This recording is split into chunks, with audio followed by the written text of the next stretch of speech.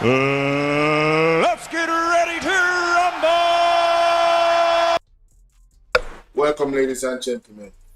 The FLA report has been tabled, and I want to say this is a win for democracy. Let us see why they wanted to hide this Integrity Commission report from us. Let us look. From the capital city of the United States of America, Washington, D.C., ladies and gentlemen, let's get ready to rumble! Welcome, ladies and gentlemen. The FLA report has been tabled, and I want to say this is a win for democracy. Let us see why they wanted to hide this Integrity Commission report from us. Let us look at it, ladies and gentlemen. Let us look at the allegation. All right, this is page 6, all right, of the report. By way of an anonymous electronic email received by the Director of Information and Complaints on May 31st, 2021, it was alleged, ladies and gentlemen, a firearm dealer, John Elliott, gun shop, was shut down for numerous months, but miraculously reopened after John paid a hefty $500,000 sum under the table to have it reopened.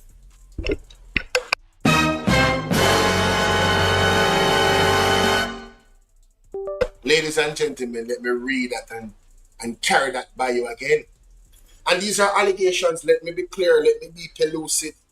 Right? Mr. Ferguson, how you doing? Good morning. Share this live. This is the first allegation that is significant, ladies and gentlemen. By way of an anonymous electrical email received by the Director of Information and Complaints on May 31st, 2020, it was alleged, ladies and gentlemen, that a firearm dealer, John Elliott gun shop, was shut down for numerous months, but miraculously reopened after John paid a hefty $500,000 sum under the table to have it reopened. So, ladies and gentlemen, if indeed this occurred, this is very serious. Under the table, meaning skullduggery, corruption, back of the class, back of the bench, dangerous situation here, potential for breeding up of criminals, you understand, and criminal behavior, when you know that allegedly you can just pay a nice sum of money and for whatever reason your firearm dealership was locked down, John Elliott, allegedly, you know, you'd be okay with this hefty sum under the table. I'm saying, if the allegations are true, ladies and gentlemen, yeah, this is a big issue. Let's continue. As long as you, Carter, get your monetary kickback, you don't care who Shane screw over. What is going on here? Is this a statement from somebody that was given to the Integrity Commission? As long as your Carter, right, get your monetary kickback, you don't care who Shane screw over.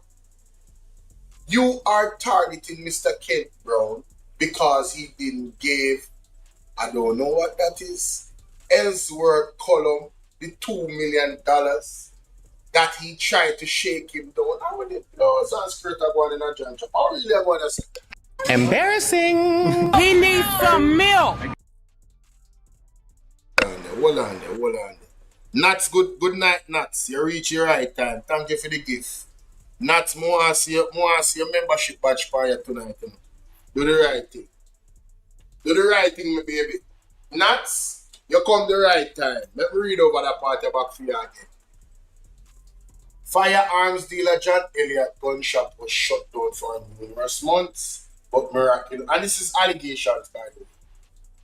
It was locked down for numerous months and miraculously reopened after John paid a hefty $500,000 sum under the table to have it reopened as long as you cater. Get your monetary kickback. You not care who Shane screws over. You are targeting Mr. Kent, look like a Superman, that Mr. Kent Brown, because he didn't give, I don't know what this SICL what column with $2 million that he tried to shake him down. Any dealer who doesn't come out of his pocket, your harassment is non-stop. You and Letine Allen, auditor Mr. Brown, and can never find anything. And the public notice put out by the FLA on April 26, saying that guns at the FLA for 5 years plus will be destroyed, is a grand ploy to cover up the fact that numerous guns are missing. Jesus have mercy. Ashala. Boy. Boy. This is the FLA report, ladies and gentlemen. Bolo. No, sir, it's not normal. Fire sound shot over there. I would have shot them there. No man. Something, right? Take his microphone. Just a minute. Take his microphone.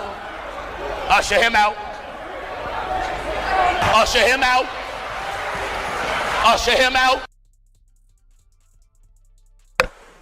Hey, let me tell you something.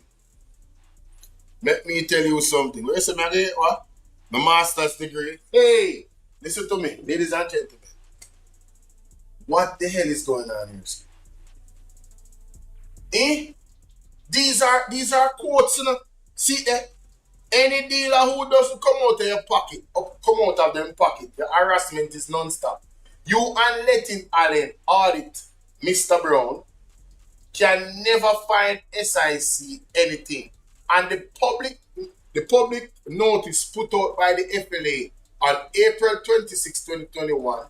This was 1 month after this because if you go person look, see the May 31st, 2021. Well, no, hold on. January, February, March, April. Oh, it was before the investigation began. So April 26, 1 month before, a whistleblower, somebody called in the email the Integrity Commission. 1 month before, look over 1 month before, the person here so is saying that this April 26 notice that if guns at the FLA for 5+ years will be destroyed, it's a grand ploy to cover up the fact that numerous guns are missing. How would the backside of one in Jamaica? No. This is page 6. This is page 6, nuts.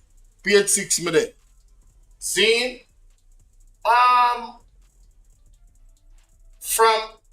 We have numerous guns and thousands of bullets missing. How would the backside of one in Jamaica do it as Father God? No.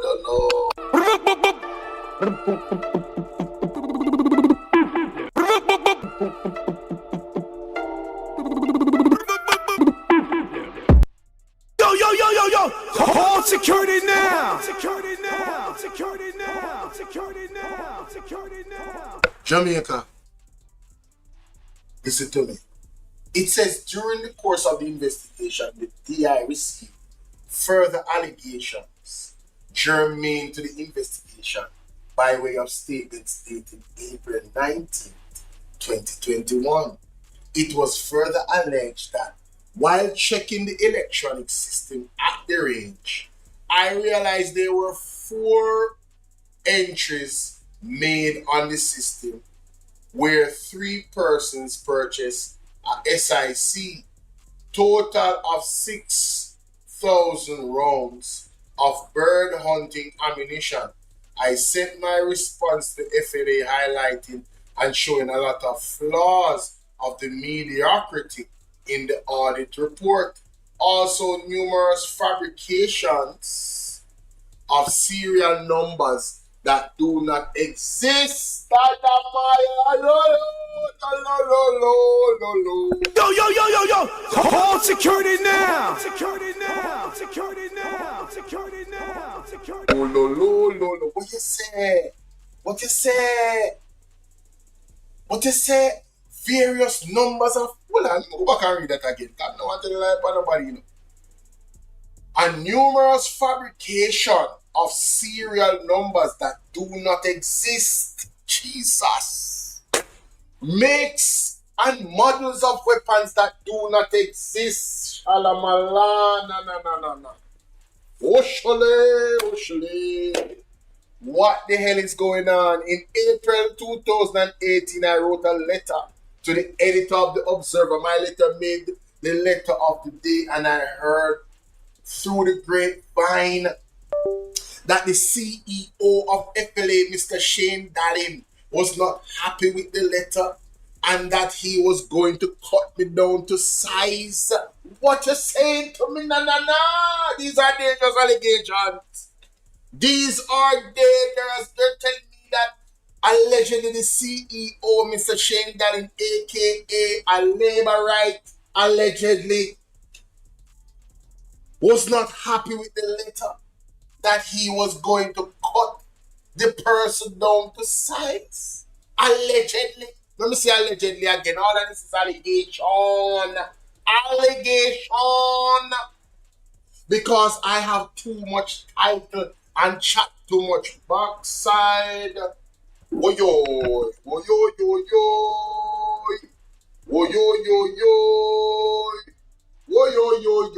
Something not right, my wisdom warriors. Something is not right. Tell about them. What the hell? Oh my God, no way. Help. We key out of the We labyrinth. need your divine intervention. We're tired of the labor rights. We're tired of the green people. We are so far. We can't take it no more. We need this. We need this. We need it. Help. Help. Jesus Christ of Nazareth. Psalm 46. God is our refuge and strength. Is a liberator. Jamaica, according to the individual, allegedly, the CEO, Mr. Shane Dallin, was not happy with the letter and that he was going to cut me down to size. That's individual speaking. And I quote, because I have too much title and chat too much. I understand this to mean that Mr. Dallin is not going to stop until he shuts down my business and destroys my reputation. Alas.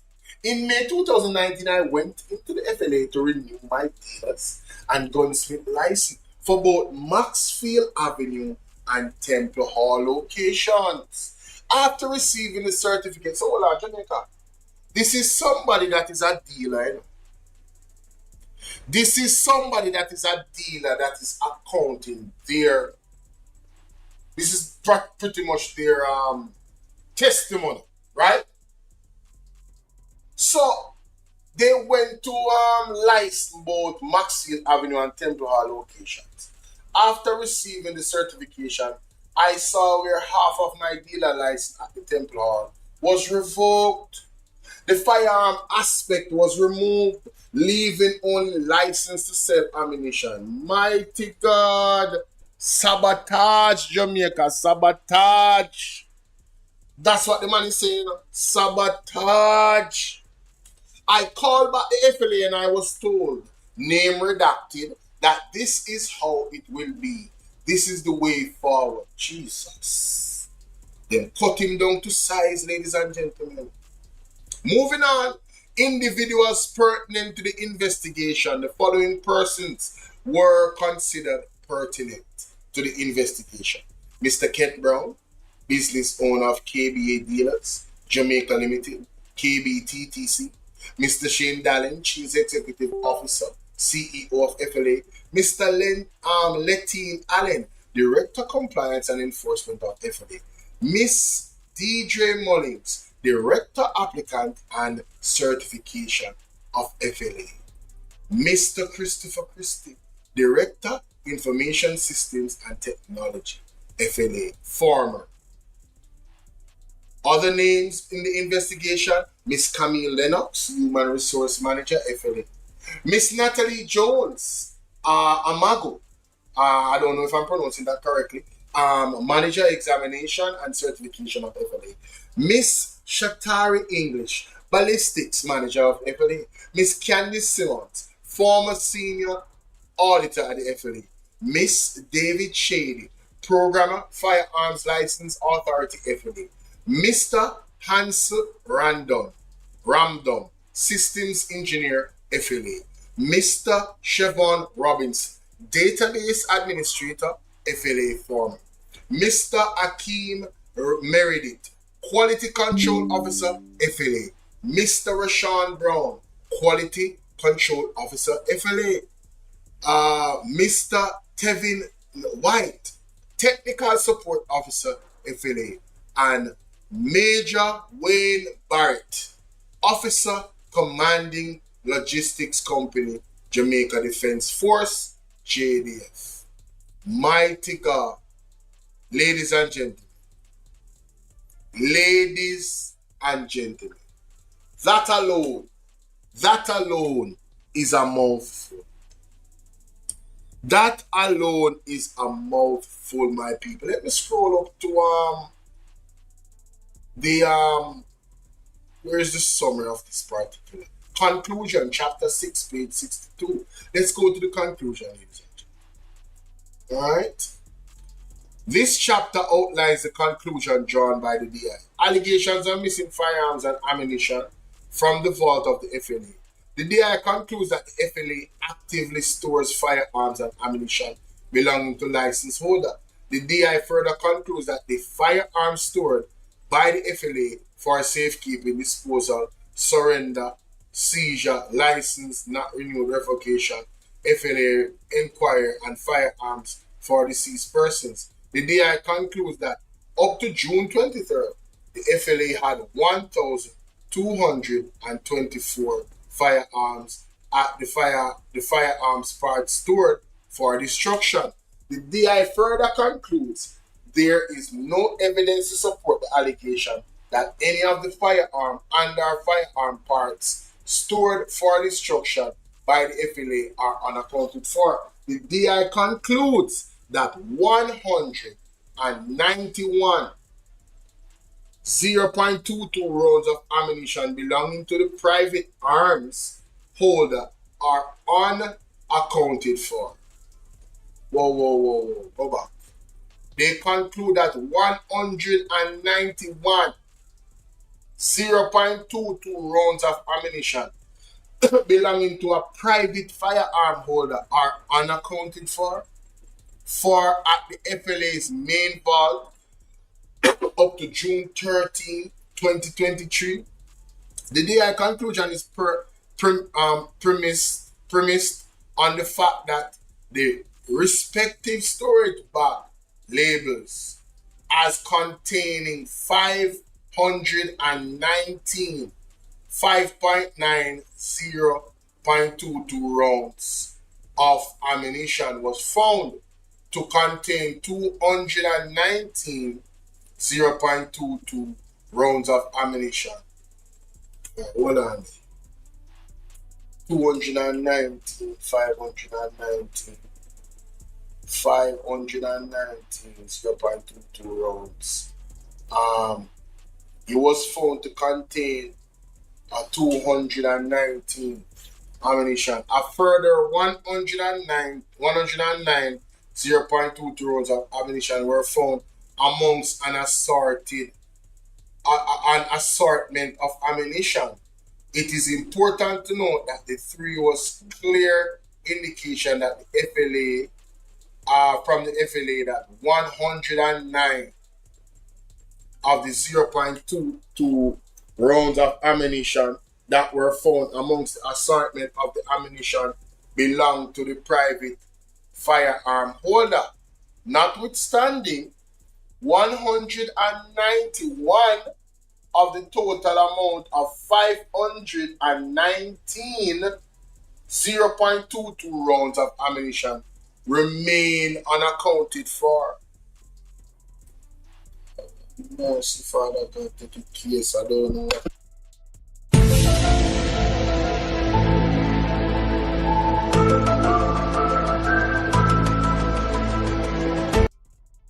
So Jamaica, them can't find 100. How much they say they can't find? 119 rounds of ammunition is unaccounted for. What if I damage that in a nuts? Mighty God, that's a lot of damage. How much does 100 and I don't know nothing about gun and selling, you know. How much does 119 rounds of ammunition worth? How much you can get that for? I'm just asking. Because, hey, the DI further concludes that the FLA failed to adequately maintain the inventory stored in their main vault and that there ought to be greater accountability in the storage of firearms and ammunition by the FLA. The DI's conclusion is premised on the fact that only 17% of the 4,103 entries of electronic vault management system were checked and significant anomalies were detected, most noteworthy of which is ammunition being unaccounted for. Jesus of mercy. Hold on there. As well as deteriorating storage bags found. What do you mean by deteriorating storage bags found? The bags them start to deteriorate. Where would have stored the ammunition in? Very interesting. Could it be that the ammunitions were removed and left with the bags deteriorating? I'm just asking. I don't know about these things, ladies and gentlemen, but we're going to move on. So there's an unaccounted for issue where the bullets and ammunition is concerned, ladies and gentlemen. Not so much the guns, according to the conclusion so far. Admission, the administration of the FLA license management system. The DI concludes that the FLA's license management system, LMS, was manipulated by the FLA. Jesus, Father God, all this work. What do they mean by manipulated by the FLA? And it appears that inaccurate information was inputted in Mr. Kent Brown LMS account. The DI conclusion is premised on the fact that Siobhan Robinson, former database administrator at the FLA, made 4 entries to the LMS of Mr. Brown of 3 individuals purchasing a total of 6,000 12-gauge bird hunting ammunition without the request or consent of Mr. Brown with the blouse and skirt about it.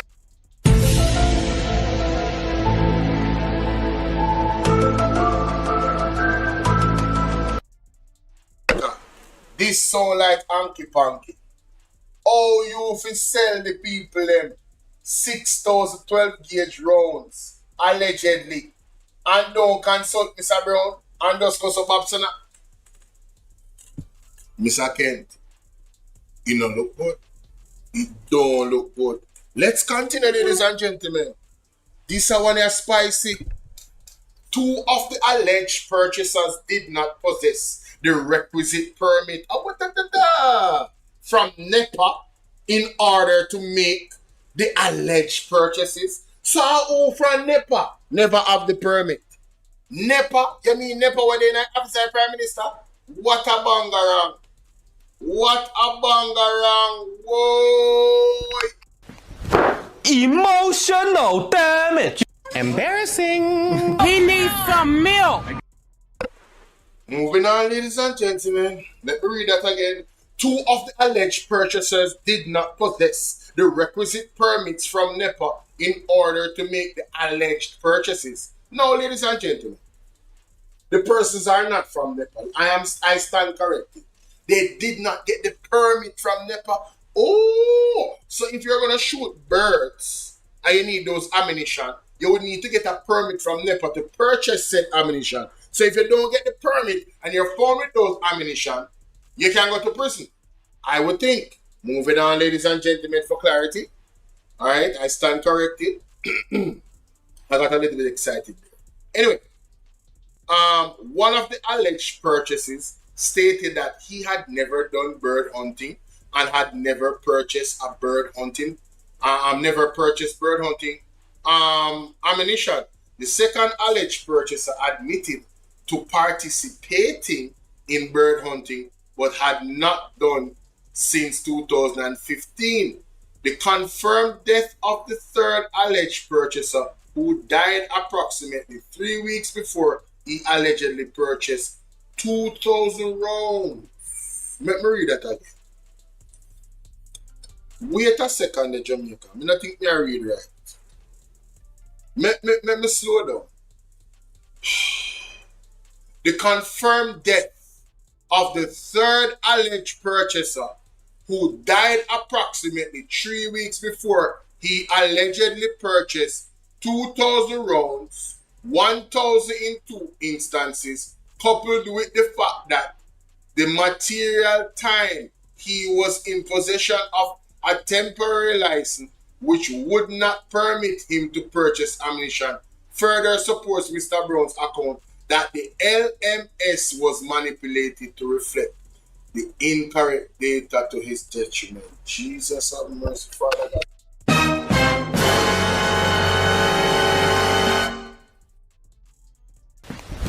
Emotional damage.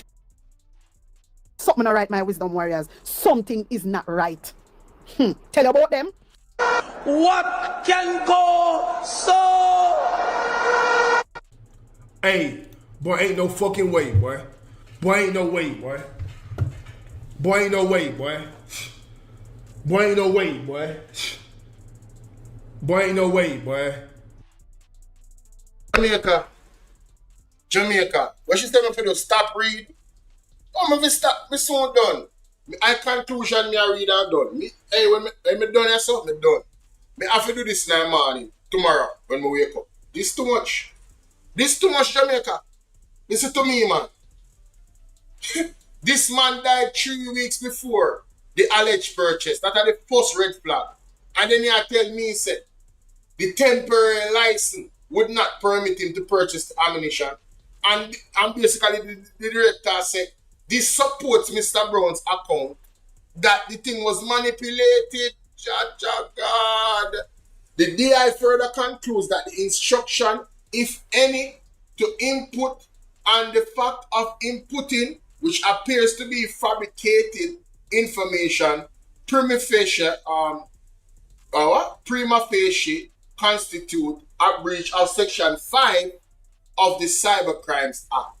Ordinarily, this matter would have been referred for prosecution consideration, but given certain evidentiary gaps occasioned by the reported failure of the FLA server, no such referrals is being made. Jamaica, let me tell you something.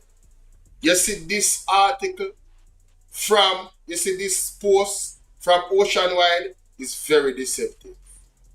When I just read that a while ago, you see why the IC never recommended no criminal charges is not because they did not think any crime was not committed, ladies and gentlemen. It's because there wasn't substantial evidence to charge nobody. That is a big context matters to blows and skirt. Anybody that watch this right now, on in for your treat. If you not watch it live or not watch it replay. This is the breakdown. If you not appreciate it, hit the like button and share this with somebody in a Jesus name. Mighty God.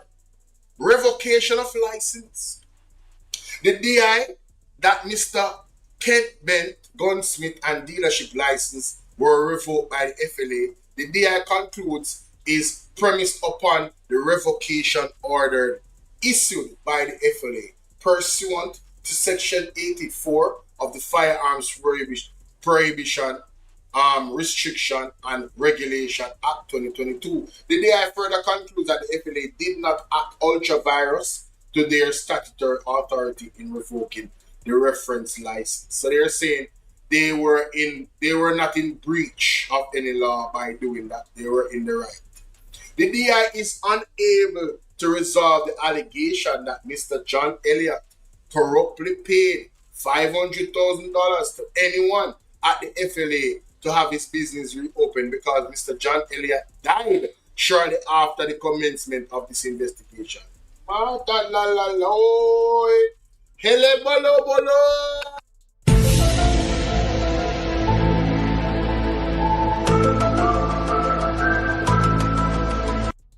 Jamaica dead man tells no tale. We're moving right along. This prevented the DI from exploring the reference allegations with him. The DI concluded, hold on, let me go back.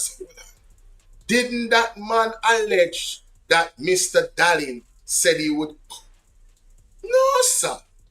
You know, I was page me there, 64. May I go back up at page 6? Tell me, sure, so me this is something up here, so we're very, very ominous. Very ominous. It says here, Mr. Kent, blah, blah, blah, blah, blah, blah. Blah, blah, blah, blah, blah, blah. Where is it? There was a reference to something about cutting down, man. And one bag of something along someone. Yes, see it here. See it here, ladies and gentlemen. In April 2018, I wrote a letter to the editor and the observer. My letter made the letter of the day, and I heard from the grapevine. This is an allegation, ladies and gentlemen, from Mr. John that died. So he heard from the grapevine that the CEO of FLA, Mr. Shane Daly, was not happy with the letter and that he was going to cut me down to size because I have too much title and chat too much. He says, I understand this to mean that Mr. Daly is not going to stop until he shuts down my business and destroys my reputation. Sir, you have no business and you have no reputation. Unfortunately, you're no longer in the land of the living. I leave him that one alone. Moving on, ladies and gentlemen. Moving on.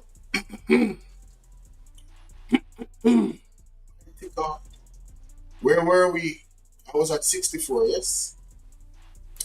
The DI was unable to resolve the allegation that Mr. John Elliott corruptly paid $500,000 to anyone at the FLA to have his business reopened because Mr. John Elliott died shortly after the commencement of this investigation. This prevented the DI. He died, ladies and gentlemen. We don't know how he died, but he died. This prevented the DI from exploring the referenced allegation with him. The DI concludes that the act of manipulation and manipulating the LMS and the inputting of what appears to be inaccurate information on the system by an employee of the FLA to the detriment of Mr. Browning is sufficient basis for a reasonable and detached observer to form the view that Mr. Kent was targeted by the FLA. Jesus. So it's reasonable to believe, based off the evidence, that Mr. Kent Brown was targeted by the FLA. What a bangarang. The DI concludes its premise on the fact that without any reasonable justification or Mr. Brown's request or consent, Mr. Siobhan Robinson made what appears to be inaccurate entries to Mr. Brown's LMS. These entries had the potential to cause adverse consequences for Mr. Brown's business operation. Further, and as has been established above, one of the three individuals who is alleged to have purchased 2,000 rounds was seized at the material time. The other two individuals have denied purchasing said rounds. This is consistent with Mr. Brown's accounts that the sale of the referenced rounds to the individuals identified did not occur. The DI is, however, unable to conclude whether Mr. Kent Brown was targeted because he did not pay $2 million to Mr. Ellsworth Callum, former senior compliance officer at the FLA, as was alleged. Jesus have mercy. Boy, ladies and gentlemen, should I go to recommendations? Recommendations is a lot. I am going to stop right there. Yes, I'm going to stop right there. We're going to go to part 2, ladies and gentlemen. This is part 1 of the FLA breakdown. My good people, this is part 1 of the FLA breakdown. Let me know what you think in the comment section. This is mighty interesting. Indeed, my people. Wow. Like, share, and subscribe. Thank you. Thank you for staying with us. I appreciate the love and the support. Jamaica, I saw several reports that the United States Nimitz Warship is in our port of Kingston. And it is such an eyesore downtown to see this hell and all of a thing. And the labor rights are rejoicing. The big old Trojan horse them roll coming to Jamaica, you know. And she say, this can never be something good. And then I realize for those of us who would have read this story in the Alibaba book, grade 5, I never forgot that book, the Alibaba and the 40 Thieves book in a grade 5 when me read. One story in it named The Wooden Horse of Troy. And then I remember how they devour and running in the people in country. Nobody has said them are running in a Jamaica, you know, don't get me twisted, because I know the labor rights them done. Yes? But we all know the relationship with the United States and Cuba at this time. Persons are saying it has nothing to do with Cuba because Cuba already has a base for the Americans in their own country at Guantanamo Bay. But I personally find Jamaica that what the intimidate Cuba. Nobody is saying that the United States is invading Cuba, you know. But their actions suggest intimidation. And what the United States is doing, thanks to Kamala Prasad-Bissessar and Andrew Holness, has now joined the fold. What the United States is doing is trying to destabilize the Caribbean and the region on a whole by attaching itself to these independent countries. Yeah? So that it can send shockwaves right across the region and further impact Cuba to make it seem as though Cuba has no friends. That is what I'm getting, you know. Because then go down at Trinidad the other day and say, oh, it's just a Trinidad-America relationship. And now we are seeing them in Jamaica, 2 of the largest English-speaking islands in the region, Trinidad and what make they never go up a Mia Motley, go back? Eh? What make this ship never go anchor out of Barbados in a Mia Motley? Remember they asked Grenada Deacon Mitchell, Prime Minister, that they want to come anchor in a Grenada. Remember they set out to anchor in Barbados. They weren't successful. And what America do? Start to implicate Barbados passport. Yes. They wanted to go in at the OECS, go tore it up. Eh? And because the OECS shut them down, what them do? They start to say Antigua passport have problem, Dominica passport, Barbados, they find a problem now, you know. All because they never get what they want. So them find the kunumunu now down at Trinidad, Kamla Posad. Whatever she done, they go sell out for her people them. She get it.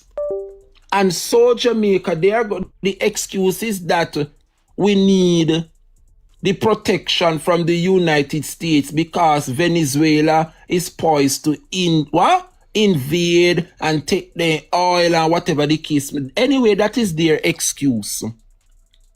What is the excuse of Jamaica to harbor this big everlasting warship in our waters? What is the significance of it coming here? Huh? And what was strange in Jamaica? Based on what the news is reporting, we heard about the coming of this ship, that it will anchor at Kingston port on the 1st of June to the 5th of June. So for the whole week it got there in our waters. But when I look on social media, I saw persons like Daryl Vaz and Dana Morris Dixon already on the ship before it was in Jamaican waters. I wonder if the people them are focused on what I'm saying. Why is it that the Jamaican government could not wait to welcome this ship in its harbor? Why they have to take up themselves and go meet this ship days before it was called to our port? Huh? Something is not right here, Jamaica. Something not right. Yes, so I saw a photograph of Dana Morris Dixon and a video. And when I watched that video and Dana Morris Dixon chat, and I observed the body language of Daryl Vaz, I said to myself, the coming of this ship is nothing good. Dana and Daryl were already on board that ship days before it is scheduled to anchor here in our port. Because me read it say to come here the 1st of June. But the video that I saw, Dana Dixon, I get Grand Tour, was about Friday or Saturday. So what could have propelled the Jamaican government? What was so urgent for them to go and meet this ship ahead of time? And why is it that the Minister of National Security, Horace Chang, didn't get the opportunity to be on that ship? Something is wrong. How Daryl get the authority to be first and fourth runner with Dana Dixon? We don't see the Foreign Affairs Minister Kamina Johnson Smith. These are foreign issues, you know. Foreign minister supposed to be there to engage. So too national security. This is a warship.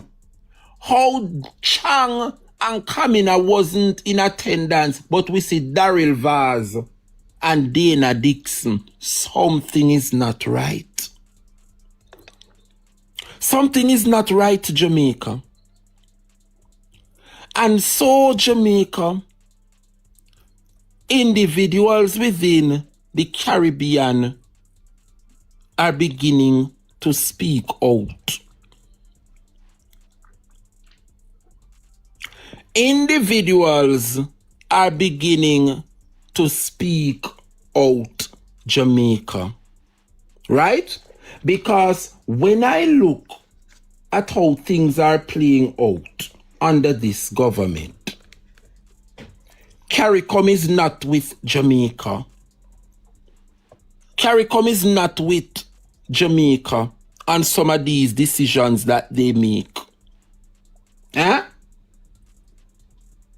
I saw where one Caribbean CARICOM former Secretary General states that they see this warship in Jamaica's port as a tactic by the Donald Trump administration to intimidate Cuba. The Jamaica Labour Party on Monday welcomed its arrival in Kingston's port, calling it a symbol of the long-standing relationship between Jamaica and the United States. But this is nothing but a show of force, Jamaica. The CARICOM official rejects the goodwill tour explanation for the United States warship. CARICOM sees it as a warning shot for Cuba. You hear them as something, eh? Kimaya say, look how Cuba are going to send their missile over here like what Iran do to the EU. That's wishful thinking, Kemoy. But what I'm saying, Jamaica, CARICOM is saying that they have seen a list of activities that the Jamaica Labour Party plan to put on to entertain this big eyesore in our waters. And what CARICOM describe the visit of this ship, they are seeing these activities as pedestrian activities.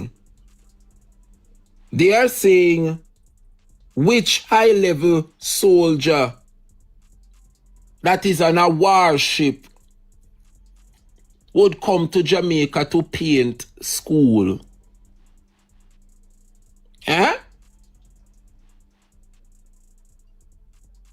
I would call it a pedestrian activity, painting schools.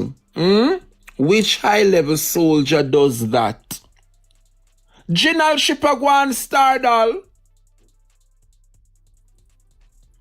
The coming of this ship to our port and nothing so. So when the government of Jamaica go come tell the people about, oh, it's because of the long-standing relationship between Jamaica and the United States. Not no go so. It is all a cover-up. And the people them blinded by what is happening in our country. Totally blinded by what is happening in the country. But the question you need to ask yourself, where is Dr. Horace Chang? A warship, you know, and like it is a medical ship if it come here. So if I were a medical ship tough and out there long time, this is a warship that have to do with national security. And the national security minister, Horace Chang, is not there. Where is the nasty mouth woman from West Rural St. Andrew, Juliet Cuthbert Flynn? Now she had the state minister in the national security. Oh, she never opened the ship. What makes she not come use her athletic body and the Olympic experience and jump on board this ship here? Where the nasty mouth woman will say she is the state minister in the national security, Juliet Cuthbert Flynn. Where she there? She should have jumped up on this ship a long time. Remember, she's very athletic, you know. In blue, Fendi fine one. Where the woman from West Rural St. Andrew? She should have depended the ship long time, because if Chang as the national security minister not available, why is it that she as the state minister not available? In Janelle laugh. Where them they tell them to come out, come antagonize Nikisha Burchell, then take pride in doing that.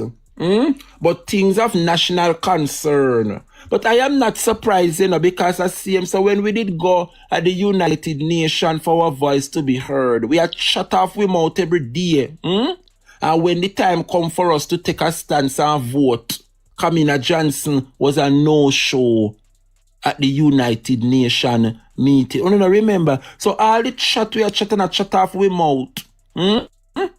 When the time come for we open up we mouth and chat like a Cuthbert Flynn, look all of the bad word them and the dirty things them she chat out of her mouth. And now she if it chat and make her presence felt in the ministry, she's a no-show. Where them there? Simone James, where them there? Juliet Cuthbert Flynn, tell her if you come out, come talk about Nikisha Burchill. Then take precedence in that. But when it come on to matters of national importance, their level of education take the back seat. We're talking about the Jamaica Labour Party. When it is time for them to come out, and show what they achieve at university, for them and those who went, the education level take the back seat. But when it is time to curse and lift them frack over them head, the education come to the forefront. Come here, Juliet Cuthbert Flynn.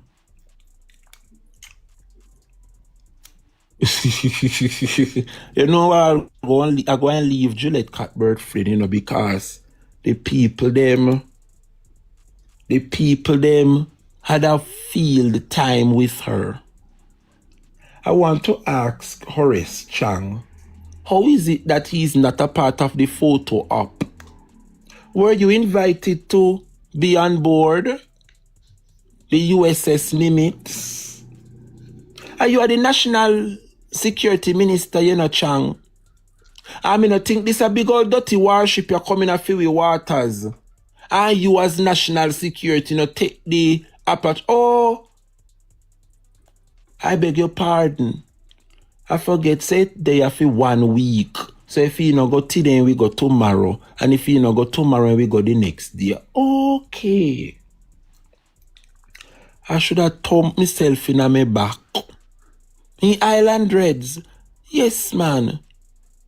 Uncle George, remember we have it wrong, me Fred. Uncle George, we have it wrong. A 5-day then ship there for. So if you go yesterday or today, and we go tomorrow and the nether day and then I beg your pardon. Yes. A 5-day at the ship though there for. So Horace Chang. Horace Chang have so more time to make his voice be heard. My Jamaican people, I want to hear from you, Jamaica. Want to think about this matter? Yeah. Say, why you send it come give me when the law states clearly that you is responsible for it? You have broken the law. You have breached the law and the legal processing of matters concerning tabling of reports. Juliet Holness will stand before the court of law. Juliet Holness must stand before the court of law. The Integrity Commission Act says once the report is complete and it is sent to Parliament, it must be tabled. Hey, but you never table it, Juliet. You take it, send it, go give the courthouse. Now the courthouse send it back home, give you. And say, why you do, Juliet? I put you one put me in a trouble. The law states that you must table it. So why you give me if you table it? You have broken the law, Juliet. And you need to come stand before the court of law. And that me get from it, That is what I got from it, Jamaica. And so, yes. What the Jamaica Labour Party sought to do is to use the court, Jamaica, to fall on its own self. And if the court did ever fall for it, then they would have gotten the opportunity, to put an injunction on that report from ever being tabled. So I heard and saw that the Kwashi lawyer representing the FLA and the Jamaica Labour Party agrees that the tabling of the Integrity Commission's report on the FLA report should await the judicial review. Of course, That is your opinion.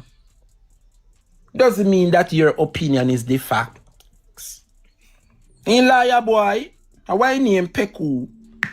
The lawyer man that is representing the Jamaica Labour Party and the FLA.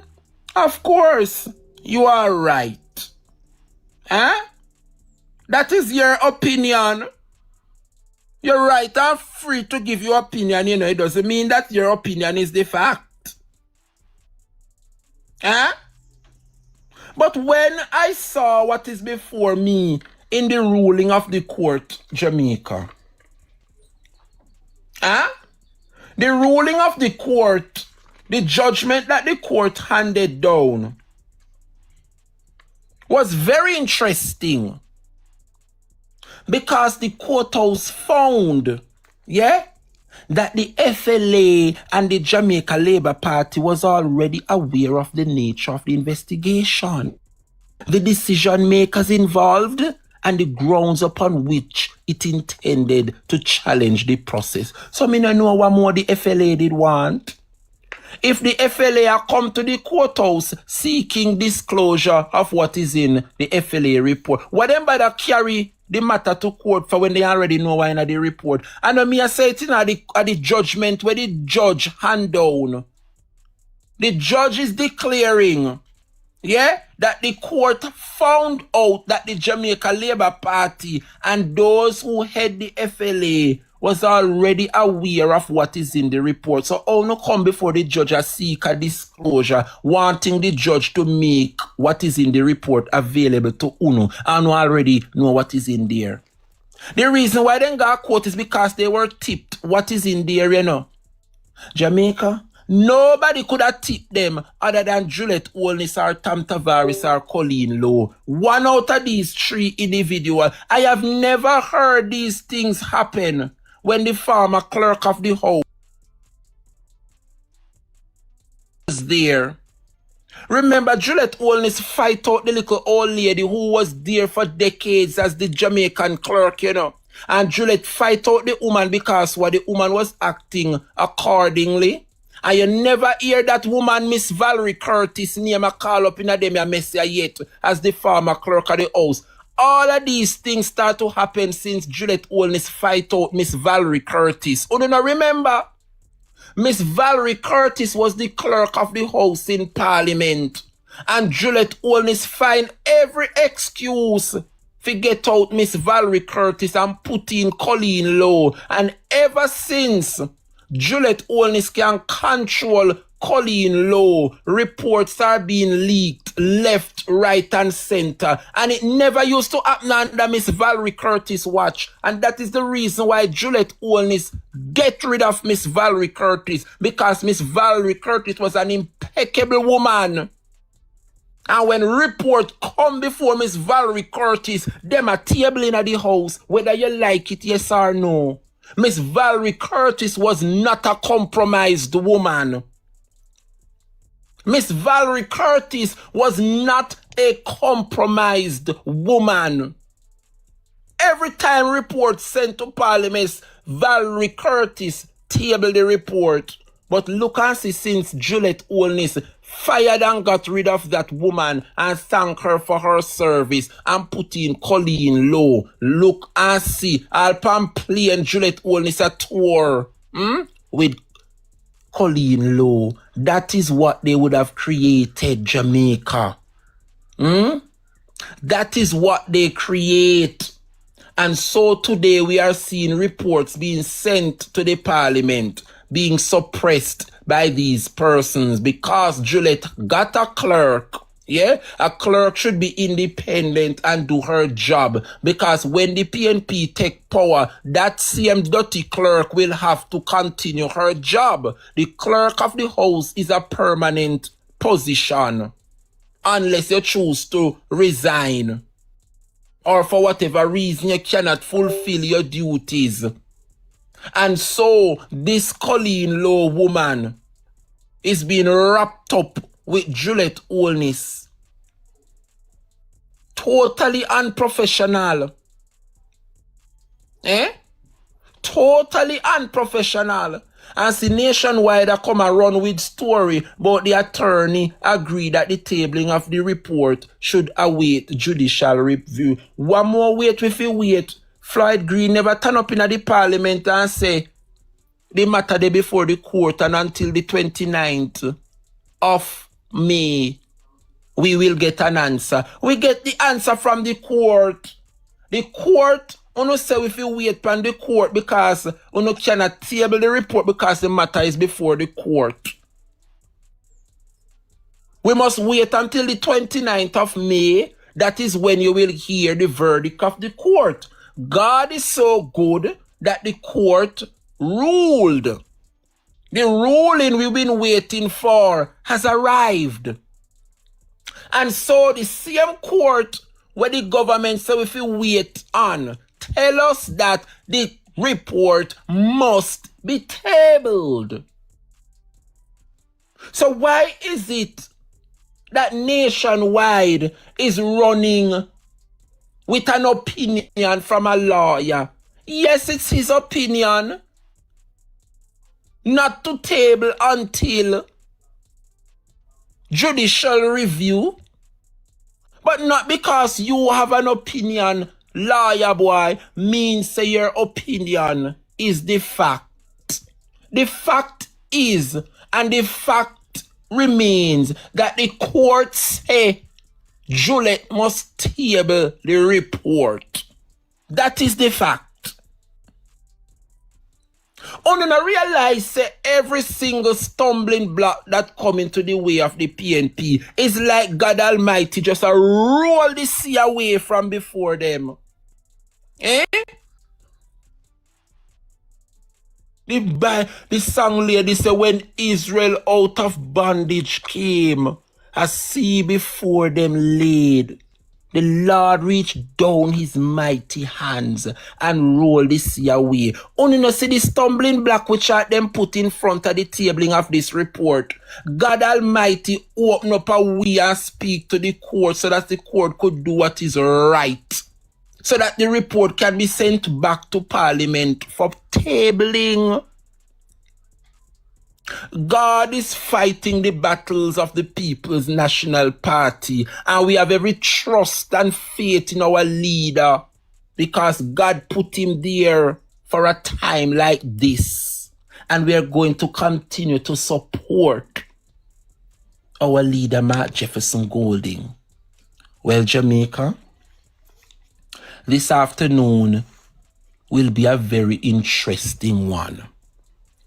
And so I encourage individuals to tune in to Jamaica PNP YouTube channel. That is where it will be going down this afternoon. So as I bring the program to a close, Jamaica,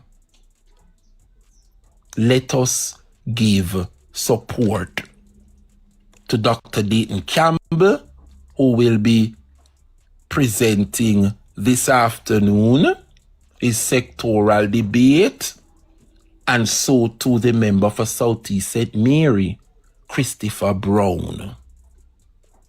And while the sectoral debate resumes, let us look out and wait patiently for the tabling of the FLA report. Parliament starts at 2 p.m. You can watch it on Jamaica PNP YouTube platform or JIS or PBCJ. But you know the dirty labor right, them a go over JIS and over PBCJ. So you know go see them in the comment section and antagonize, you know. That's the reason why I say go over Jamaica PNP YouTube channel, because the comrades will congregate there and you will feel well at home. So Jamaica, this is where we're leaving it for today. See you guys tomorrow. Same time, same place, where we'll do it all. Hey, listen. Y'all gotta listen to this. Like they don't. Jamaica's one of those places I'm not going back to. And I've been to events with actual government members in Jamaica, and it filled me with rage, right? Because the event was beautiful. It was great. I had so much fun. And then I'm like, wait, most of the people here can't enjoy anything, and this is how you guys are living. Like, no, like what? Jamaica's a really sad situation, and I've been like 2 or 3 times. There will not be a 4th until they get it together.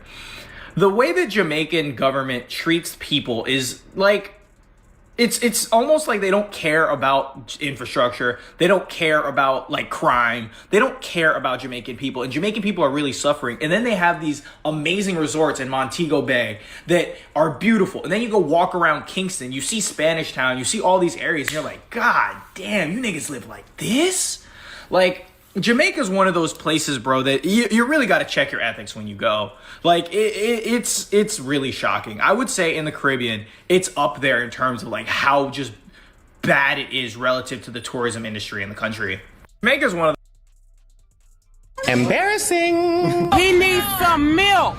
All of them. It don't matter if you Diddy or whoever you is. TG Jakes, any of them. All lies will be exposed. That's all.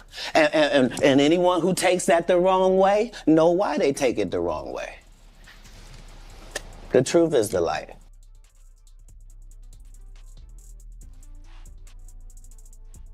filled me with rage, right? Jamaica's one of those places I'm not going back to. And I've been to events with actual government members in Jamaica, and it filled me with rage, right? Because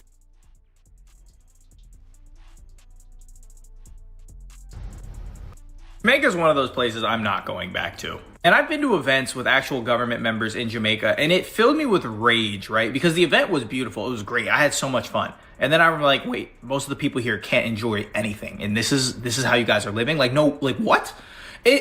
Jamaica. But Andrew Holness, I got to tell the world, say, man, thank God for independent leader. Thank God for the phone. Thank God for persons having the right to, express themselves and tell their truth.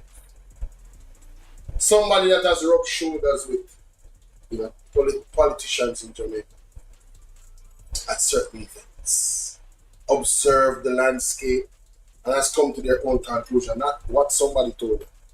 But the conclusion aligns with what we are saying on the app. So this is why I'm highlighting this. Shout out to Perry in Christ. Shout out to Perry Cummings Jr. for sharing this video. And then I looked up the video and went to see, wait a minute. The context of this conversation is even deeper than I thought. Very interesting, ladies and gentlemen. Very interesting. Let's continue. Jamaica's a really sad situation, and I've been like 2 or 3 times. There will not be a 4th until they get it together. The way the Jamaican government treats Andrew, you hear that? Because of how you and your nasty government that treat the people in Jamaica, this gentleman has said, listen, I ain't coming back until you start treating the people better than this. I'm not supporting no government using my money to come and support your government through tourism if you don't start treating the people better. You know what? I would love for all the Americans, all the people that come here and visit us, to take the same stance as this person. Yes.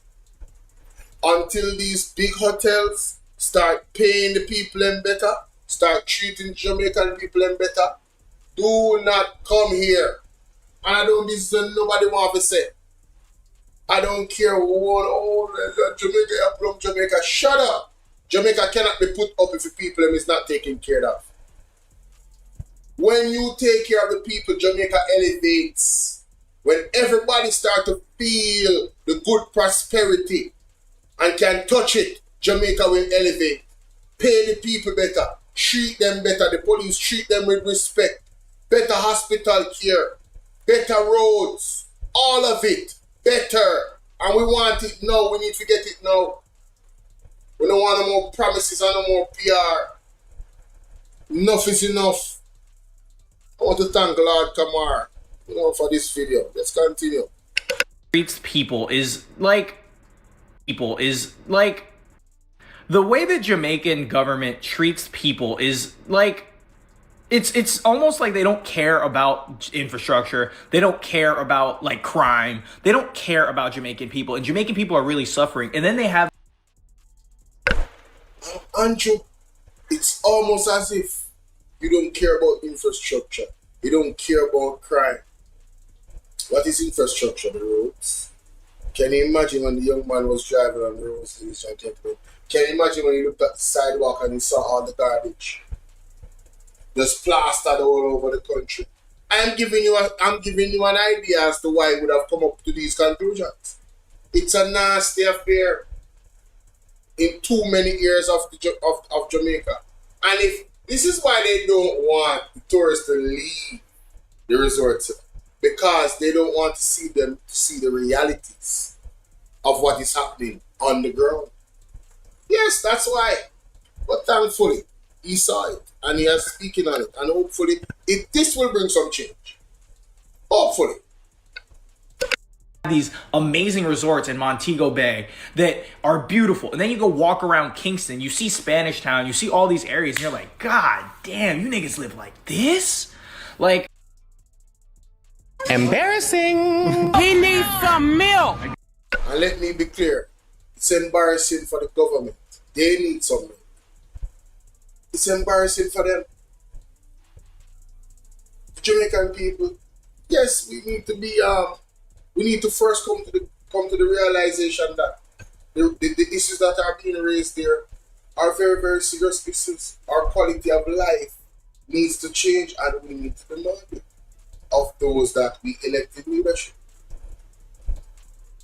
Don't suffer in silence.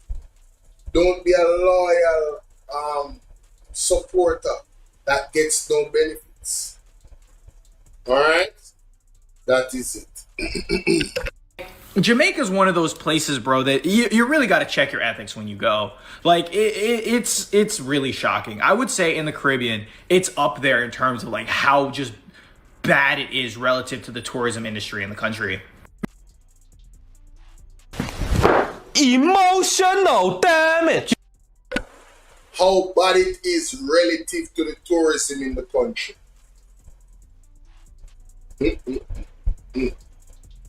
Man, salute to Lord Jamar. Hey, man. Salute to the brother, man. You know what I'm saying? Real talk. That's real talk. See, right there. I think it's Lord Kamar. So I said Lord Jamar. Lord Kamar. You got a YouTube page too. Hold up. Yeah, he gotta have a YouTube page. Reform, Revolutions, and what? Oh, he ain't got a lot of subs. His TikTok be doing well. Reform, Revolts, Revolution. Okay, this dude be out. Yeah, alright. Shout out to you, sir. Reforms, Revolution, and Revolts. Shout out to you. This dude is about change. Yeah. Yep. Now I see why he got this diverse. Topics. Oh, for the persons that are watching me, you see how it has this YouTube link right here? I got it on my TikTok as well. I'm following it. I'm gonna save this. Definitely gonna save this. Shout out to Lord Kamar. Let me know what y'all think in the comment section. Oh.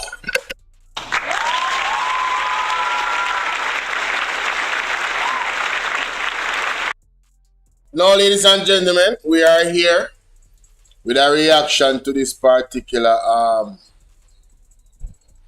interview on JIS.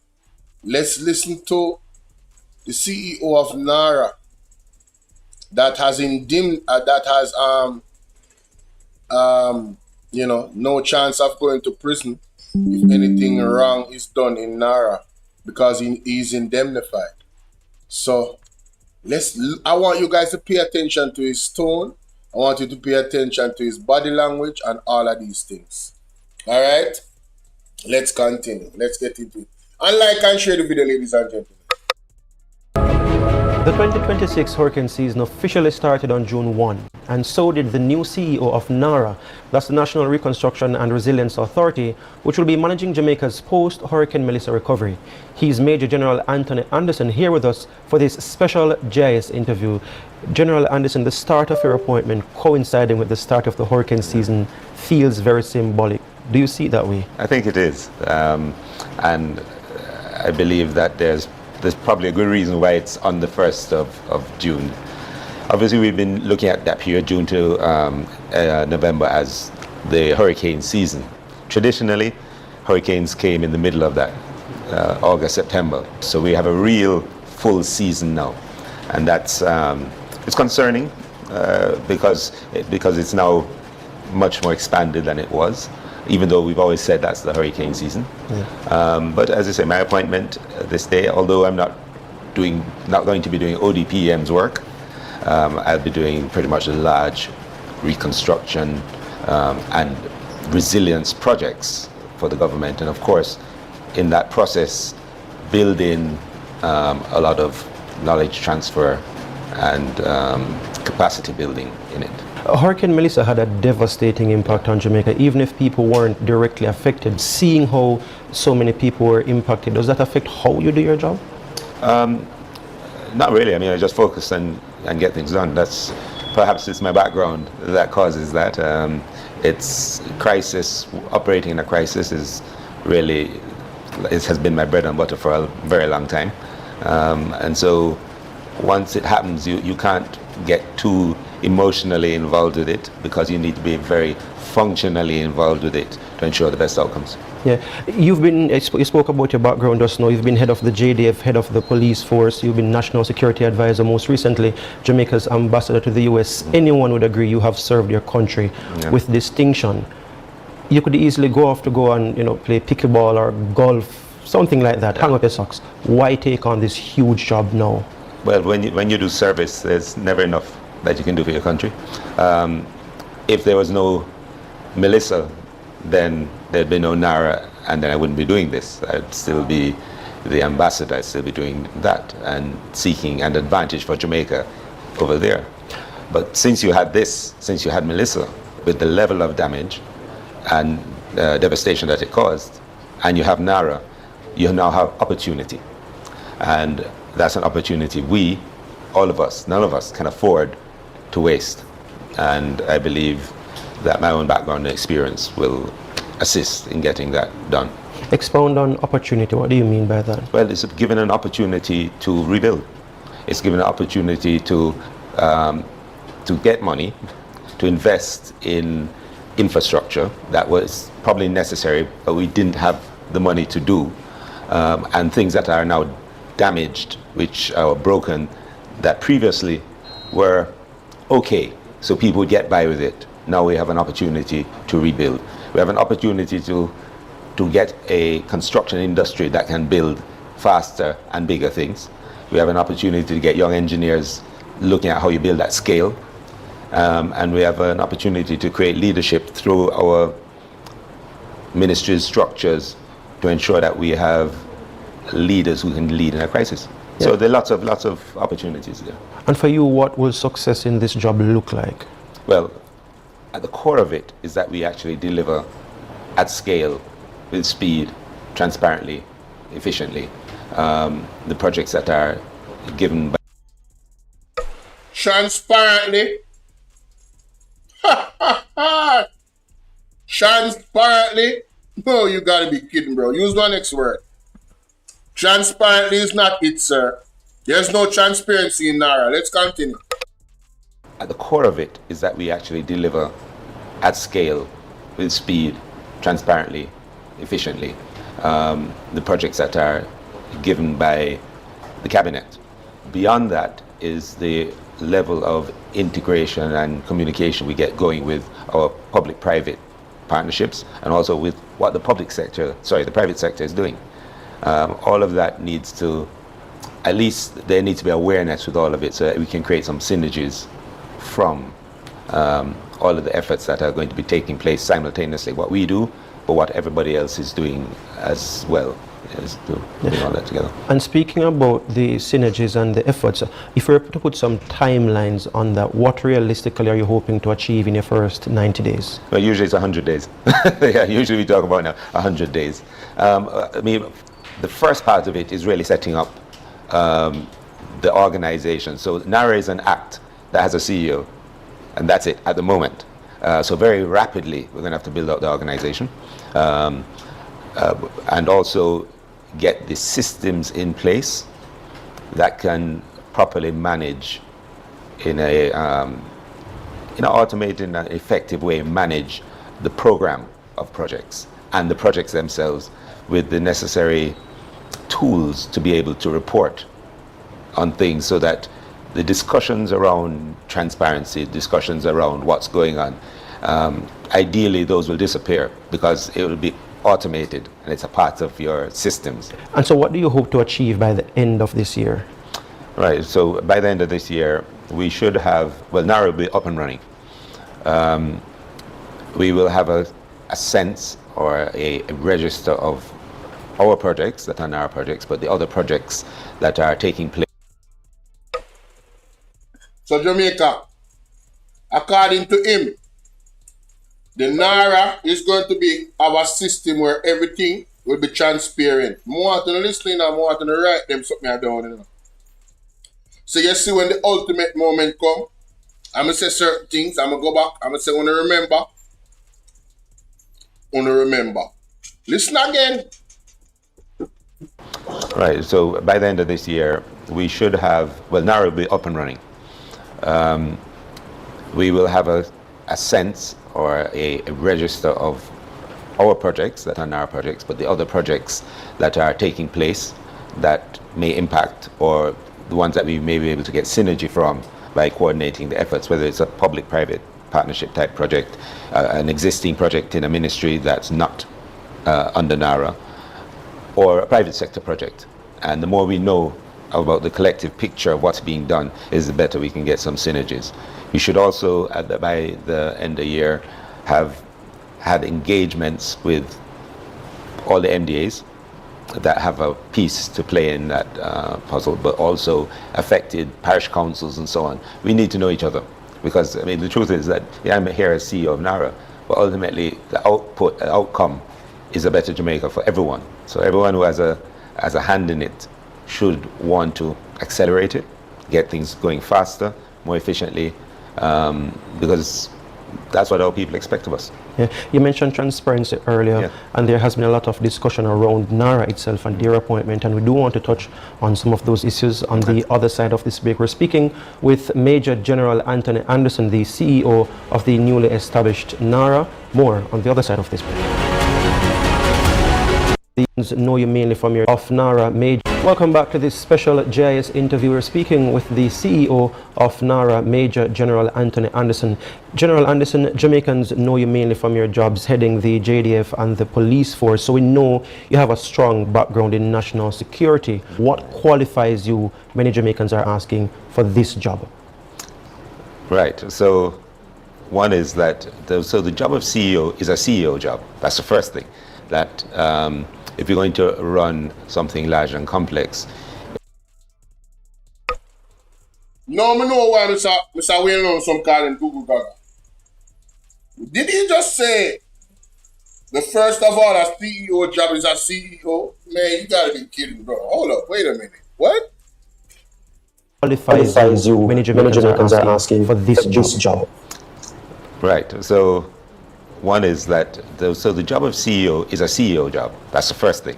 That if you're going to run something large and complex, it suits you to have done that before. Beyond that, of course, I mean, I was, during the 2000s, for a portion of that, I ran the engineer regiment of the JDF and responded to 2 hurricanes, Gustav and Ivan, as the head of the engineering part of the force. I also worked with as in that job. As a matter of fact, between small and large projects, I had like 250 of them running at the same time, construction projects of different scales. I worked with NHT on the inner city housing projects, built bases, and did many things like that. So I have a relatively strong background in construction, from working on a site as a teenager. Speak to us about that. Well, back in the day, when I was at UTech, I did electrical engineering, but I also needed to make some money, so I worked construction supervision, initially construction supervision in like the summers and so on. I do that to make money so that you can fund yourself through school. Yeah. You mentioned managing over 250 construction projects while you were Well, of different the... size. You have little ones, like small ones to large projects. How would you describe your leadership style, managing all of that, then coming straight up through the ranks? Well, you have systems. You have to put systems in place once you're doing large things or anything that's complex, or many things at the same time. You have to have systems. You have to select and get good people, and then empower them and guide them. So you empower them, you build them, and you're almost building your own redundancy. So you make sure that you have people around you who know what you know and can do what you do. So that's always part of it. If you're in a crisis, I become very directive about what needs to happen and just get it done. Outside of that, I'm collaborative. Speaking about getting very directive, leading the JDF and the police force may be very different from leading a public-facing entity, a public sector agency like the NARA. Will you have to change how you lead to accommodate that? No, I've never had to use a lot of force to lead. People generally share what I'm thinking, share my vision for whatever I'm doing, but share also why it's important, why it matters, and why your work matters. Yeah.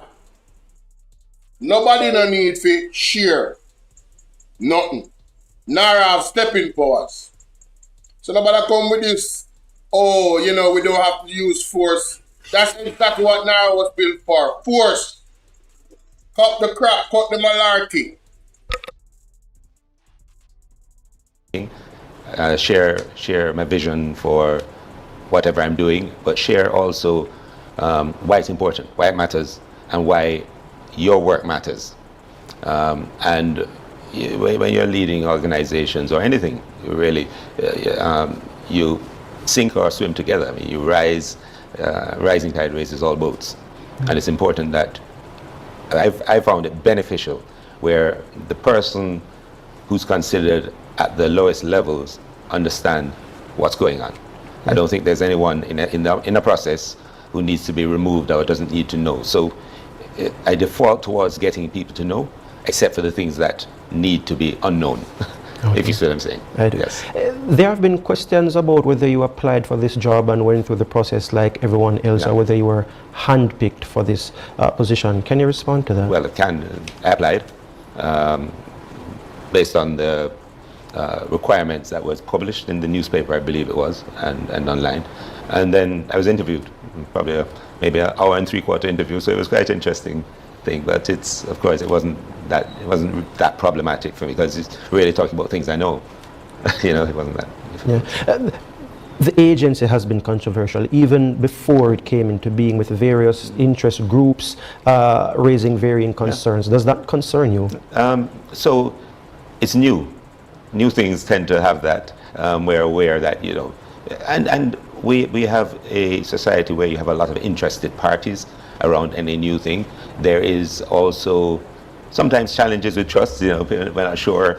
And sometimes we default, unfortunately, to the negative rather than the positive. And that's why even things like, was there a special arrangement for me? Well, why would there be? You understand? That's that.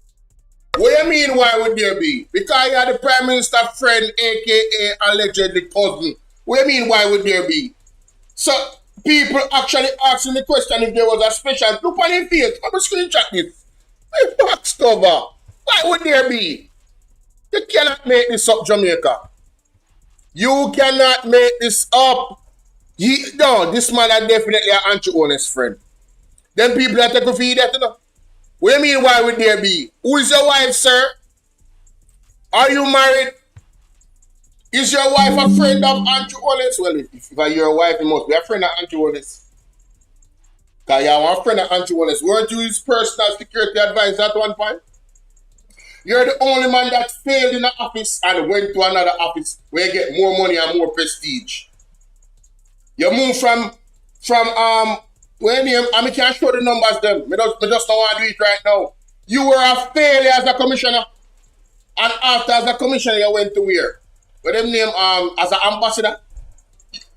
Brother, I want your job security. I want your job security. Where did you go to school? It is alleged that you went to school in England. Is that true? I'm just asking questions. Because there's a lot of dots that need to be connected, you know. And, I don't want to presume anything. So I'm asking the question. Who is your wife? Right? Who is your wife's father? Is your wife's father a businessman in Jamaica? And is that businessman a friend of Andrew Holness and an associate? Does that businessman have any interest in pulling contracts from this NARA organization? And if these things are true, the questions I'm asking, if all of the answers are yes, don't you see that as a conflict of interest? Wouldn't that tie into corruption, nepotism, cronyism? These are questions. Why would it be? That's crazy. So, and that's why even things like, was there a special arrangement for me? But why would there be? You understand? And that's the question. Why would there be? And why would that be necessary? It wouldn't be necessary. So we get into that mode. The only way we get out of it, to tell you the truth, is when we deliver. How we engage people. How we let them know, what we're thinking. Too much is riding on this for it to not succeed. It's a no-fail mission. And I do want to come to that momentarily, but did the noise make the job less appealing for you? I think so. Also, sometimes challenges with trust, we're not sure. And sometimes we default, unfortunately, to the negative rather than the positive. And that's why even things like, was there a special arrangement for me? But why would there be? You understand? And that's the question. Why would there be? And why would that be necessary? It wouldn't be necessary. So we get into... Sir, so you're telling me that all the persons, that these 80 plus people that came to do an interview, you were the most qualified? You were the most qualified with the most experience. All the other international people, you were the most qualified. Until I see a listing of persons and credentials, I don't believe that. I just don't believe it. To that mode, the only way we get out of it, to tell you the truth, is when we deliver. How we engage people. How we let them know, what we're thinking. Too much is riding on this for it to not succeed. It's a no-fail mission. And I do want to come to that momentarily, but did the noise make the job less appealing for you? I've dealt with noise a lot over my time in public service, especially once you're in a job that is relatively high profile. There's going to be... The mainstream media is so condescending, and these people that think that they are what I would say is above the fold, and they cannot be held accountable. For them, ladies and gentlemen, you see, when people criticize and ask critical questions, they call it noise. That in itself is a dismissive tone, and it tells you where they are at in the grand scheme of things. You know what I mean? But let's continue. Noise.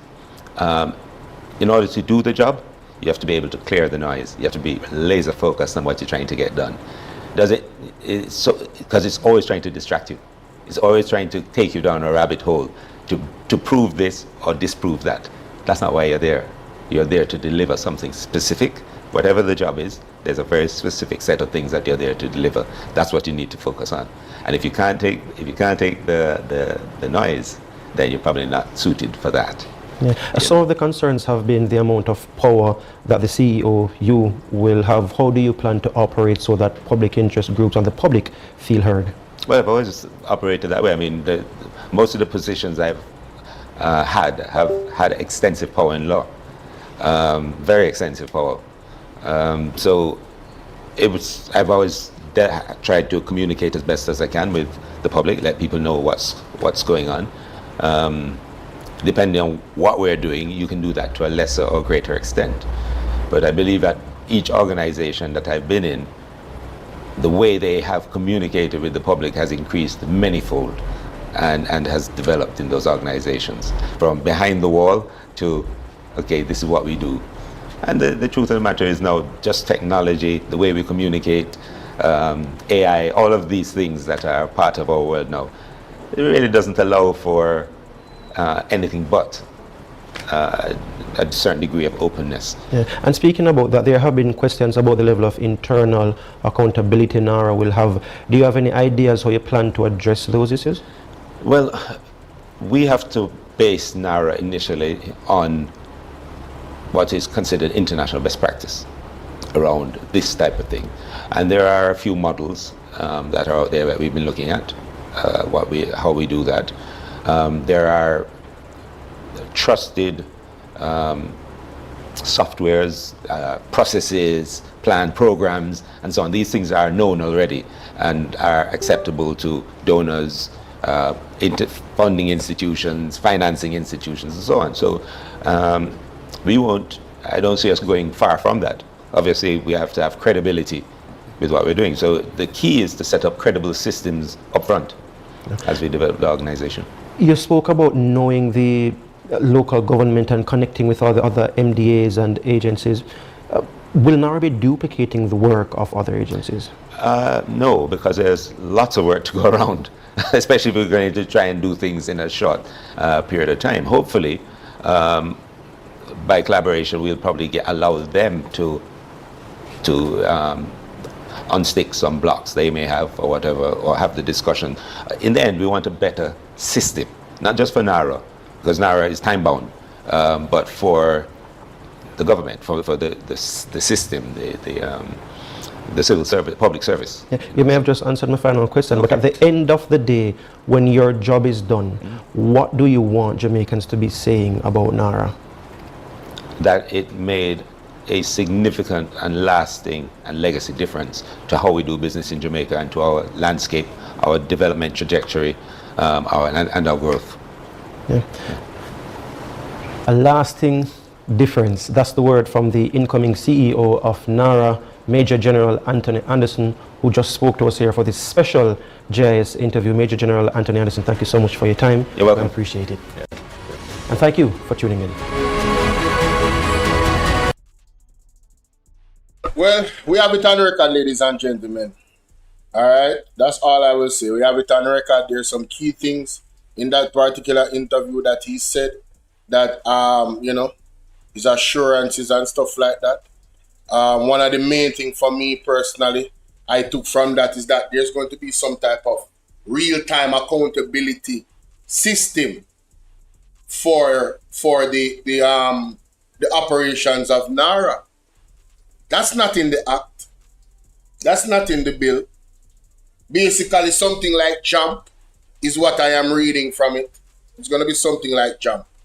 That's what I'm reading from it. I might be mistaken, but this NARA bill is so vague, and this building out idea, I don't know why you can't construct something that actually, is acceptable. And then when you look at, ladies and gentlemen, when you look at civil society groups, there are several things that they wanted to get amended. And let me tell you, this NARA bill, there was no real urgency, in my opinion, by this government for the NARA bill in terms of helping the citizens that are most vulnerable. Because when you look at the other things that they have in place in terms of their response to all the stuff that's going on and people needing help, you have to say, but hold on, I don't really see this NARA bill and the rush to pass it in the way it is. Even in the language of the NARA bill, it doesn't really have anything to do with helping citizens directly. It just has to do with big projects. That's all. It has to do with big projects. Ladies and gentlemen, this picture, let me know why Mr. Waylon call this man Google Gaga. Yeah, man. That picture right there, so, you make me know. This is the moment he said, why would I get special? Why would I get special treatment to get this job? I said, that is the dumbest question I ever heard. That, you know how much reasons you would get the job, sir? The connection that you have with the Prime Minister, duh. Who was a part of the process. All of these accolades he's talking about. But like I said, I'm very interested in what this system is of accountability that he speaks of. That everything will be registered. It will be there for all to see.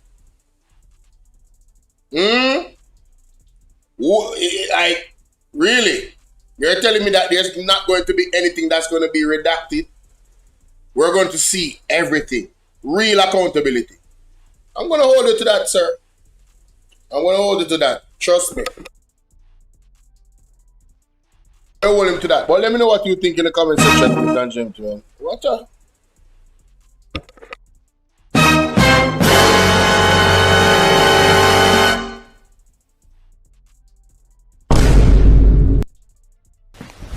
Emotional damage. All of them. It don't matter if you Diddy or whoever you is. TG Jakes, any of them. All lies will be exposed. That's all. And anyone who takes that the wrong way, know why they take it the wrong way. The truth is the light. Yeah, man. So let me know what you think about that in the comment section, ladies and gentlemen. Hey, people. The man come out, come admit it. Say, yes, I, Mr. Robinson, interfere with the database system. Yeah? The man admitted saying go up on the system, go falsify the information. However, the man said he acted on instructions. He was instructed by Shane Dallin to put in this information on the system and update somebody's record. Little did he know, Jamaica, that he was of the Jamaica Labour Party through Shane Dallin. Huh? Jamaica. Mr. Robinson, the accused, said that he went in the system, but for him to get access to the system, he must get the authorization and the password from Shane Dallin. Can you imagine? You are going to tell such vicious lies and cook up such vicious stories and cause the man two business to be closed down, put him out of a bread. When the poor man knows that none of them are something where they accuse him of. The poor man couldn't prove it because only him can have the access to his data. But little did he know that it is somebody, the gatekeepers of a national database, to be protecting the man. The same person who is there to protect the individual is the same person that destroyed the man. And the man knows him going at the system, go sell the 2,000 rounds them. So he would have never put it on his system saying sell 2,000 rounds. And what they did to Mr. Kent Brown, Jamaica, caused the man to take the matter to court. But because in court is evidence rule, the evidence showed that the system, Jamaica, was changed. But the court no say a fraudulent activity, then fraud. The man can't prove it. So that's why the poor man called the Integrity Commission to make them know say one fraud a galang down at the FLA.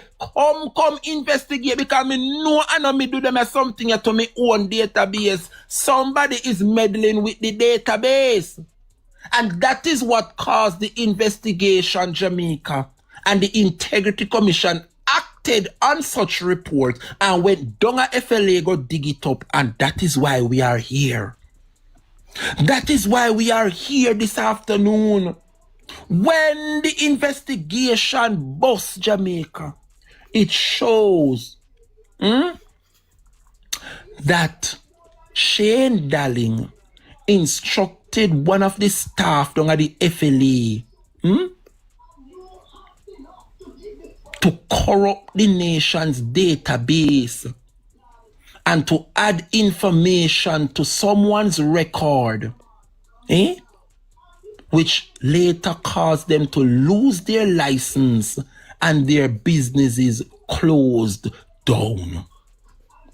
Now when the investigation wrap up, it shows Jamaica that somebody put false information under the man's name. It further proved Jamaica that for that information to be added to the database, somebody must grant the access to such information. The report shows Jamaica that Mr. Shane Darling instructed one of the staff at the FLA to go into the system through the use of his password and alter the man's record. One of the damning things that was put on the record about the man is that the man sell an individual 2,000 round in range. And any amount, any amount of, what you call it now? Any amount of ammunitions that you sold, you must write it down. But the man saying couldn't write down and sell these ammunition here. Yeah? Because my rain.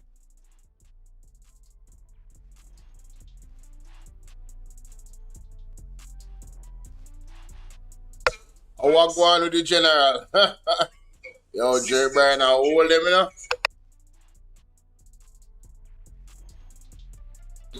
Yes, sorry about that.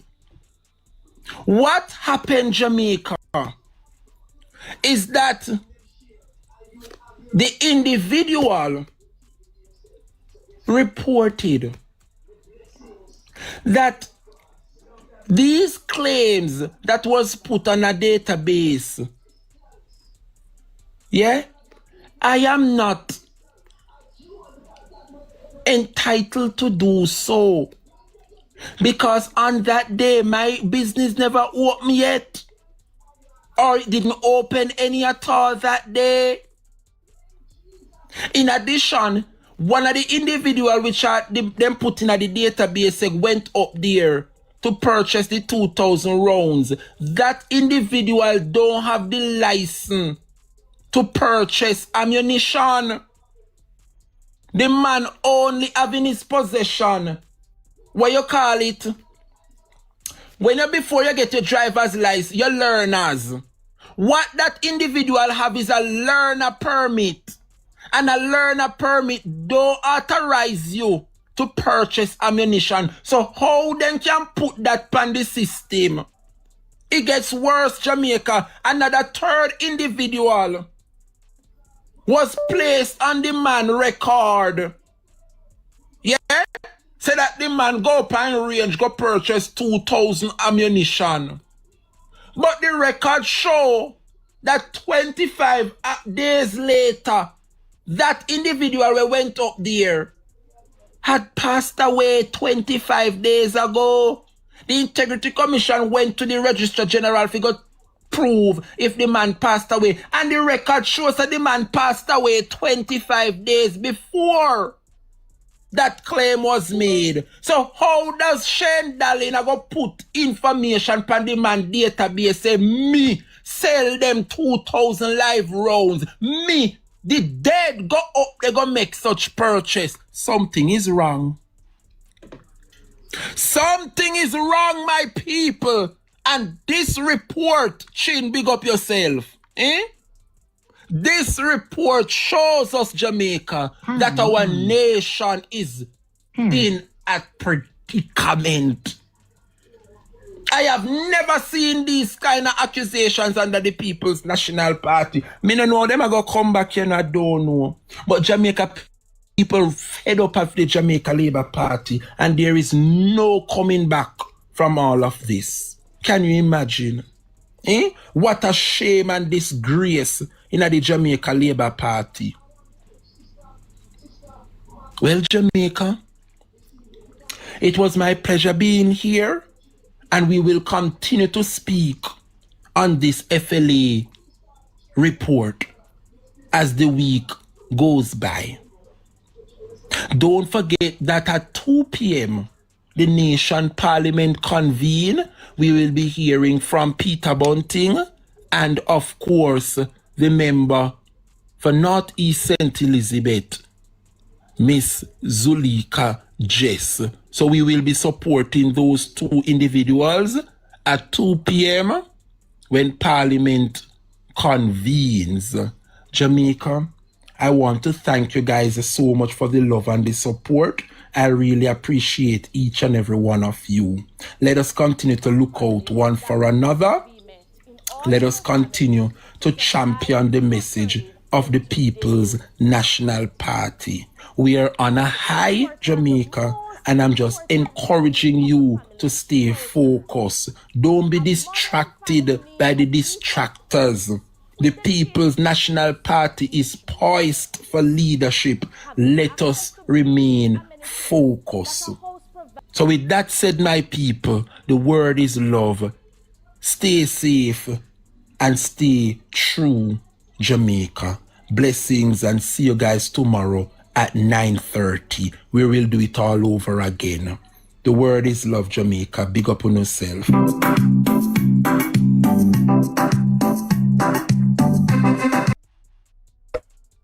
One J Brian, you know. One J Brian, I want to them. Ladies and gentlemen, may I tell you, what a breakdown. We didn't have to catch that one there from J Brian, yeah, man. Real, you know? Mommy, oh my goodness. Lord of mercy. Woo! Lord of mercy. Of course, you know, I am not going anywhere because this is where I will be covering the what do you call it? This is where I'll be covering the Parliament today for those sectorial debates. This live stream will be continuing until the end of that particular situation. So don't go anywhere. Keep liking, keep sharing. Alright, so we're active here now. How I go on the camera? Deactivate, activate. Oh, there we go. Yeah, man, we're active here now. See that? We're active here now. Yes, my people. Charmian Wagwan.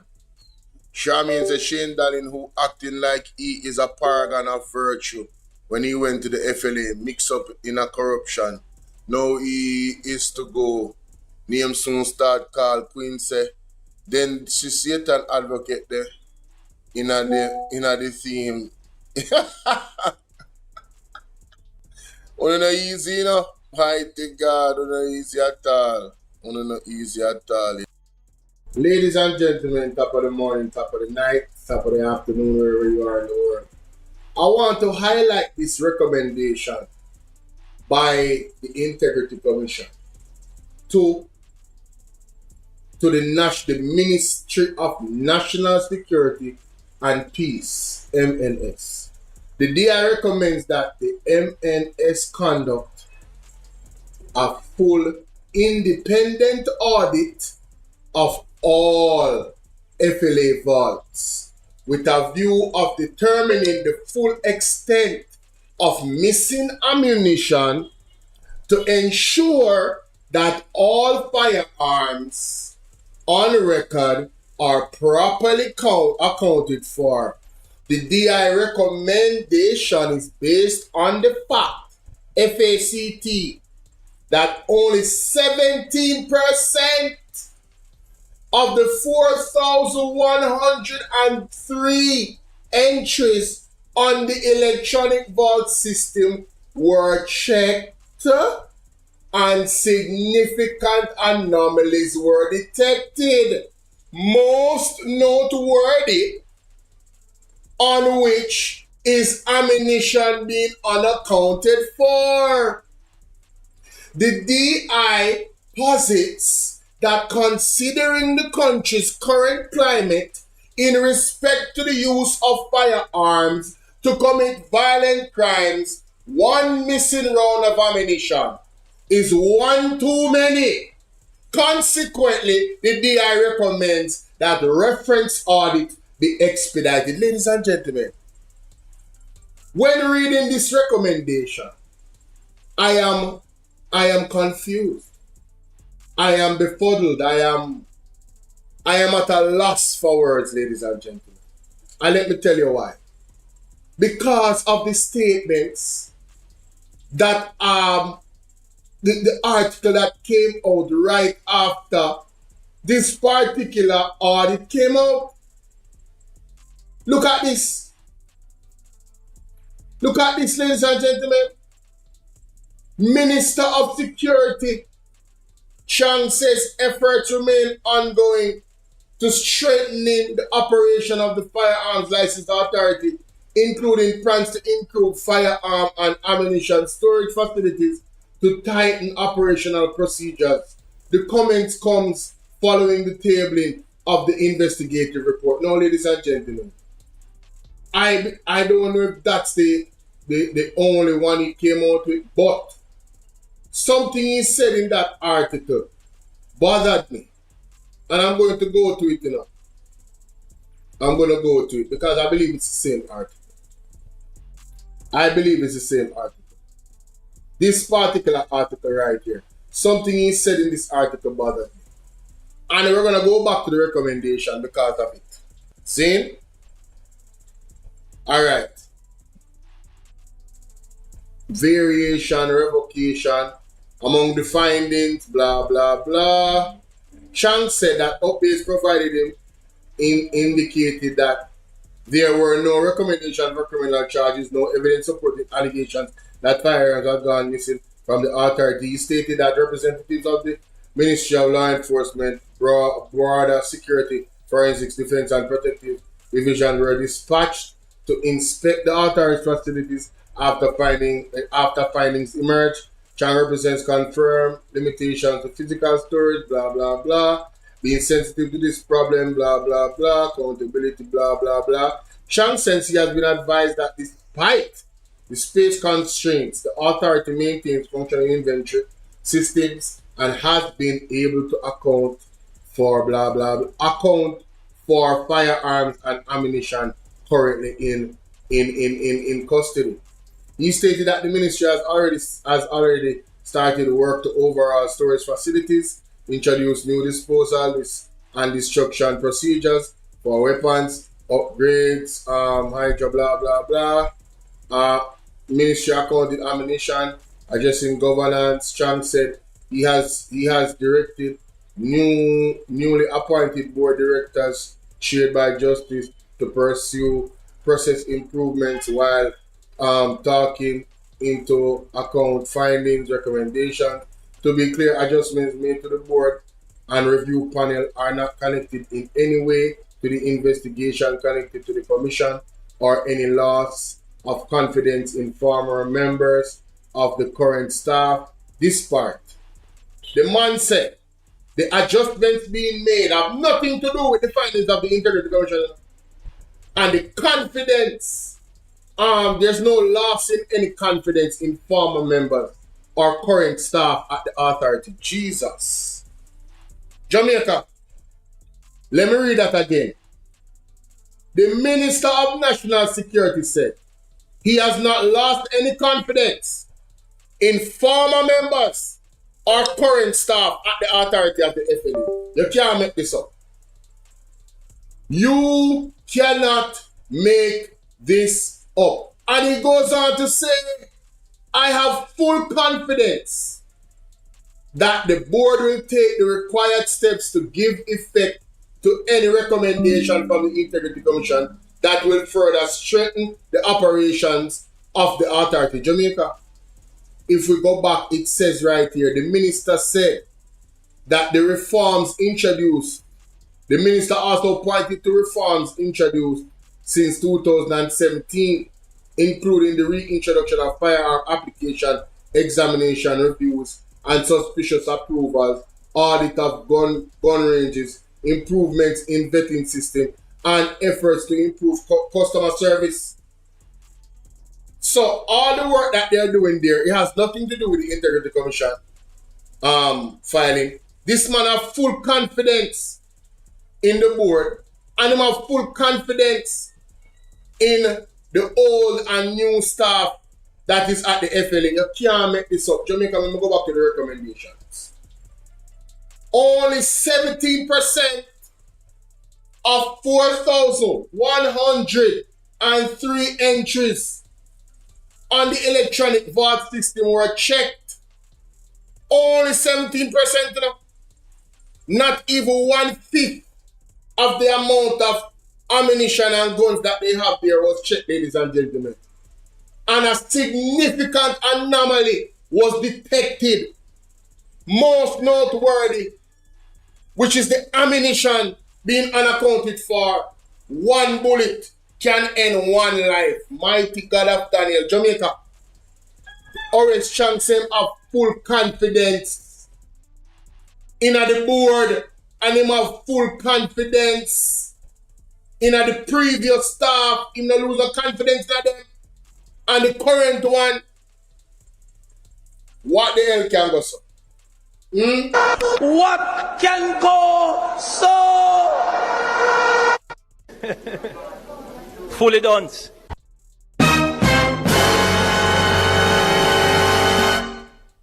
Something not right, my wisdom warriors. Something is not right. Tell you about them. Stop it. Get some help. Jamaica, you tell me one thing. I have nothing more to say. Absolutely nothing more to say about that. Ladies and gentlemen, welcome to the platform. It's about and having this space again. Zulika just highlighted something in her speech that I want you to hear, and then I'm going to show you the proof of what she's talking about. Let's get into it, ladies and gentlemen.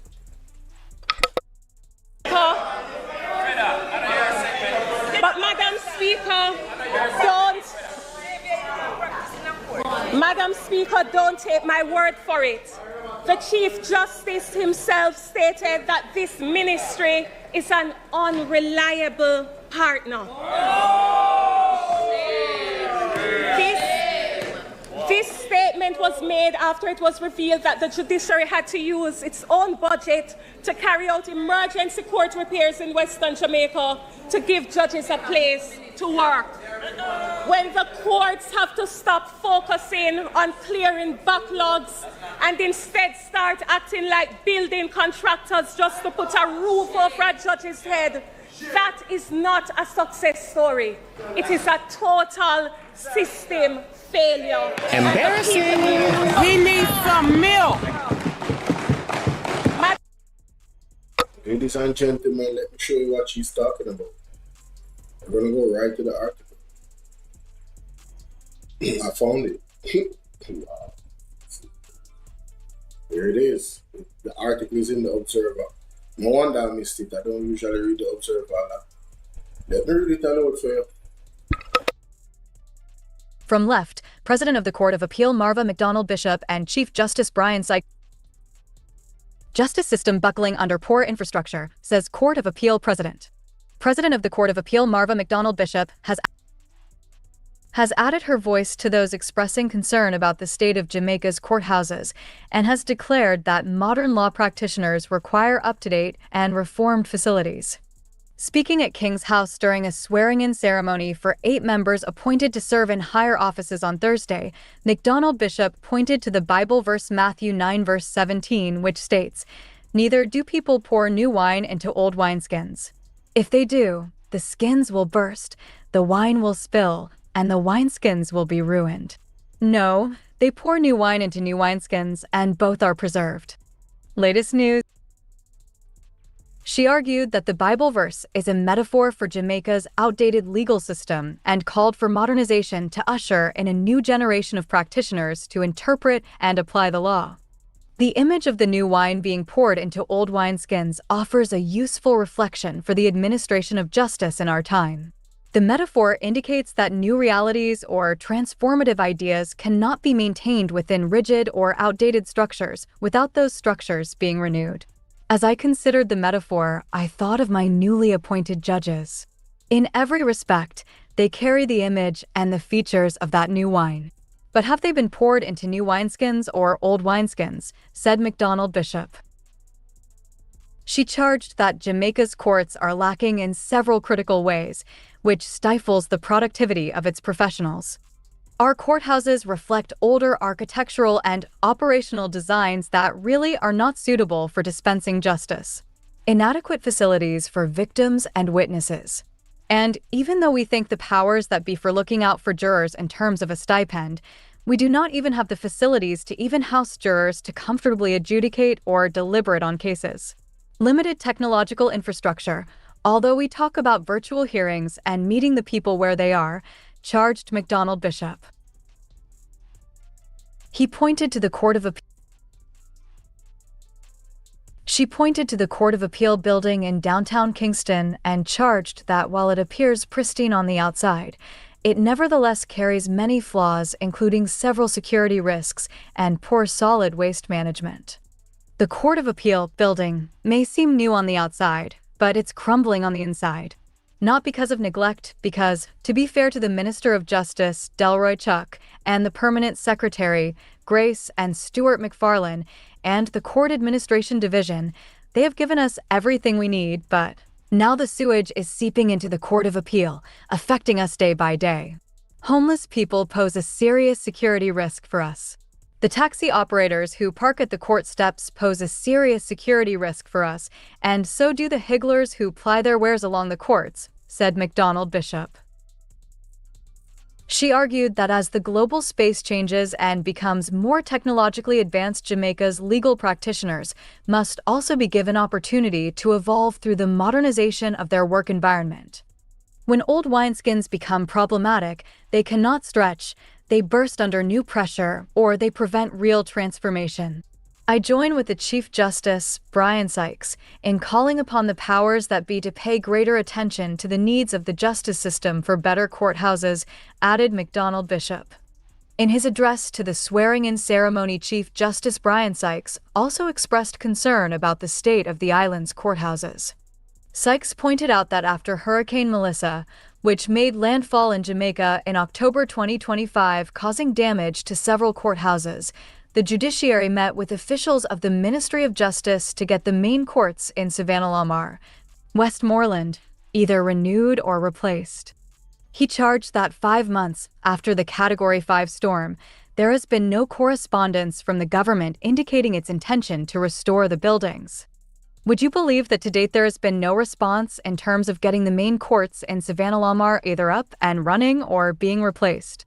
Nothing has happened. And when we say that we need a larger budget, we are told that we are taking on things that are best left for the Ministry of Justice. But if a Category 5 hurricane cannot spur you into action after months, what good reason is there to believe that anything at all will spur you into action, said Sykes.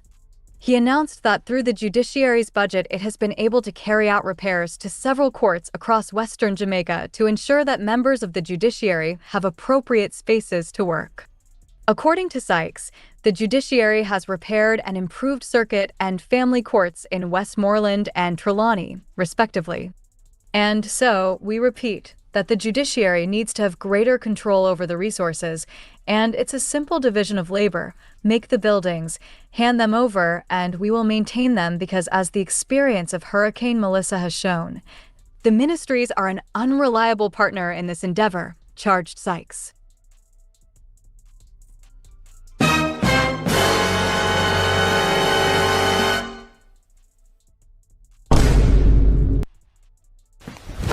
Emotional damage. Embarrassing. He needs some milk. Ladies and gentlemen, I told you I found the article, man. Speaker just told no lies. She told no lies, ladies and gentlemen. The Justice Sykes, they used their own budget to repair the household. The man said after several months, there has been no correspondence from them. So if a hurricane, and that's a good reasoning, if hurricane, a category 5 storm, does not get the government moving into action to repair these places, what will, after so many months, what they must do? Wait on the hurricane season that is coming now to damage some more, and then they do repairs the next. And you see, here comes NARA, and they go, oh, NARA. Bro, you gotta come up with a faster response than that after a hurricane. And you're not telling me that you don't have no power to move and do things? How did you give JPS $150 million US? We are going to go to it every single time to show you that you guys have emergency powers and you could have done something. It's what you guys prioritized. It is your strategy. Let's continue. Let me see if she said no more about it. This statement was made after it was revealed that the judiciary had to use its own budget. But Madam Speaker, don't take my word for it. The Chief Justice himself stated that this ministry is an unreliable partner. This statement was made after it was revealed that the judiciary had to use its own budget to carry out emergency court repairs in Western Jamaica to give judges a place to work. When the courts have to stop focusing on clearing backlogs and instead start acting like building contractors just to put a roof over a judge's head, that is not a success story. It is a total system failure, and the people need justice. Madam Speaker, there is no context in the world that would make the words unreliable partner sound good when they come from the head of the judiciary. Those words aren't opposition talking points. That is a direct, unprecedented indictment from Chief Justice Brian Sykes. When the highest judge in the land publicly states that the judiciary cannot be trusted to provide basic functional infrastructure, that is a vote of no confidence.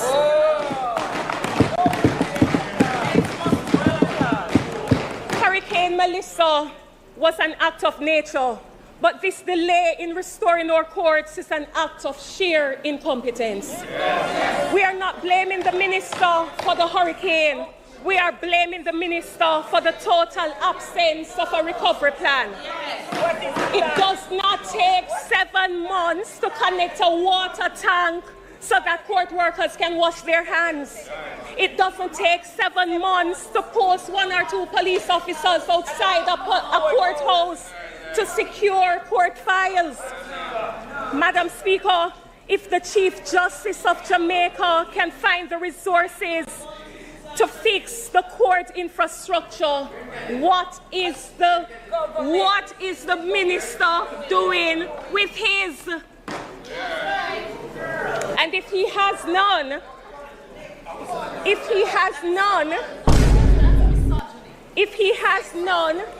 it that logistics has prevented the good Prime Minister from directing some of the barely touched disaster recovery funds to restore access to justice in these hurricane-affected parishes? Emotional damage.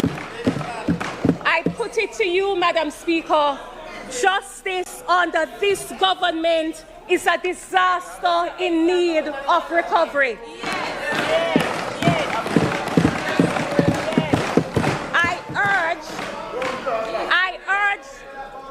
I urge the minister to commission and fund an emergency infrastructural and security audit of all rural courthouses across Jamaica. We demand immediate police security deployment to the Santa Cruz courthouse. We demand clear timelines and urgent allocations for the construction of the St. Elizabeth and Westmoreland Parish Courts so the people can access justice. Madam Speaker, I turn very quickly to an issue that I dub the legal aid injustice. Ladies and gentlemen, this is what you call the ether. If you know anything about rap, this was an ether moment. I never knew about that article, you know. Yes, the article that I just showed, I never knew about it. Thank God for Nikisha Birchall to point this out in her speech. That one went past my decks. As a matter of fact, I think somebody blocked it from me seeing it because I didn't look at it. But everything she said, man, I agree with her. And I hope that the government responds. Does it take embarrassing them in front of the world for them to respond? Maybe. But before I go, ladies and gentlemen, I want to share this with you. This is Mr. Omar Newell. Not before I go, in this reaction that I'm doing right now. Before I end this reaction. Mr. Omar Newell in Parliament on the same day, Desmond McKenzie. I have to put this in here. Desmond McKenzie had something to say about a market in Highgate. And this is the response of Omar Newell. I want you to listen carefully. You follow parliamentary affairs in this country. If you follow parliamentary affairs in this country, you would know, you would have heard that the local government minister just announced that the Highgate market is going to be built this year. And if you're a watcher, you would also know that this was announced in 2022 and again in 2024. I'm just sharing that fact with you, but we're going to hold the minister accountable and we're going to fight for the Highgate market to be complete this year, as has just been announced. So ladies and gentlemen, Omar Newell in the middle of Desmond McKenzie's speech put out this video. I just saw it today and I'm gonna I've added it to this particular reaction. Those that are live listening, hey, you the VIPs, but in 2022 they announced the build out, the PM announced his plans to build 2-story market building in Highgate St. Mary in 2024, and 2 years before that, renovation of the Highgate market to be done on a phased basis. So what was the first phase? Them not start building it on a 2026 now, 2022, 2023, 2024, 2025, 2026. 4 years. Let's see if they're going to start it this year, ladies and gentlemen. Or they're going to tell the people that, oh, you know, things came up, another hurricane came, and, you know, we don't have the money, although we allocated it in this and we allocated it in that. We just don't have the money. All these excuses. But because Mr. Omar Newell, massive shout out to Jamaica, just ladies and gentlemen. Alright, the PMP ain't playing. The P's in the PMP got nothing to do with playing. You heard? They are power punching. They are power knocking punches at the Jamaica Labour Party. Alright? Power knocking punches, ladies and gentlemen. Alright? Man, shout out to Zalika J, shout out to Omar Newell. You know what y'all think about that comment section. Ladies and gentlemen, welcome. I want to highlight Dwayne Vaz. Dwayne Vaz has gotten a lot of criticism and a lot of flack. And, you know, it's nothing wrong with getting a lot of criticism. It's how you respond. And if you guys pay attention to his social media, you realize recently in Parliament that Pernell Charles Jr. threw a stone at him. You understand? Saying, oh, instead of going on social media and highlighting these things, come to us, let's talk. Ladies and gentlemen, the devil is another liar. Because Andrew Holness' approach when he was in opposition is to go directly to the media and burn out the People's National Party. You understand? For any little minor thing. And of course, Dwayne Vaz has been highlighting some major issues Let's read. Last few days. And this is because of the Spark program has been all over the news in the last few days. And this is because of the deteriorating conditions across the roads in Jamaica. People have been asking what has been happening with the Spark program. From our perspective, the Spark program has not been delivering the results that we have expected. Roads were chosen in each constituency, but the amount of roads that have started since this announcement has been very minimal. In my own constituency, 10 roads were chosen through a consultation. Only 3 have started, but none is yet to be completed. Work orders have been issued for others, but yet the designs have not yet been done. The issue was complicated when the CEO highlighted to Jamaica that the roads were chosen before the estimates were actually calculated. What this means is that many constituencies would have submitted roads where the value of these estimates far outweigh the amount of money that has been allocated to the constituency. So for example, you would have heard Dr. Dayton Campbell complaining the other day because his total estimate is over $1 billion when the amount allocated to the constituency is only 300 million, which gives a shortfall of over 700 million. This is the same case in the amount of money that has been allocated to the constituency.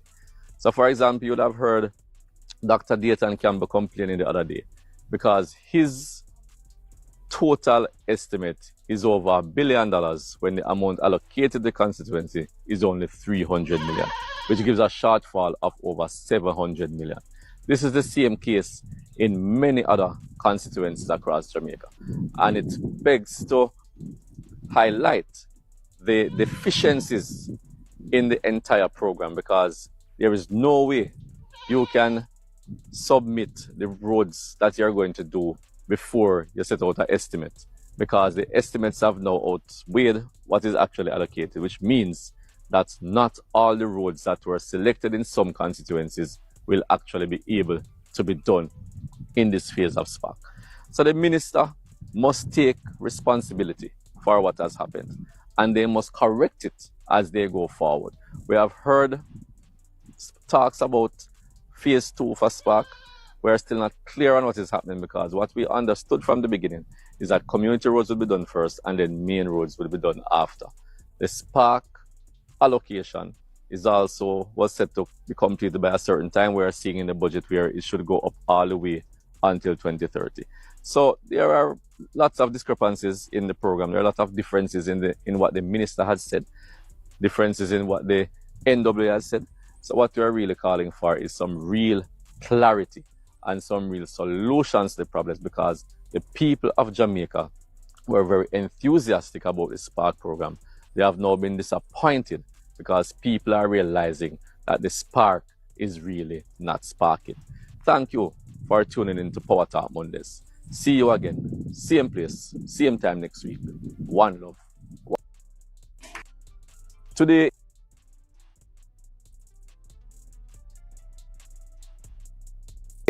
when all persons in shelters across Jamaica. Today is Friday. Today is Friday, May 8th, the day when all persons in shelters across Jamaica should be moving to suitable location based on what the minister said. Well, we are here today, and the minister made some pronouncements yesterday that the deadline has been met and everyone has left the shelters. But what the minister is not telling you is that the promise that was made is for persons in the shelters at Petersfield to be relocated to suitable location at the site that we are standing right now. This is where the 50 houses are supposed to be put, where the government has said the houses are here in Jamaica. But as you can see, the only thing that has been done so far is about 6 bases have been built. No sewage put in, no water put in, so therefore the site is definitely not ready. This was a promise made by the minister to the residents that were staying at the Petersfield shelter. So they are disappointed again. So the pronouncements made are simply not true. Missed deadlines after missed deadlines is what we are seeing here at Petersfield as we speak right now. Even yesterday when the persons were being removed from the shelter, the place where they are being put was not ready. This was at the teacher's flat beside of the school. The place was not cleaned up. No electricity was there. No water was there. The persons had to move by themselves, had to lift up the mattress and carry on them head over to the place. They had to clean it up themselves. It's actually when they were finished cleaning, that is when the fire truck came to assist, when they already got a power wash to clean up the place. So it showed that this was just a last minute decision. It was a hurried move to get the people out there because they wanted to say they met the deadline. But the real promise was really to move them to suitable accommodation, and that accommodation was referenced to right where we are standing at this property in the Shrewsbury area. So this again shows up the minister, and the minister must take full responsibility. It shows the level of incompetence from the minister. And I'm calling out the Prime Minister to step in right now and assist to ensure smooth transition for these people at the shelter so they can have dignity and pride in where they're staying. It was just this morning when we spoke to them where somebody had did some work and got them the light last night, got them some water, but there are still some issues where the electrician still needs to come back today to try to remedy the issues. The toilet bowls in some of the places not working. So it is obvious again that the place was just not ready. It was a hurried move just to satisfy what they had said earlier. So we're calling out the Prime Minister. Please assist the residents at the shelter in Shrewsbury and get them to where was promised to them. Another issue highlighted by the residents when they went there to clean up: rat infestation. And all over the property, rats left, right, and center. And if we're being serious, right now we are talking about the hantavirus. And people across the world are scared. Jamaicans are saying they're scared. The ministry is saying we should be prepared, and they are prepared. But imagine having this virus threatening Jamaica right now and threatening the world, and we're sending persons to a place that was not properly cleaned up before the persons went over there. Is this how you care for the persons of Petersfield? Today is... Welcome to this edition of Power Talk Mondays. Today we'll be continuing the conversation about the Petersfield shelter and the relocation of the persons who were staying there. We did an interview last week. We also did a release stating clearly that the government was obviously not prepared for moving these people on May 8th. The minister came out and stated that the May 8th deadline was met. We rebutted that by stating clearly that the deadline was not only about moving them from the shelter, but about moving them to suitable accommodation. That suitable accommodation was the site where the houses were supposed to be built, 50 of them, 20 in the first phase. But when we went to the site, nothing basically was done. Only 6 bases were built. There is no sewage, no light, no water. Nothing has been put in place. So obviously this site will not be ready anytime soon. When we talked about how they moved the people from the shelter, sending them next door to the teachers' flats, and when they went there, the condition the place was in, rat infested, filthy. The people had to clean it themselves. And we spoke about this, and it seemed that the minister is upset. So he came now with a release. And his release, I was really surprised and disappointed when I saw the release, because he made some absurd statements by asking me some questions that obviously the minister doesn't realize he's the one who should be telling me about these things. He asked me about the Westmoreland Municipal Corporation and why they have not paid.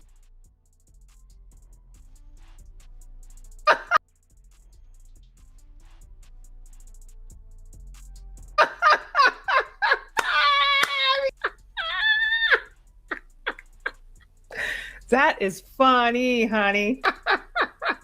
That's funny. Oh my God, that is funny. Ladies and gentlemen, these people are so diabolical.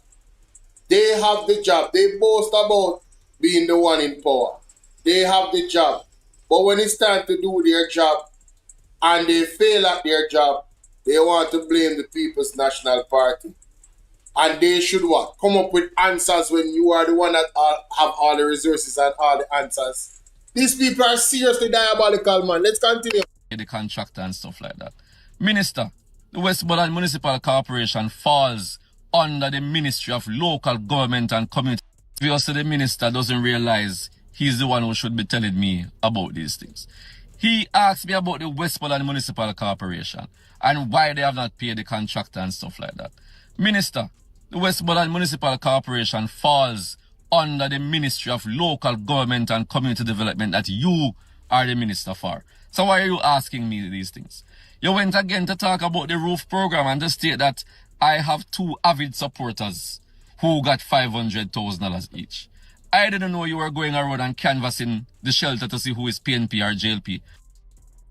Right there, sir. So, him expose himself, you know. Dwayne Vaz did a great job exposing the Spark program. Also exposing the fact that Desmond McKenzie exposed himself. Why are you guys canvassing who is PNP and JLP to say 2 of your supporters got relief? You should be telling us how much people get relief in total. Not that they're PNP. To show you all this nastiness, you know. It's playing politics here, you know. Them germs here, you know. What we have as elected officials, you know. I don't know about them being elected officials. These thieving officials, because we don't know say, that the election there was stolen. Right? But they are recognized as elected officials. It's coming to tell us that. Tell the man that, oh, 2 of your avid supporters got help. Did they need help? Were they damaged by Hurricane Lisa? So what if they're supporters of the People's National Party? Why was it important for you to highlight that? In some type of defense of being criticized for not doing your job. These people are the weapon that is formed against democracy. I'm telling you. This is the same man that said, we will not surrender Jamaica to the People's National Party. You don't forget already? This is the man that came. Ladies and gentlemen, I'm going to find the clip. And I did not hear it when I was listening to him, because I really wasn't listening to him. All I was hearing was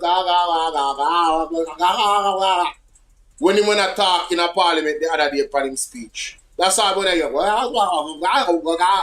language I can't understand. See? But somebody highlighted something and I went play it. Let's continue. Because we have not been doing that. So I don't know who get funding from who don't get funding. Remember that this was not done by me. This was done by the Ministry of Labour and Social Security. They went out and did the assessments and they are the ones who made the recommendations. It has nothing to do with the Member of Parliament. So why are you trying now to make this issue a political issue? By stating that I have avid supporters. And by stating that the PNP leads the parish council. We know that the PNP leads the parish council. But what does that have to do with what I'm speaking about here? I'm really disappointed in your response. And your response cements the point I made earlier about the level of incompetence you're showing in this situation. You need to get up and do the work or shut up, because at the end of the day, it's the people who are suffering. And we will continue to speak on behalf of the people until they get what they deserve and what was promised to them. What you promised, what your government promised, was suitable accommodation for the people who were still at the shelter. And that is what we want to see. So we're looking forward to seeing what was promised. We're looking forward to the delivery on that promise in a timely manner. Thank you for tuning in to Power Talk Mondays. See you again. Same place, same time next week. Good morning, everyone, and good morning to all listeners.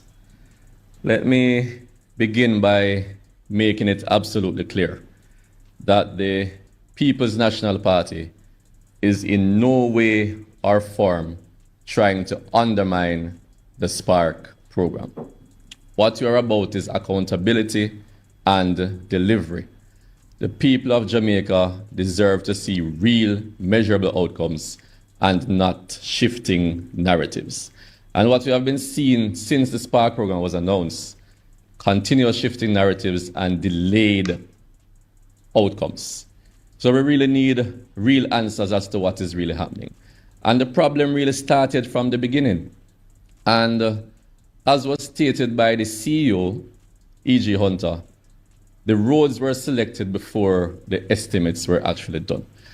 So when you put this into context, what really happened is that you have an allocation for Spark. You decided that each constituency should get a particular allocation, which was $300 million at the time. You also stated that constituencies should choose 10 roads. So when the roads were selected, what should have been done, the estimates should have been done at that point in time. So some priority could have been put in place. So persons could know exactly what was happening and how many roads could actually realistically be done. And what could have happened from then is that persons would have chosen roads that could have fit into the particular budget. But what we're seeing now, we're seeing constituencies, for example, in Eastern Westmoreland, where Dr. Dayton Campbell spoke of earlier, was that his roads, the total cost was actually over $1 billion. But the allocation was 300, which means he has a shortfall of 700, which now makes it difficult because now they have to prioritize as in how many roads after 10 can actually be done. So what we're seeing in some constituencies now is that 10 roads is a impossible situation. Some may get 6, some may get 3, some may get 2. We don't know what the situation is at the particular moment.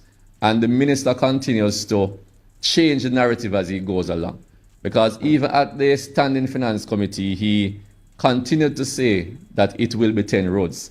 But in his last statement, he declared that it's going to be 6. So what is it? Is it 10? Is it 6? Is it 3? We don't know what is happening. And even my own constituency, where work has started on 3 particular roads.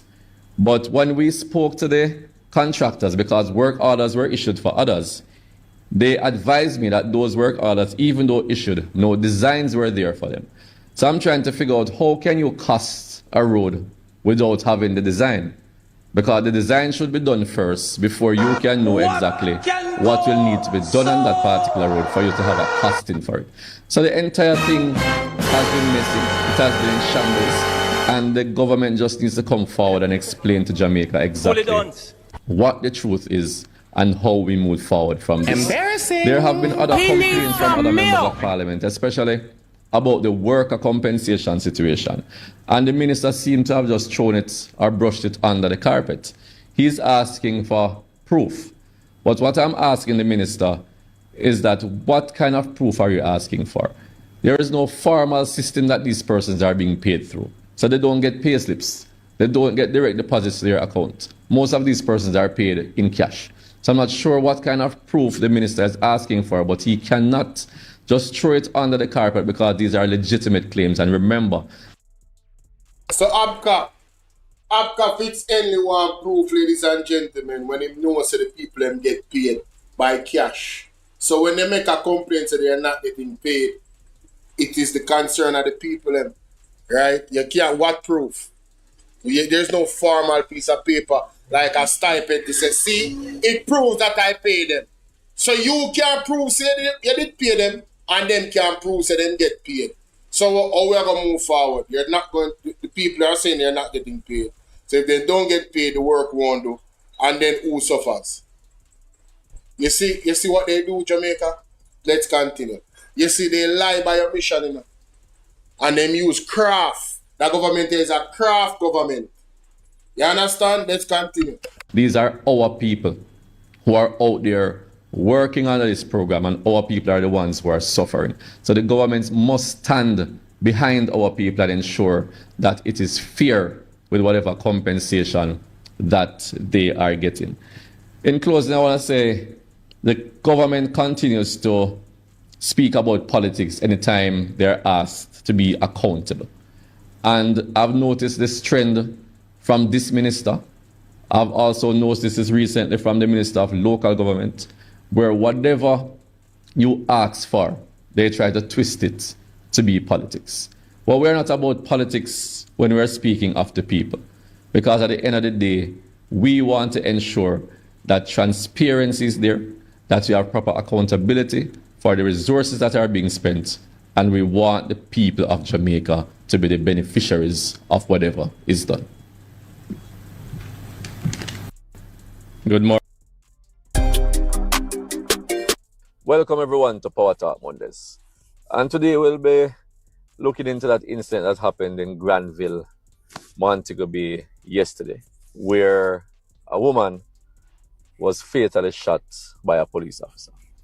The video has been circulating, persons have been commenting, and the general consensus is that this woman was murdered in cold blood. We don't know the conversation that was happening between the policeman and the woman, but based on the video evidence, I can't see what would have led him to fire to kill in that particular instance. And it's really heart-wrenching because people are supposed to feel safe when the police comes around. And incidents like this causes the trust level between citizens and police to continue going down. It is already low. And for this to happen, it will continue going down. And there's a major issue we're having in Jamaica when, yes, murders are going down, but police killings are continuously going up. And it really begs to wonder why this is really happening. And it is clear that not everyone who is being killed are persons of interest, are persons who are involved in criminal activities. Innocent people are being involved in what is happening. And it brings back the conversation where people are talking about body-worn cameras, because if there is nothing to hide when you're going into a combat situation, for example, or whatever situation, why would you not want to wear the camera? And the security minister have stated quite a few times that he does not think it is necessary, they should not wear it. But evidence continues to appear to show why they should wear it in order to increase the level of fairness whenever we have issues like this. And the people of Granville must be upset, must be disappointed in the actions of the police officer. And persons in Granville and in Jamaica deserve justice. We deserve the truth. So we really want this situation to be thoroughly ventilated, where the process can take its course. They have already started the process, but we really want it to be done swiftly so justice can be served. And as I said, by looking at the video, it does not look good. I can't make a conclusion as to exactly what happened, but what we are seeing on the video, it really does not look good. It looks like a serious case of unprofessionalism, first of all, by the police officer, because I can't see what was there for him to shoot to kill, as was done in this particular instance.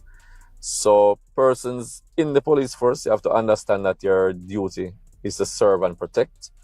And situations like this does not indicate that people can be comfortable with that motto that you are serving and protecting. So people, what do you think? What do you think should happen? What do you think actually happened? Because as I said, in my opinion, it really does not look good on the part of this police officer, on the part of the Jamaica Constabulary Force. Thank you for tuning in to our program today, and see you again same time next week. One love, one heart. And I said Nesta Morgan. I said app profits only, but it's Nesta Morgan, ladies and gentlemen. So Nesta Morgan with the Spark program, Desmond McKenzie with the shelters. All of them need to be held accountable. We are calling for the resignation of these people, you know. We're calling for the resignation of Andrew Holness. All of them. This level of incompetence has to stop. You understand? Ministry of Labour. It is an absolute pleasure to be here standing in. It is time for the word on the streets.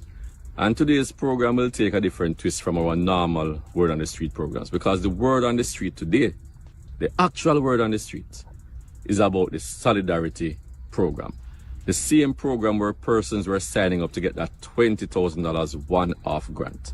But what have we been hearing in the news now? People are asking every day, how comes they have not received this $20,000? We have not been able to give them the answers until now. Now we are realizing what has really happened. The government was supposed to spend $1 billion, but yet $770 million has gone back in the coffers of government for debt reduction, going back to the consolidated fund. So this means many people out there who were anticipating getting this one-off payment will not get it. because the government has taken back this money, using lame excuses that they did not get the desired registration. 18,000 people, they said, registered. Only 11,000 would have gotten. But yet the program was designed to register 50,000 people. So how comes you're saying now only 18,000 applicants came in? That is because you gave us limits. MPs were given limits. When we started to register persons, we were told we can't register more than a certain amount of people. So that is why you would not get your full allocation. But that is obviously the strategy that the government was using, to register less people so that less money would have been dispersed. People, you need to really look at what is happening with this government. Every single program we're looking into has certain questions that they must answer. And this solidarity program, as we speak right now, they must come out and explain to the people of Jamaica, why was it done like this? Why so many people would have registered to get the $20,000 and they did not get it? Why so many people would have wanted to get it but were not afforded the opportunity to register because we had limits? 50,000 people I said it was designed for. Only 18,000 were registered. Only 11,000 reached. $1 billion was allocated. Only 200+ million was dispersed.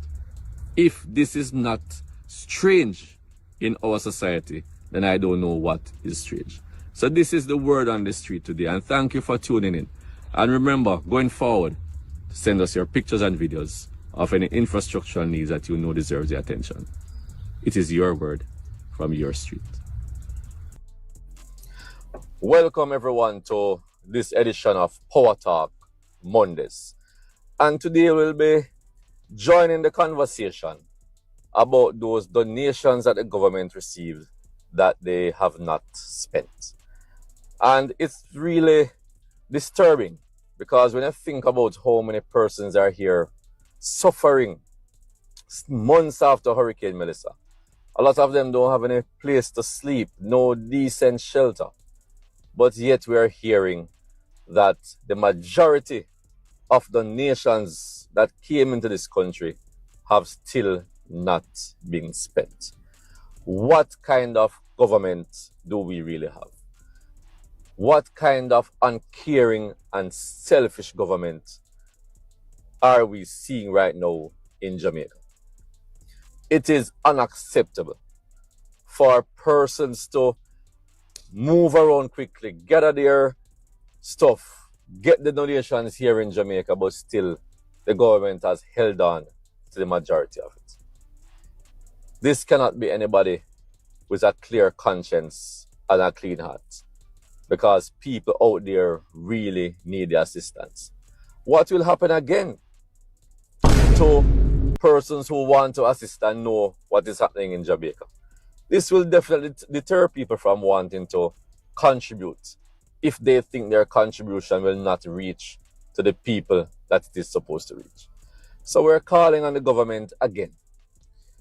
The resources that you collected for the people of Jamaica, please let them have it. It must be able to reach them quickly and transparently. If the intention was to do this, I am sure it would have happened already. Jamaica, it is for you to decide what you think is happening with this money. Thank you for tuning in. Boy, I'm glad to me I do the reaction because this brother and not get enough credit in the parliament. Good night. Vian, how you doing? This youth and not get enough credit for this thing and then Power Talk Mondays. Because all the people don't really follow the social media, right? For the MP them. And the point they make a while ago is a sound point and a logical one. Let's continue. Dwayne Vaz here, your Member of Parliament for Central Westmoreland. I just listened keenly in Parliament to the Minister's presentation, that is Desmond McKenzie, the Minister of Local Government and Community Development, because I was waiting to hear a date where the persons who are staying in the shelter would be moved to the location that was stipulated for them to move in the Shrewsbury area. Remember I did a video there on the 8th of May, the deadline day when persons were supposed to leave. And I was criticized by the minister for being mischievous. But yet today, in Parliament, he could not give a timeline. He said as soon as the bases are finished. And we have just moved on from 6 bases, I reported, to 10 bases now. Jamaica, this is the Flintstone government. way back in idea go, they cannot put a time on projects that they're supposed to do. Especially when people are in need of help, right a blouse and skirt wet. Eh? You're gonna tell the man about as soon as the bases are finished. You don't have no projection based off of how fast people are work and the allocations that you have put in place to let us know, yeah man, see there, I hate this. What kind of nonsense is that? Even though the first phase should have been being mischievous. But yet today, in Parliament, he could not give a timeline. He said as soon as the bases are finished. And we have just moved on from 6 bases I reported to 10 bases now. Even though the first phase should have been 20 and the total is 50. So we're still not hearing when the persons will be able to live in these houses that were promised. And this is still unacceptable because the hurricane has passed over 7 months now and the persons in the shelters are still have nowhere to go. The new hurricane season has started. People are wondering what is happening. And also remember that it's not only about those in the shelter, it's about the total amount of persons that they are planning to move to this site. So as we stand today, 10 bases are there, no sewage still put in, no water put in, no light put in. When is the date where the persons will be able to live in the houses that were promised? You have set the whole not only about those in the shelter, it's about the total amount of persons that they are planning to move to this site. So as we stand today, 10 bases are there, no sewage still put in, no water put in, no light put in. When is the date where the persons will be able to live in the houses that were promised? You have said the houses are here. What is taking so long? Why the infrastructure is not yet put in place? The minister needs to answer these questions immediately and let people know what is happening. All persons who came on Jamaica. This is what they don't want Dwayne Vaz to do. So guess what? Because Dwayne Vaz is doing that and it bothers them, I am going to start highlighting more of his videos. Because Desmond McKenzie cannot come and tell us a date. So for what? It was like 3 weeks ago, only 4 more bases too. We don't have the money, we don't have everything. What is taking so long? Oh, is it the intention of the government to continue suffering the people within these constituencies because they didn't vote for them? So they give up on life? Is the aim subtle genocide or for the people to actually just move from out of the area so they can have the lands them? What is it? I am going to ask that question. I'm going to continue to ask that question. Something is fundamentally wrong. We are in June. This is the hurricane season. As soon as the bases are finished, that's the best you can do. But come out talking about this government and puffing your chest. This government, this government. This government is garbage. as sponsors, persons who came because they are benefiting from the free Wi-Fi. Good afternoon to you all. It is wonderful to be here today because the importance of this event, as the word states, is to connect everybody. And I think it was after Hurricane Melissa in this constituency and parish where people realized that they were taking connectivity for granted. Because when you're used to having something around you at home or on the street, you don't understand the importance of it. But when we lost connectivity the other day, and persons had to be scampering and wondering how to get some connection, we were running and finding places where we had some Starlink where we can get some connection to people around to just let them know what is happening. It showed how important it is to be connected. And what the Universal Service Fund is doing for communities across the parish is to give us free Wi-Fi where we can go in our communities and connect without having to pay any form of money. So when you used to have to pay for your phone bill and you don't have the credit on your phone, the free Wi-Fi is there to keep you connected, whether you're in school, whether you're at work, whether you're doing business in the community, you will have that level of connection to keep you going. So you have to understand how important it is. And I know the students enjoy it, I know the business people enjoy it, I know the workers enjoy it. And we just have to ensure we support the Universal Service Fund as they continue to build out in more communities and in more towns. Because we know Westmoreland will be getting a lot more than we have gotten so far. And I'm banking on the CEO, who is my brethren, Charlton, to ensure that every nook and cranny across the parish of Westmoreland becomes connected, because we understand the importance of keeping the connection with the residents across the constituency. So thank you again for having me, and we look forward to whatever we have to offer today, because we know that this is very important, and we know that we'll continue to build from strength to strength as we get back Westmoreland to where we know it should be. I thank you very much.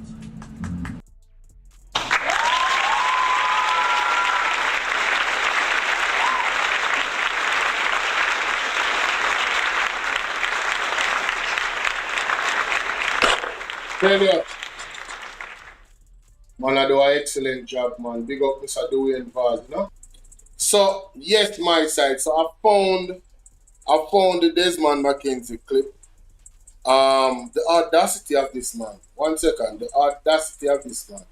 Alright, so let me share it to cap off this particular reaction with the 37 minutes already.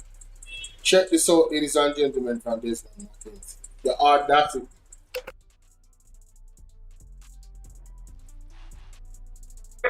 Remember last week speaking about increasing the fines and doing all that is necessary. Yes, that is good.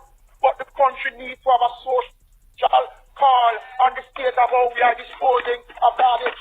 And I'm using this presentation today to ask us to put aside our political differences and let us unite and campaign in making Jamaica a cleaner and a better country. Because if you underside eventually by 2040 to become the government, 2040. And let me say this, I already remember last week presentation today to ask us to put aside our political differences and let us unite and campaign in making Jamaica a cleaner and a better country.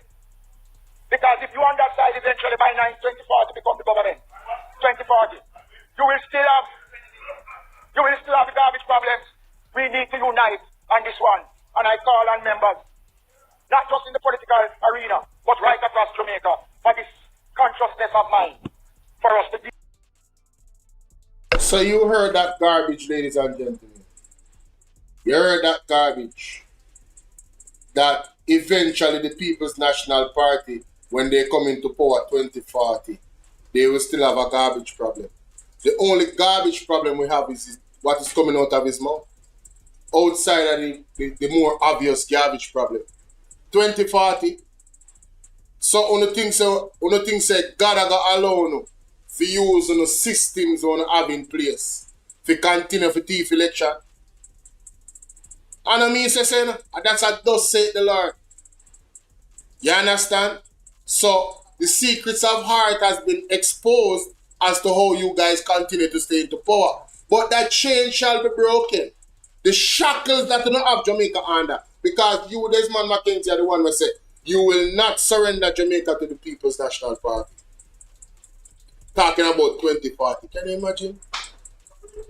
So him in a himself thinks say them have everything so locked, so confident that let me see, 2030, 2 more terms? Last in mind, the devil is a liar. Anyway, we just still want to share that with you upon that reaction. And let me know what you think in the comment section. If you made it to the end of this reaction, you are the boss. Big up yourself, here. Wally Palo. Ladies and gentlemen, welcome to the platform. It's your brother Bolo Tbv, and I want to carry this story and to make a point regarding the story, right? I want you to listen to this very carefully, ladies and gentlemen. Listen to this.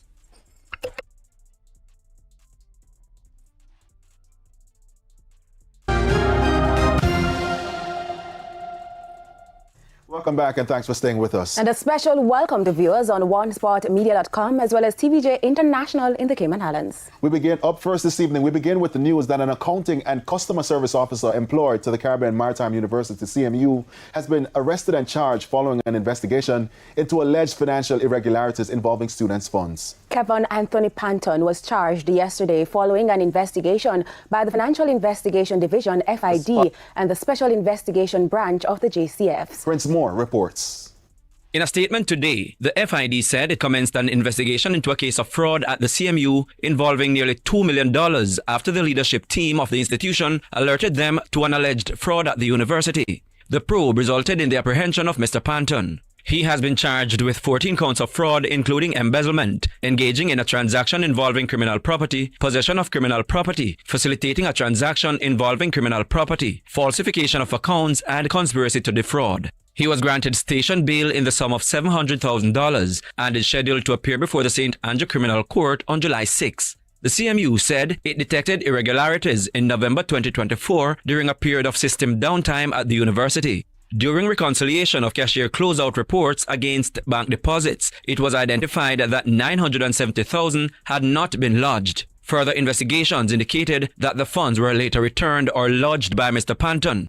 However, the sequence of events remained inconsistent with expected cash handling practices. The university said additional concerns arose during the January 2026 examination period when students presented manual receipts for payments that were not reflected in the university's records. This triggered a formal investigation into manual receipting, banking, and receivables posting processes. The investigation revealed that the sequence of manual receipt books had been broken and that several receipt books remained unaccounted for. A total of $1.7 million could not be accounted for from the manual receipts reviewed.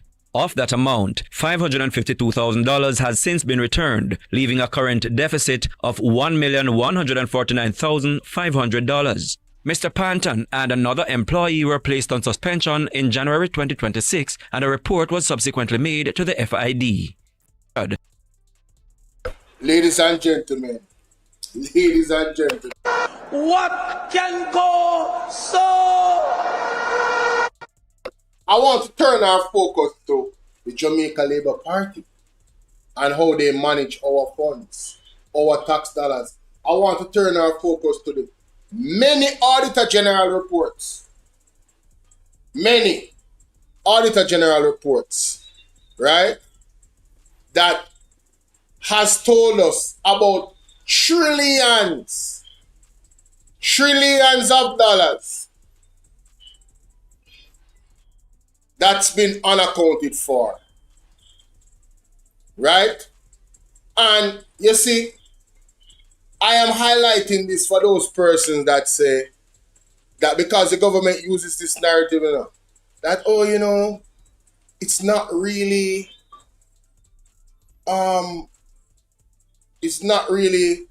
it's not that the money was stolen. Ladies and gentlemen, do you guys hear what is happening with this particular case? Money was unaccounted for and no money is returning. Now, let's just say that some of these monies that are unaccounted for walked out of the ministries, the particular ministries of government, and those monies were used to benefit persons within the time period it was unaccounted for. And then the money is returned. It's not that the money never used in Jamaica. The money was used between the time because there's no real-time audit. So the money is used between the time. Nobody knows that the money is... I'm giving you a scenario, I'm showing you how dangerous it is to have trillions of dollars unaccounted for. And then people try to brush it off as if, but the money never stolen. Same thing with the $1.44 billion with the 1.8% of it being used, and they want to tell us that, well, it's not that the money is there. It's not stolen. Right? There's a situation with one of the banks in one of the reports where the 150 million US that was given to JPS is concerned. That bank allegedly, I think I snapped, was in some type of financial woes.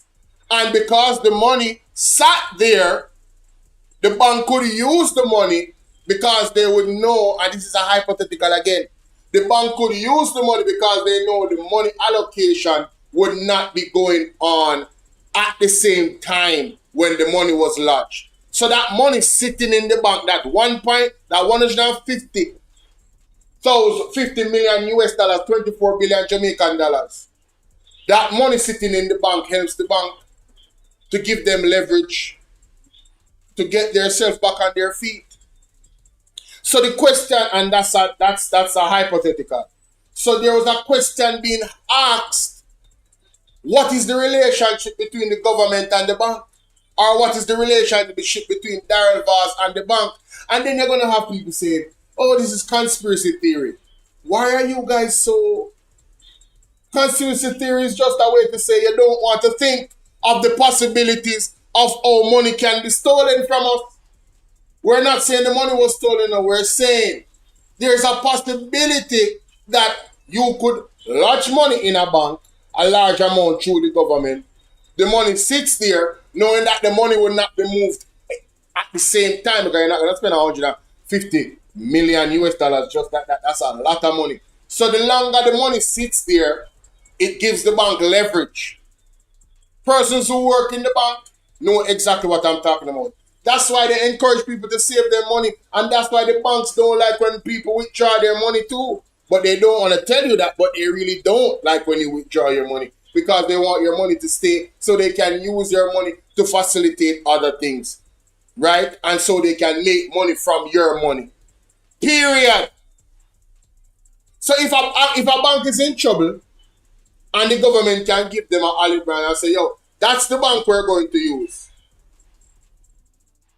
Zane, you follow me now? And this is a hypothetical situation. I was listening to Mark Golding. In terms of the funds, in terms of the donation in the particular overseas for Hurricane Melissa, if I'm not mistaken, allegedly, isn't Archie Marks the one that runs the entity that the monies went to for donation? For those ticket sales of that event that they kept overseas. Isn't Archie Marks the one? Isn't it her company? And Mark Golding was questioning, yo, like, what's going on? Right? And to use the company, she's going to benefit in it. Why did they use Archie Marks if she's the one that actually owns the company? That's what you would call a sweetheart deal. The more money comes through the company, the more money she makes. Why they couldn't use an independent entity? This government is comfortable with nepotism, right? If it is indeed through her company. And I'm just showing you, Andrew Holness put his wife as the Speaker of the House. They are comfortable with corruption, ladies and gentlemen. And you, the people of Jamaica, if you are not uncomfortable with trillions of dollars being unaccounted for, Auditor General Pamela Monroe handles audits regarding unaccounted for or mismanaged funds. In Jamaica, widespread concerns were raised by governance watchdog JAMP regarding 3 trillion of public funds that was unaccounted for across 16 government entities. So when you hear that money is unaccounted for, I am doing this video to tell you, you should have your alarms. You know, when a dog, a watchdog in your house, on your yard, that protect your yard, and you see ears go up like this, once a ear unaccounted for, you should be deeply concerned. What you should also be concerned about is that this particular government, the anti-honest-led government, is so comfortable, ladies and gentlemen, with money being unaccounted for. It is like a DNA in their runnings of the government. It's nothing. Tell me, what have they done to fix the problem of monies being unaccounted for? When they talked about 3 trillion, that was like a couple years ago. We don't know how much more now is unaccounted for across the same 16 government entities and ministries. Ministry of Health, Education, Labor. I am of the view that this is how they steal and rob money or use those money to benefit themselves and their families. That's my view. I don't have any evidence of that. This is how they fill their pockets, in my view. I don't have any evidence of that. But God is not sleeping, you know. God is not sleeping. And I'm doing this video to say to the people of Jamaica, wake up. Wake up. When you, I'm going to play the video again. When you hear unaccounted for, do not take it lightly. It's not a tagline, but they never steal the money. That don't mean them steal the money. It's just unaccounted for. They just don't have a receipt. Then if you send your pitney gun shop and they give your pitney $5,000 and you tell your pitney, say, listen, I want you buy 2 bun, and I want you buy a bottle of water, 1 bread, and 1 pound of rice, and I want you buy 2 mackerel, zine, and 1 hot sauce. And then come back with no money. And them say to you, but mommy, you know, say $5,000 it costs. That's what you mean by it's called the money is unaccounted for. Underspending the money, not giving a receipt, and then wanting us to believe that just trust us when we tell you that the money was used for what we said it was used for without a proper receipt. What the hell can go so? What can go so? Let's get back to this particular fraud situation at the CMU. Listen to this.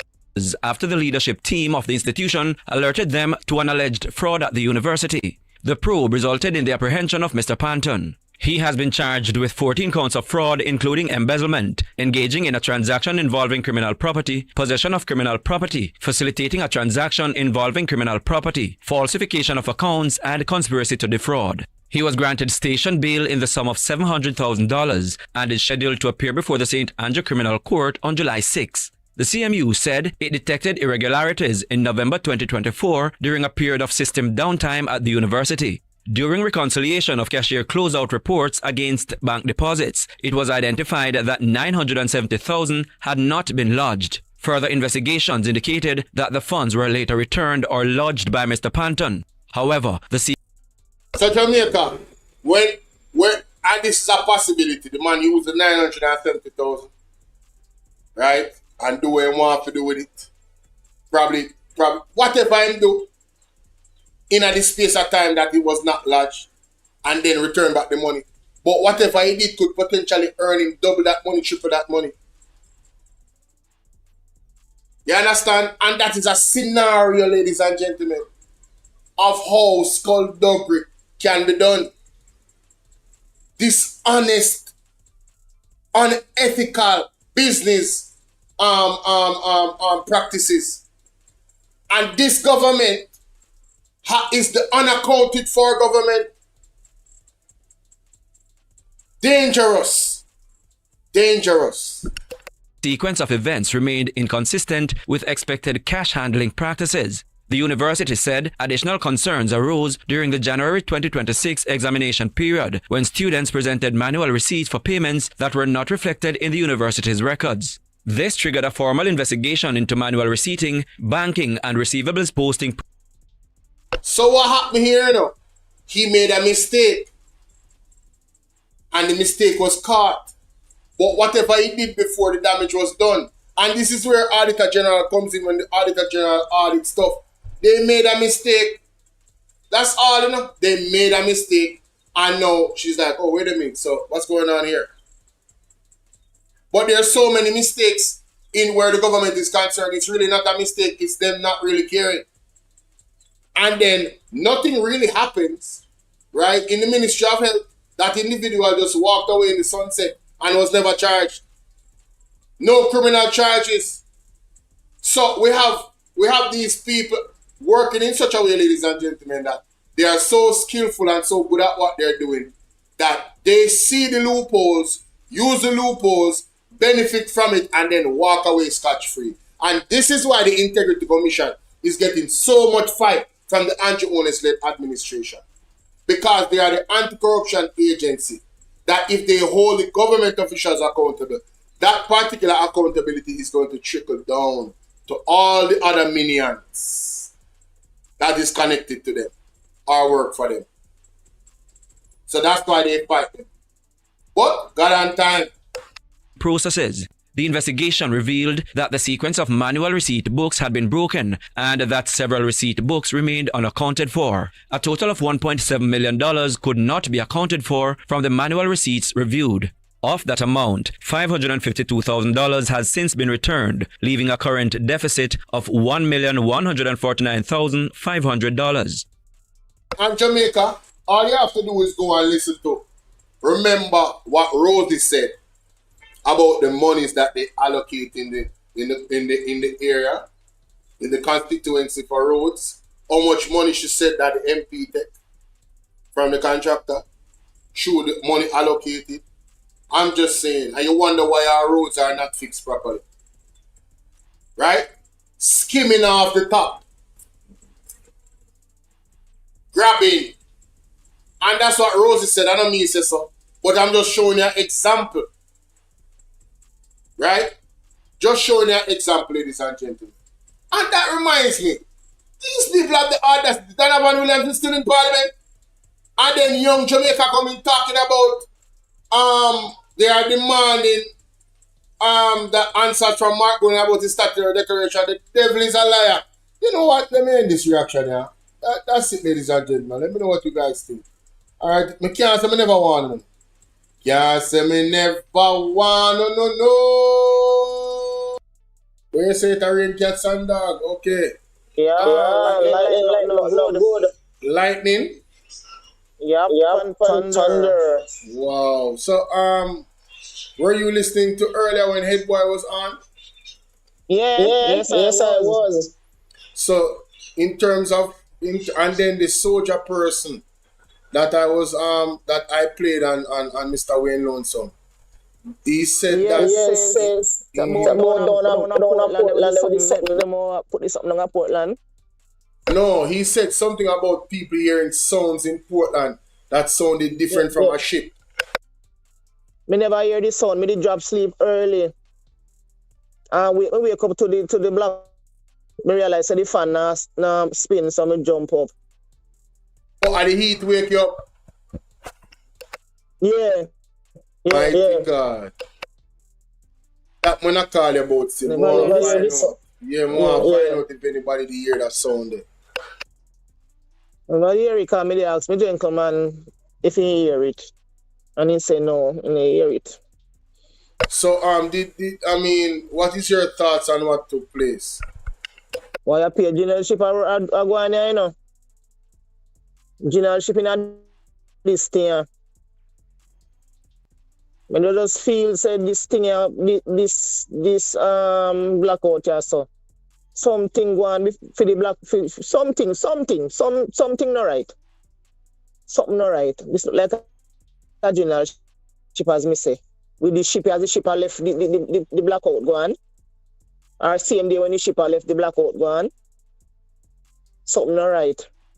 And then when you look for the facts that Daryl Vaz are the one who go meet the ship, you have to say, boy. Huh?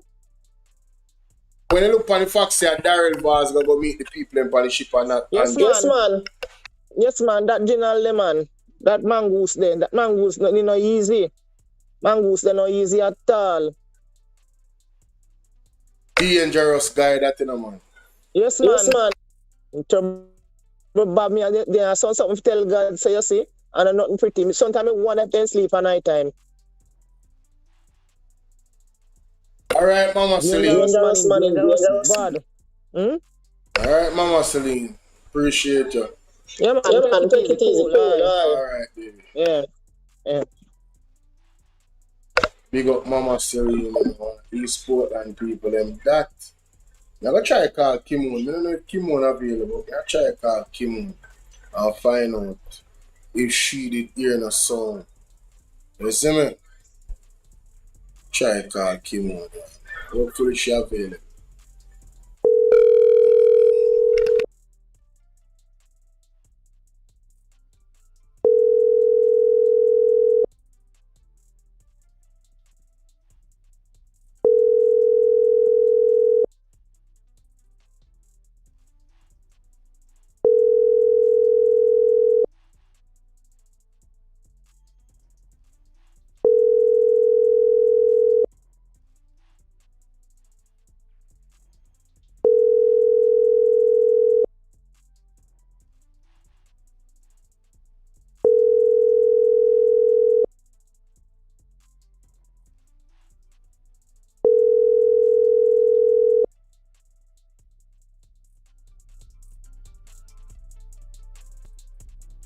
try Kimon again.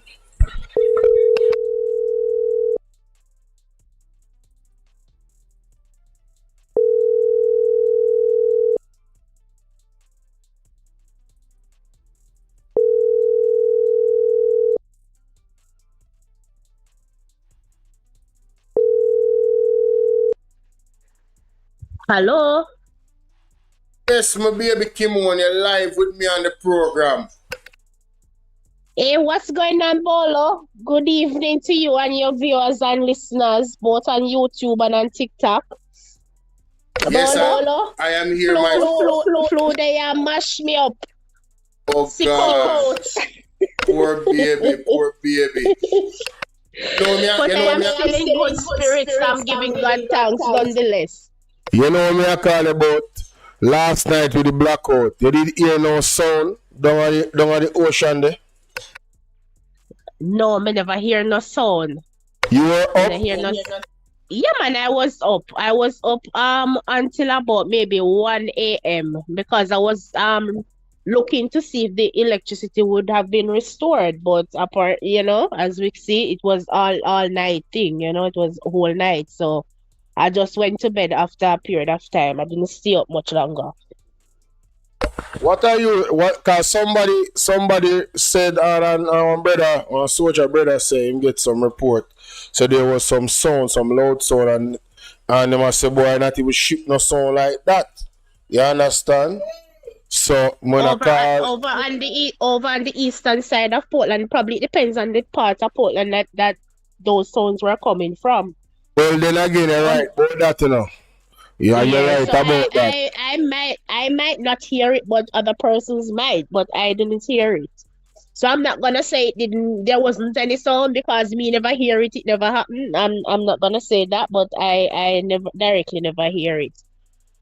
Well, you know what I want you to do for me? I want you to do a little bit of investigation about this thing, You understand? I will. Yes. I will. But all of today was just pure rain and all of that, so I didn't really get to go out. But I contract the flu, so I must stay in and getting myself medicated and stuff like that. So I just stay in most of today because of the weather. But I will definitely check out and call a few persons and hear and try to get back some feedback to you.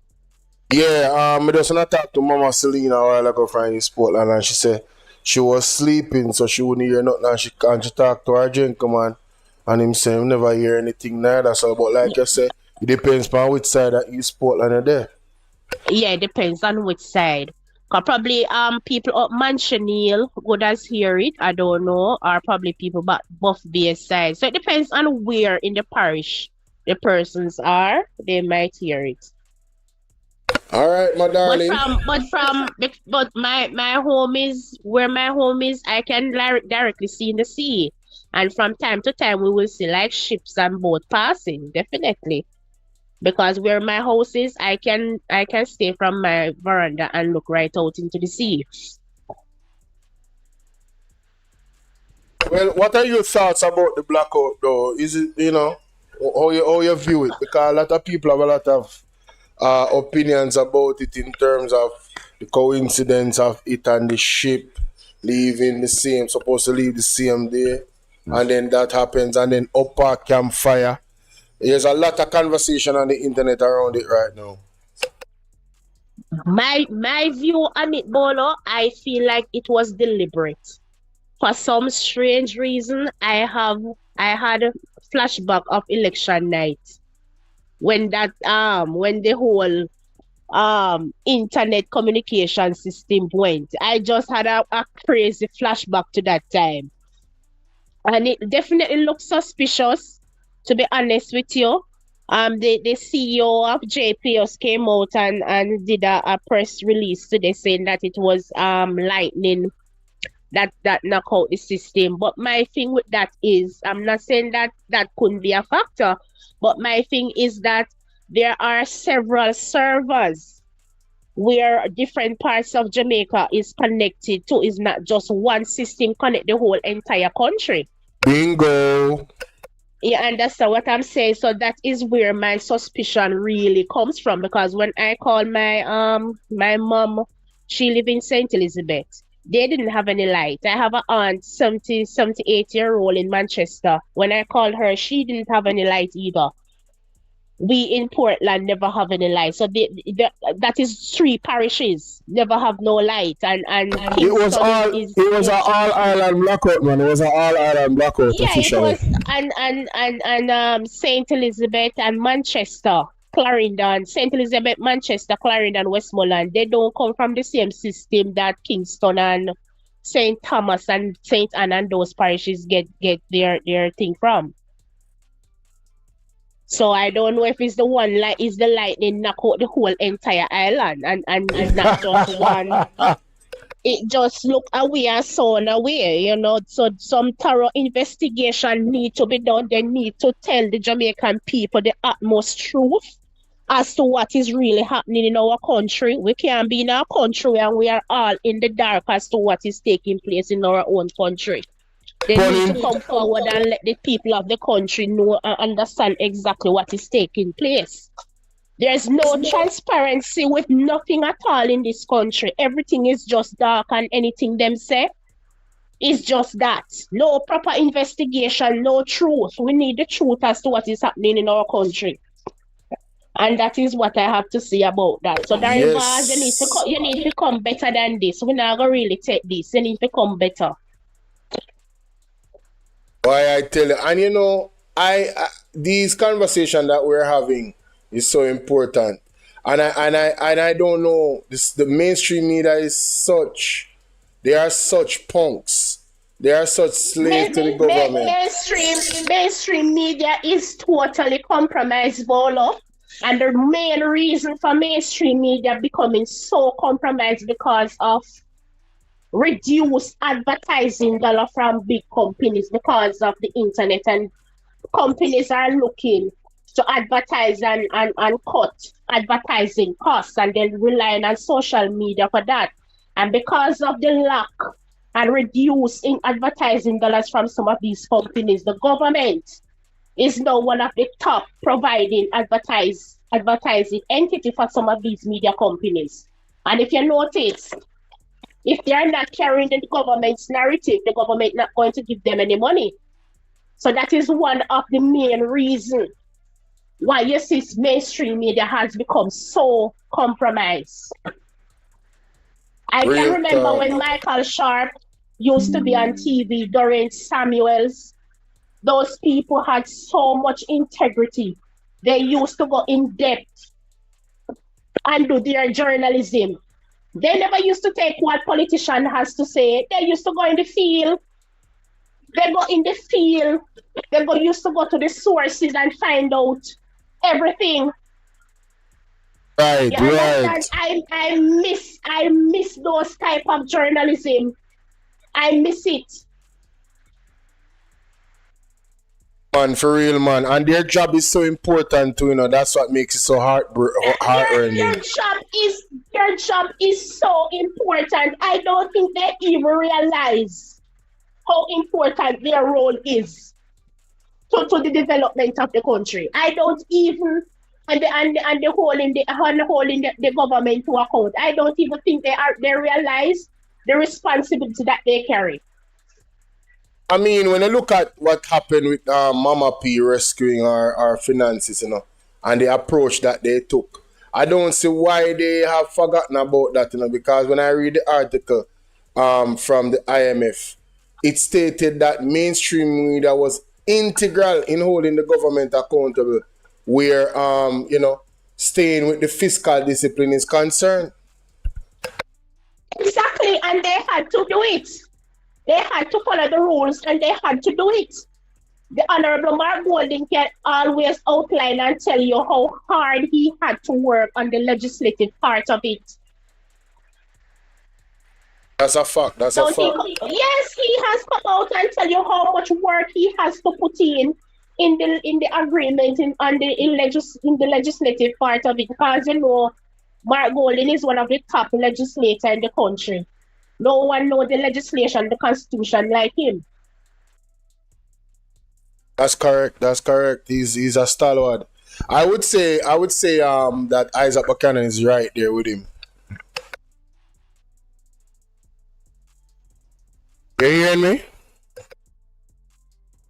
Timon, you're muted. I don't know how you got muted. I'm not hearing you. Look like she get a call, ladies and gentlemen. But Isaac Buchanan. Yeah, I'm hearing you now. I'm hearing you now. Mm-hmm.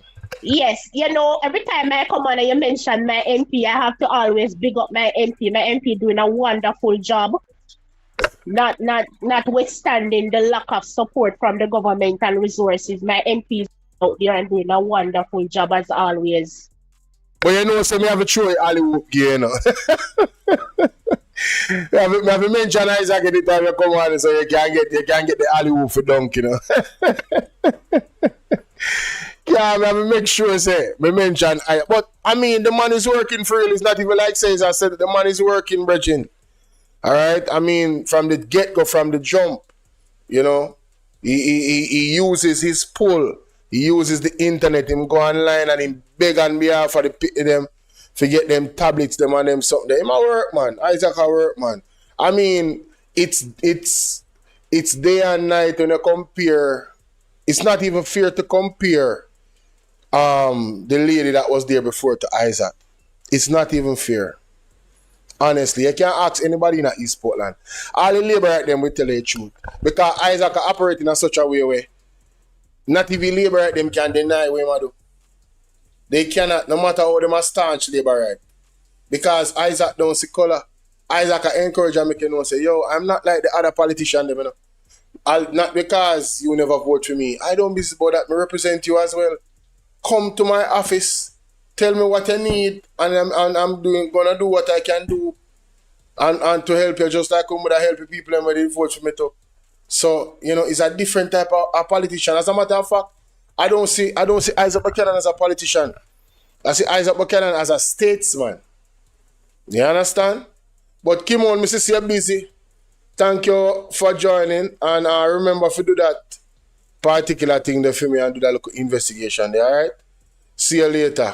I got to go. People, remember to like, share, and subscribe, alright? I didn't get any confirmations about any sounds in East Portland, like what the soldier said, but that doesn't mean that, you know, I don't know where that particular alleged vessel would have went. But, yeah. Don't get no confirmation yet. Anyway, see you guys later. Appreciate y'all. Remember to like, share, and subscribe. That is all. This is a teachable moment that I'm going to go to right now, honestly. You cannot make this up. I want to show y'all something, right? So let me get this video on this phone first. No, I don't need to do that. I can get it on here. All right, so I was watching the Troy Bridge opening today, right? I was watching the Troy Bridge opening today. And I'm happy that the Troy Bridge is open. But I want to ask some questions to the people of Jamaica. How long did it take for them to fix the Troy Bridge? That's what I want to ask first. I'm going to Google it too, you know. I'm going to Google it.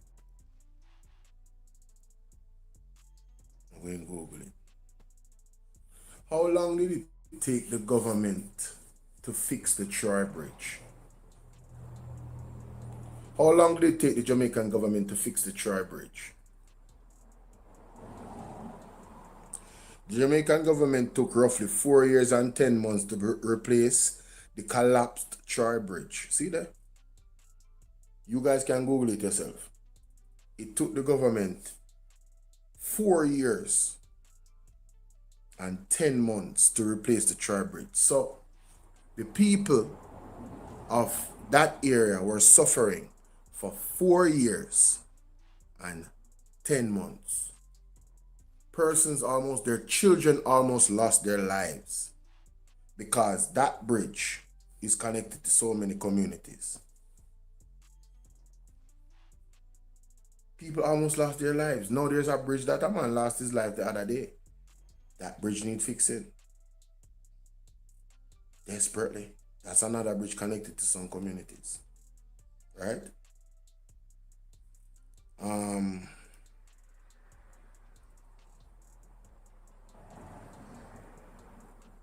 What are they? Let me see if I can find some clips. I need to hear some comments from Everett Warmington regarding the Troy Bridge.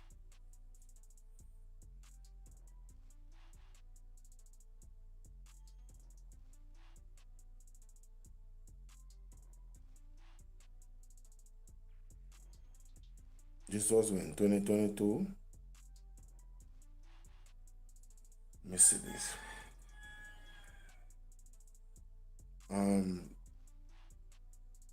There's some legislators in this country who disregard the people's plight and act in a manner suggesting that the populace must endure inconvenience or worse, great suffering until they decide to do what is really their job to resolve their problems affecting constituents. Those legislators who insist on treating citizens as subjects are sometimes sent crashing back to earth after ballots are cast and counted. The vote is the people's voice, and we hope they continue to use it wisely. 2 weeks ago, in this space, we discussed this disgraceful condition that the residents of Cowick Park, Manchester, who depend on Troy Bridge, are facing at the time. We highlighted the cry of Miss Dulcie Broomfield for help. We cannot live in this condition. It is like nobody cares about us, Miss Broomfield, who lives in Cowick Park, said, and is one of the many residents of that and other communities who depend on Troy Bridge, which collapsed a year ago and is yet to be replaced.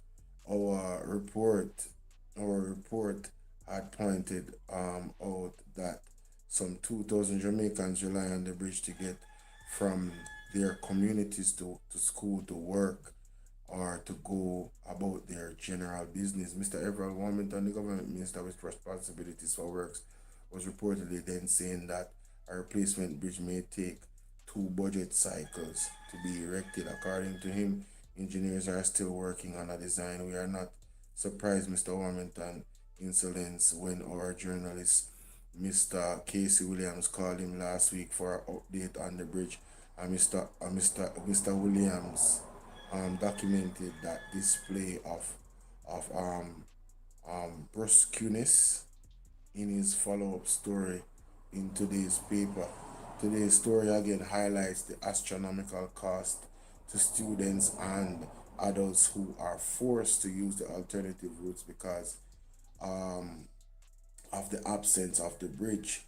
It also reported that the acting principal of Troy Primary, Miss Carisha McIntosh, as saying that the school attendance has dropped significantly because of the distance and expense. Let me turn off this computer because this battery is dead fast. Computer can't really do without current. Shut it down. Who, including 2 experienced teachers and students who transferred to another school to avoid the expense near 15-mile alternative. Jamaica, you hear that? Persons had to do a 15-mile alternative route to go to school. 15 miles. That is how important the Troy Bridge is. And you're telling me that it took them 4 years to fix it. Right? What is this? Application was unable. What? Shut down that, man. But even more troubling is word from healthcare workers at Troy Health Center that sick elderly patients, some diabetic and other hypertensive, and babies have not been able to use the facility since the bridge collapsed. Additionally, we have been told that school children and adults are placing their lives at risk by using a makeshift bridge. You know, hear me, I tell you no. I don't tell no lies, Jamaica. This is in the newspaper. This is the Observer. They are taking a risk with their lives using a makeshift bridge created from a fallen tree to cross the river running between the affected communities. Readers will recall that the residents have been using a zip line made from rope, a bucket to cross the river, which also possesses grave danger. Students was doing this. We accept that the government is facing financial limitations, especially given the heavy commitment to the novel coronavirus pandemic. However, the situation facing residents in the community we have highlighted is an emergency. People like Warmington, Mr. Warmington, may think that this is merely a matter of access to the bridge because, according to him, that is not the only one bridge in Jamaica. Jamaica, want to hear that? Dirty Warmington. That's why I go for the article in the comment. I said, I remember him saying this. That is not the only bridge in the island, right? That needs to be replaced or repaired. Everybody know that, but it's an emergency, a big dummy. The cold hard facts he should acknowledge is that we are already seeing the effects of the situation on education, health, the residents' ability to survive, economic activity in other areas, and most importantly, the risk to life. The political representative of the affected communities and the government need to do their jobs. You are dealing with fellow human beings who deserve respect and who have been placed in office to serve. Jamaica, I wanted to read that first. Thank God I found this article. I'm going to save it. I'm going to send it to myself right here. So now, let me show you what happened today at the Tri Bridge.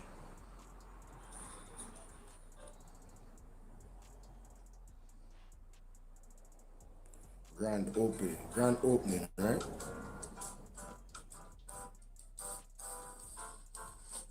All right, grand opening.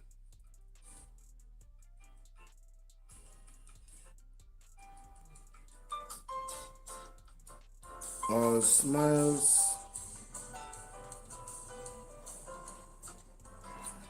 Grand opening.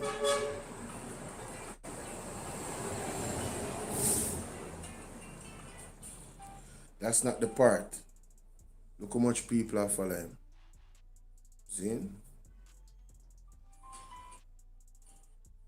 Look at this. Look at that.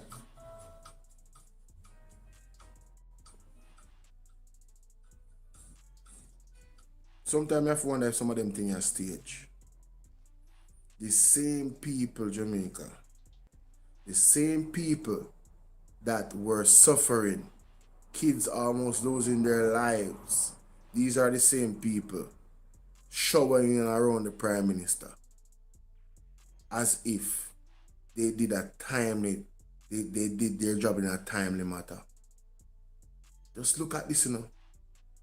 You see that? What is the message that the people is sending the government? They can suffer you for 4 years, and then when they bring relief, you shower them with praises after suffering you for 4 years. See? Look at it. Look at them. All smile. That's some of them same people, you know. When I suffer, you know, watch them. Everybody want to take a picture with the Prime Minister. Mighty God. Look at that. Bro, you cannot make this up. Now let me go to the video when we really want to go to. That put this and ties this into a bow to show you that this is something that the politicians do all the time. Why are you carrying a chicken into a cabinet meeting? Because sometimes Sir, why are you carrying a chicken into a cabinet meeting? Because sometimes a chicken understands politics better than people do. Watch closely.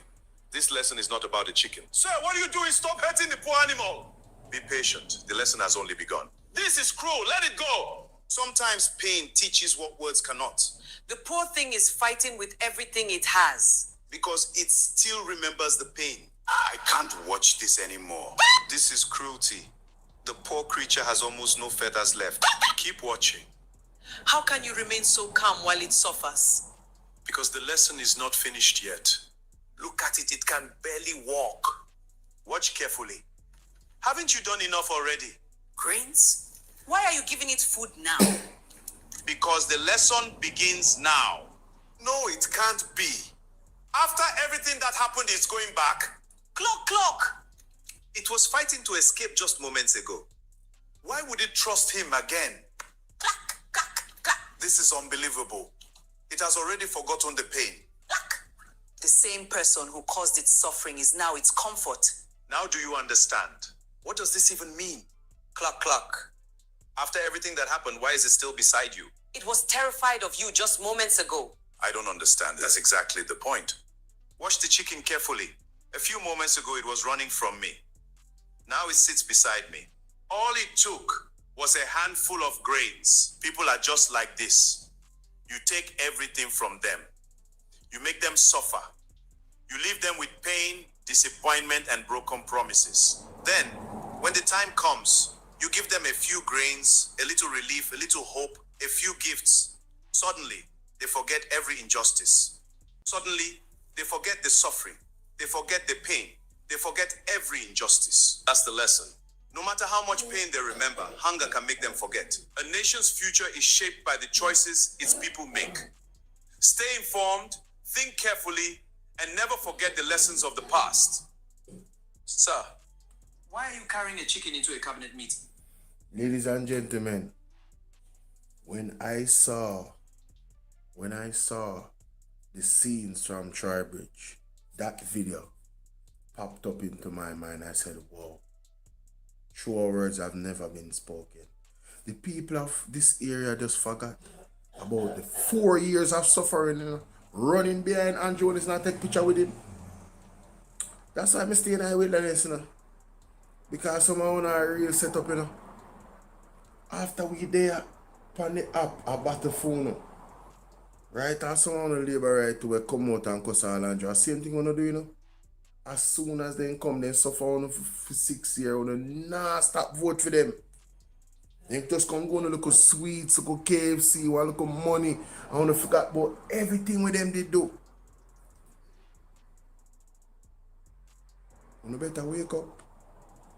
You better wake up. Holding these politicians accountable, it's a full-time job. And it could mean your child becoming a slave or your child being liberated depending on what you do. Because if you guys are just going to suffer for 4 years and as soon as the man fix the bridge, taking picture with him for what? For what? For incompetence? Just like how they can give what them name JPS $150 million because it's an emergency and the people need light. Why them couldn't do an emergency and get the bridge fixed in a less than 4 years? Everyone that said what? It's not only one bridge alone in a Jamaica one fix. Which other bridge then did fix Jamaica in the last 4 years? Go back and look. But that's the argument them dashing in your face because them under pressure. You hear how much things. The article said persons' lives were in danger. Economically, it put a strain on the people that lived in the area. Health care was affected people in those clinics. Right? 15-mile picnic for travel and all of a sudden, you guys forget that it's the same government that... You see, if it was the People's National Party that came in and fixed the situation, I could say, all right, can't understand, I don't want to take picture. Thank you, Marky G, for, doing the right thing because the other government never do it. You go and like say, JLP just coming up power. It is something that happened under their watch for one term. It took them one whole term to fix a bridge. Imagine that. It took them a term to fix a bridge. That is that important. That was an emergency. Then why are you guys flaunting over the Prime Minister like that? I don't understand. Well, I do know because this video just told me this is the reason. They can abuse you, you allow it, and you take the abuse, and then one moment of giving you some grains, here you come. Oh, thank you, my prime. Take a picture with me.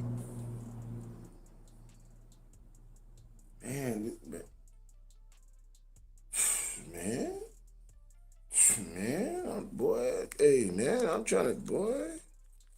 Yo, like the video, share the video, man. This is crazy. I'm telling you. Like and share the video. Jamaica, I was so disappointed. So disappointed when I saw that. But then the video clicked to me. So, ladies and gentlemen, good day. It's your brother Bolo Tbv and I in the space, right? Now, our today put out this article June 5th. Today is June 7th, you know. And this article, I believe, was prompted by the pressure of Oceanwide that put out an article about Mark Golding 2024 statutory declaration. I think maybe a month before that or some weeks before that, Oceanwide again came out and said, you know, asked Mark Golding about it, and he said, listen, in terms of that, you know, I don't know what it is, but I surmise that what might have happened is that, you know, the Integrity Commission is short-staffed, so it's taking them longer. What's up, Ardeen, is taking them longer to actually process all the work, all the investigations that they have to do, right? So Oceanwide asked, what going on at press? Oceanwide asked Mark Golding about that on press conference. And I have nothing to do with that, you know. And Mark Golding answered them, you know. I trying to find back that actual press conference. At that press, if you have it, let me know. More find a piece of clip there when Chevron, whatever I want name, asks Mark Golding about his statutory declaration at the PMP press conference. Then Oceanwide recently put out an article say Young Jamaica asked Mark Golding about his Integrity Commission. Say he need to come tell us why he's not certified in the 2024. What is going on with that? Then now June 5th, now this is our today. Mark Golding must give full explanation about why his statutory declaration has not been certified.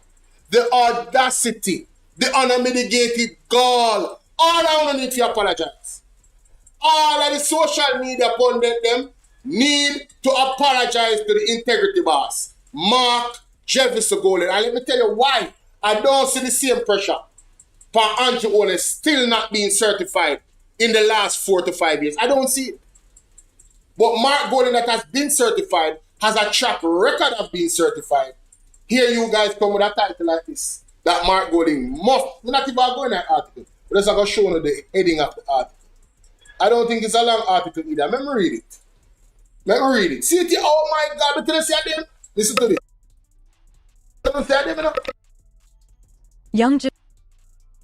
Young Jamaica, the youth arm of the governing Jamaica Labour Party, JLP, is calling on opposition leader and president of the People's National Party, PNP, Mark Golding, to provide the Jamaican people with a full and transparent explanation regarding the status of his 2024 statutory declaration, which, to date, has not been certified by the Integrity Commission.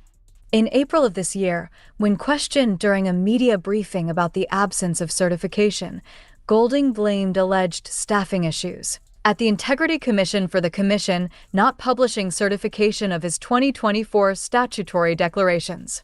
Young Jamaica finds this explanation unsatisfactory and insufficient to account for the prolonged delay in the certification process. Fully done. Embarrassing. He needs some milk. What can go so?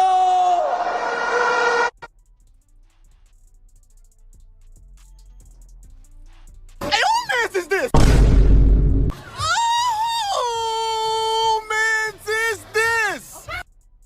Young Jamaica said Mark Golding's explanation is not satisfactory or sufficient.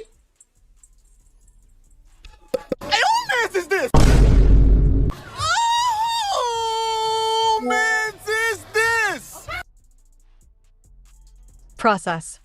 Young Jamaica rejects that explanation for the 2-year delay proffered by Golding as implausible and fanciful. The Integrity Commission is implausible. You need to come out to apologize to Mark Golding. No, the germs. You need to come apologize to the integrity boss immediately. I am demanding an apology now. And if you can soon.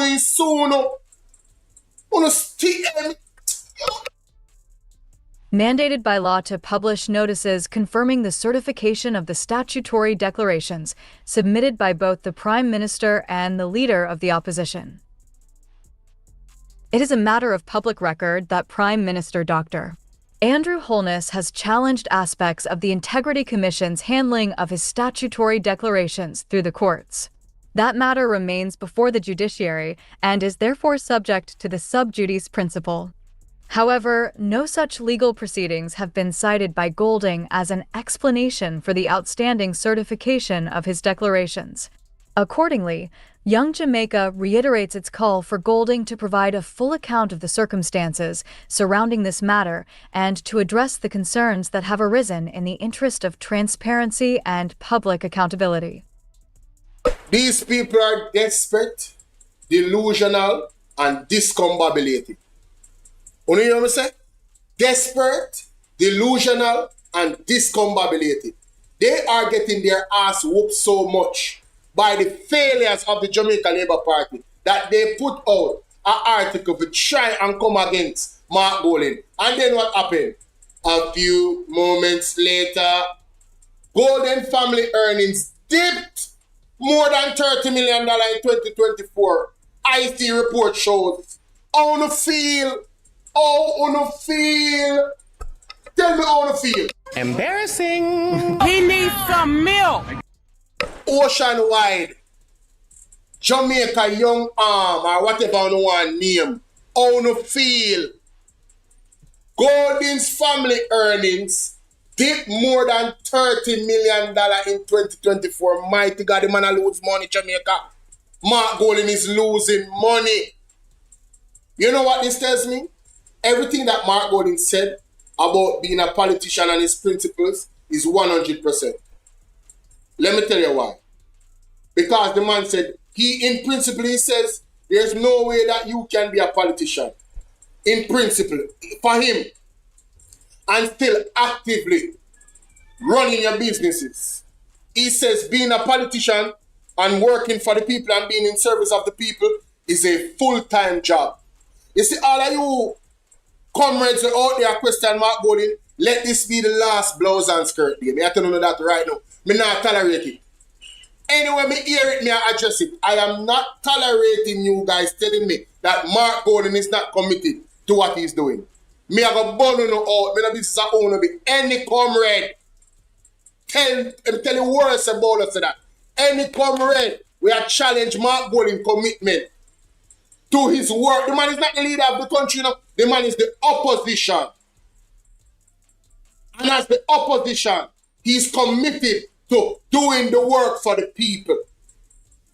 So I don't want to hear nobody open up their mouth and talk to Mark Golding this and Mark Golding and that. Mark Golding knows exactly what the hell he's doing because he is a professional and an expert. His approach towards the Jamaica Labour Party, it a mad them. You don't realize that. You don't realize that Mark Golding has done them. It's not about the rah-rah and the show. It's the things that the man do behind the scenes. The man is very sharp and smart and meticulous. And he's going up against a giant that has so many people and corrupt people behind them. There's a group of people that don't want Andrew Holness to come out of power. And they will, the man is saying they now surrender Jamaica to the people. You know here. Open up on the brain. I could get into the article, ladies and gentlemen, because this is important. When you listen to this, we're showing how Mark got $30 million the man lose. $30 million. Alright? More than 30 million the article said, not 30 million. My apologies, I have to be accurate. More than 30 million. Let's continue.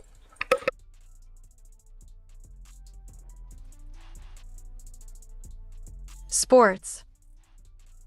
The Integrity Commission, IC, has published a summary of the income. The Integrity Commission, IC, has published a summary of the income, assets, and liabilities of opposition leader Mark Golding, his spouse, and children for 2024 in today's edition of the Sunday Gleaner. The declaration, which covers January 1st, 2024 to December 31st, 2024, was duly certified by the IC and was published in the Jamaica Gazette on May 26, 2026, as required by law. The income and assets of Prime... You know, before I go further, you know what was hypocritical about the statement by Ocean White? Mark Golding he's not the Prime Minister. He does not have access to any public funds as an MP. So why would his statutory declaration be a concern to them? That was what bothered me, you know. And I forgot to say it because it was such rubbish. When I heard it on Mystic Sensation, I was going to call in and say, but Mystic, Mark Golding is not the Prime Minister. He does not control public funds. So if there's a delay in the statutory declaration, why is that bigger than anything that is happening with the Prime Minister? Why are they calling out Mark Golding? It's a distraction. So I just brushed it off. But ladies and gentlemen, like I said, a few moments later, not even 1 week after they put out the article, here comes Mark Golding's certification. Mighty God, how embarrassing. Prime Minister Dr. Andrew Holness have remained uncertified since 2021. The country's single anti-corruption body has reported a sharp decrease in the total income of the Golding family to $39.9 million Jamaican dollars in 2024, when compared with 2023's earnings of $70.7 million Jamaican dollars. A breakdown of the total income for 2024 showed a salary of $25.2 million Jamaican dollars, plus securities income of a little more than $2 million Jamaican dollars. It also showed other income of $12.6 million Jamaican dollars, which fell from $36.9 million Jamaican dollars in 2023. The family also had $279,007 in securities income in 2024, a reduction from the $324,013 in 2023. Under the current legislative regime, lawmakers, public officials earning $12 million Jamaican dollars or more per annum, and other designated government workers are required to file annual statutory declarations with the IC. There's another thing I need to mention. Mark Golding does not take his full salary. Mark Golding takes 20% of his salary. The children are 200% of them give them. The government, the JLP government give. That Mark Golding and the People's National Party could not stop because they are not the majority. Mark Golding has protested against that by himself, not as an entire entity or party. Everybody else do what they want to do, but he's saying, listen, I can't work with this because these people need their raise and they're not getting it. So Mark Golding has decided that every month he takes out a certain portion of his salary to give to different charities that is needed. Meanwhile, him still lose $30 million in 2024. Mighty God. What a guy. We tell us that today is Mark Golding International. You only think I joke. Mark it down. June 7th, 2026. For me, every June 7th, I will mark down this day and celebrate Mark Golding. As a leader. As an integrity boss. Okay? Let's continue. I see. In the case of the Prime Minister and opposition leader, the law says their declarations must be gazetted and published for the scrutiny of members of the public. The total Jamaican assets of the Golding family dipped from $165.6 million Jamaican dollars in 2023 when compared with $142.1 million Jamaican dollars the following year. The family's Jamaican assets comprise securities amounting to $113.8 million Jamaican dollars, a marginal increase over the $111.2 million Jamaican dollars reported the previous year. savings accounts of 654,589 Jamaican dollars and 99 cents, declining from 946,440 Jamaican dollars and 68 cents in 2023. Current accounts showed a balance of 2.2 million Jamaican dollars, approximately 1 million Jamaican dollars less than the sum recorded in 2023, and other personal property was 1.15 million Jamaican dollars. Additionally, the Golding family had Jamaican assets, including receivables of 7.5 million Jamaican dollars, automobiles valued at 10.8 million Jamaican dollars, and cash value of life insurance in the sum of 6 million Jamaican dollars.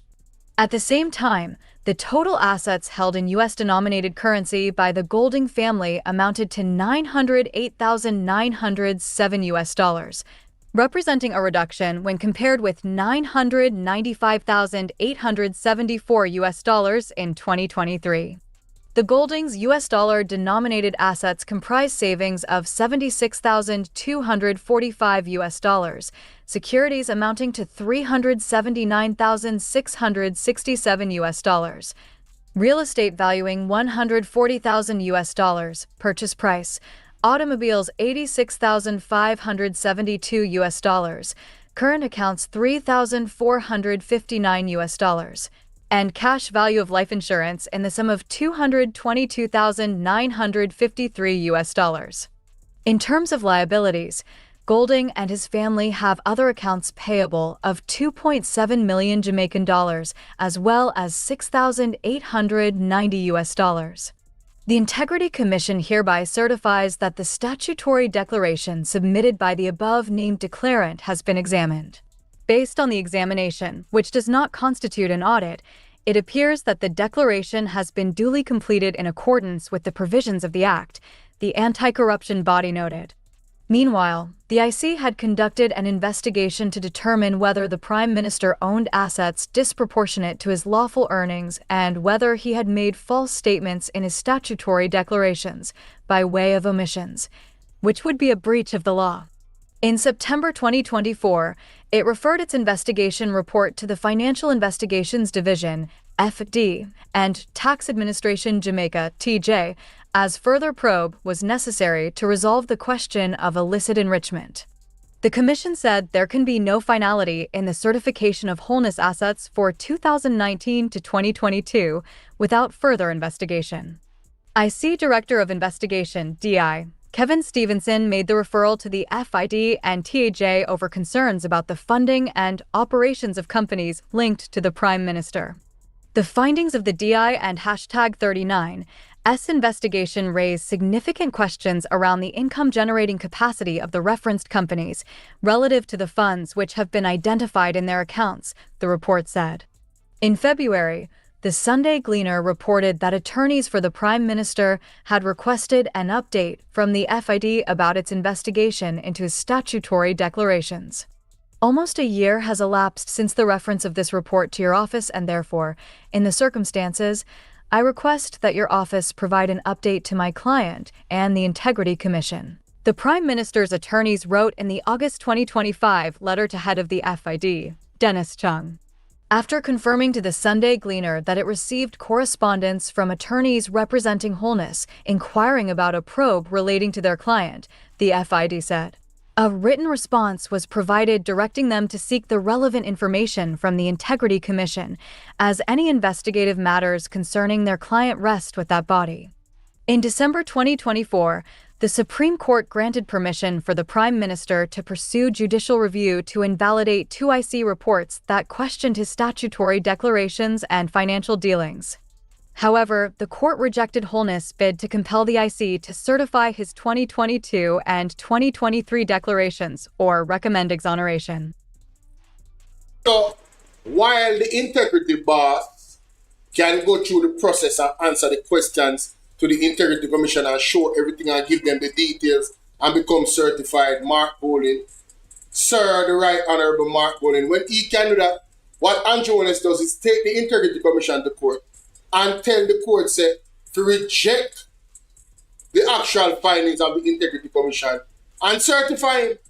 Andrew Holness wanted the court to certify him. Right? See that? In December 2024, the Supreme Court granted permission for the Prime Minister to pursue judicial review to invalidate 2 IC reports as questioned in statutory declaration. However, the court rejected his bill to compel IC to certify his 2022 and 2023. He wanted the court to compel the Integrity Commission to certify him. What can go so? Meanwhile, the integrity boss is sitting pretty while being orchestratedly attacked by JLP media to distract us from the fact that the government did not only spend 2% of 1.44 billion, to distract us from the FLA report, the damning FLA report, dead people buying ammunition, systems being manipulated, and then evidence being conveniently unavailable for investigation. Private people, right? Come on now. Come on now. But we're gonna go on Twitter to see if Ocean Wide has any integrity in them enough to make sure that they put out a story and give Mark Golding the honor he deserves. Just like how them did put out, and I'm expecting Jamaica to come apologize to the man talking about he must answer this and answer that. How in the hell would Mark Golding be able to answer a report that has not come out? Right? The report has to come out to say he's uncertified enough before he can take action enough. And then they put out this stupid article talking about no legal action has been cited by Golding. How do you put a legal action forward for a document that you haven't seen? It's the same thing with the FLA, you know. They couldn't carry the Integrity Commission to court until the report was tabled, you know. They couldn't carry them to court. All them are going to do, they have to see the report first. But the report was honest and fair, so them cannot take them to court. Simple. Andrew Holness is just using delay tactics. Right? That's all. Carrying the Integrity Commission to court, all these litigation, money, delay, drag it through the courts. But ladies and gentlemen, I want to remind you of something. God is dropping the dominoes them. You see, June 22nd, Paul Buchanan will be in court. And that seat for Andrew Holness is coming into question.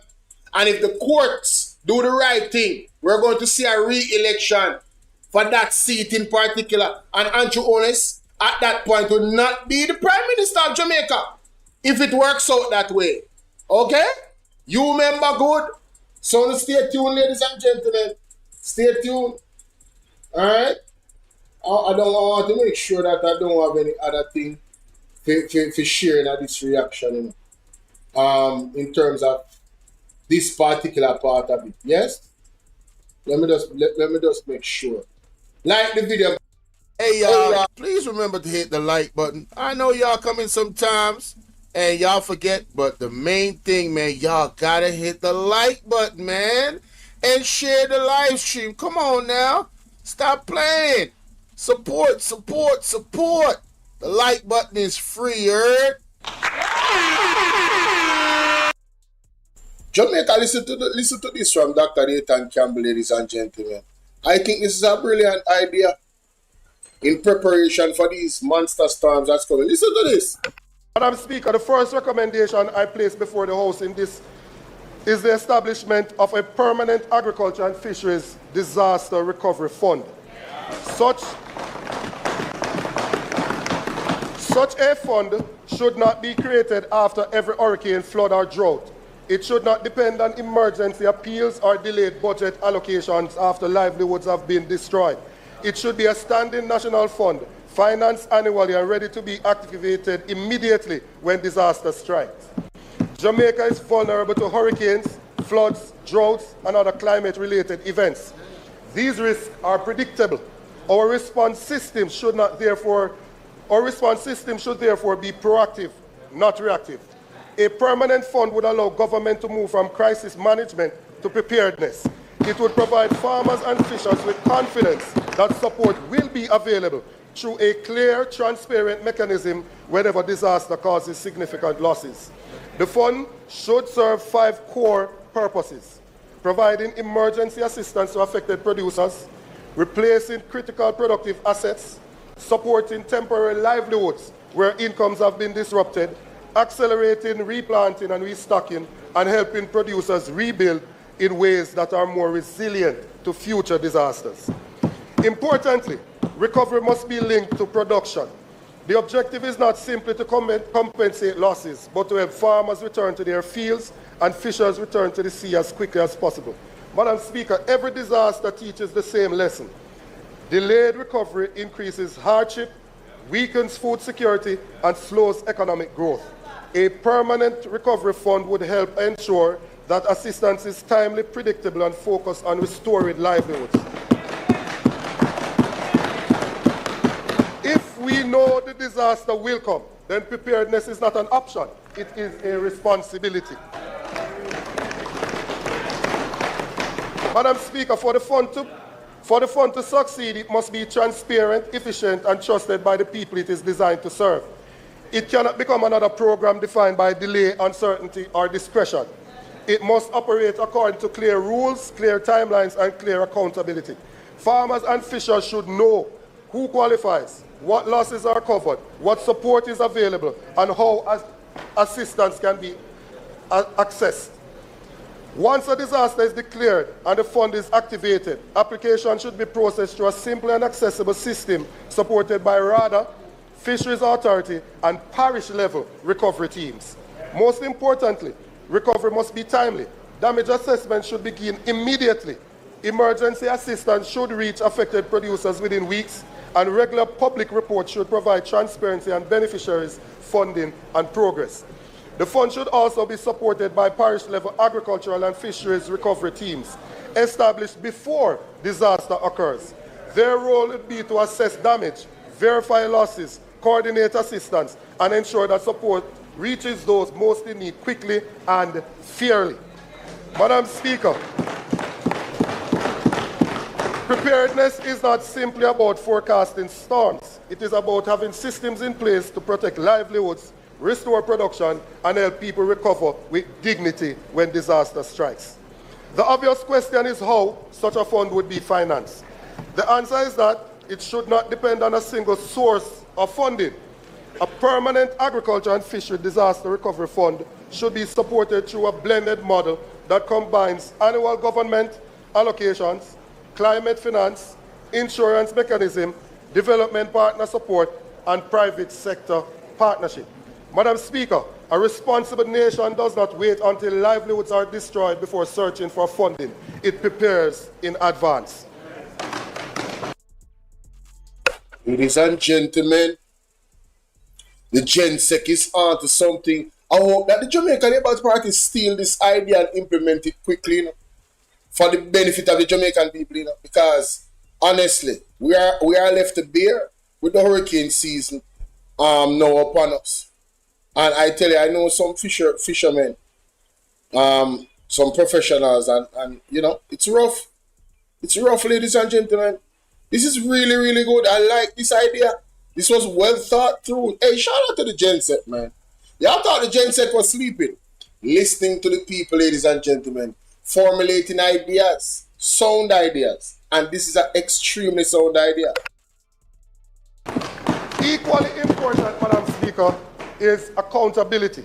The fund should be independently audited, report annually to Parliament, and publish recovery reports after major disasters, detailing how funds were allocated, who benefited, and what outcomes were achieved. Yes, this is not NARA. You hear, Andrew? This is not NARA. This is not an, you know, listen, you're probably not going to like this one, but this is how it's supposed to be implemented. Accountability. Because we know someone not like accountability, you know. Yes. The Jamaican people should not have to guess how disaster funds are being spent. Transparency must be built into the system from the beginning.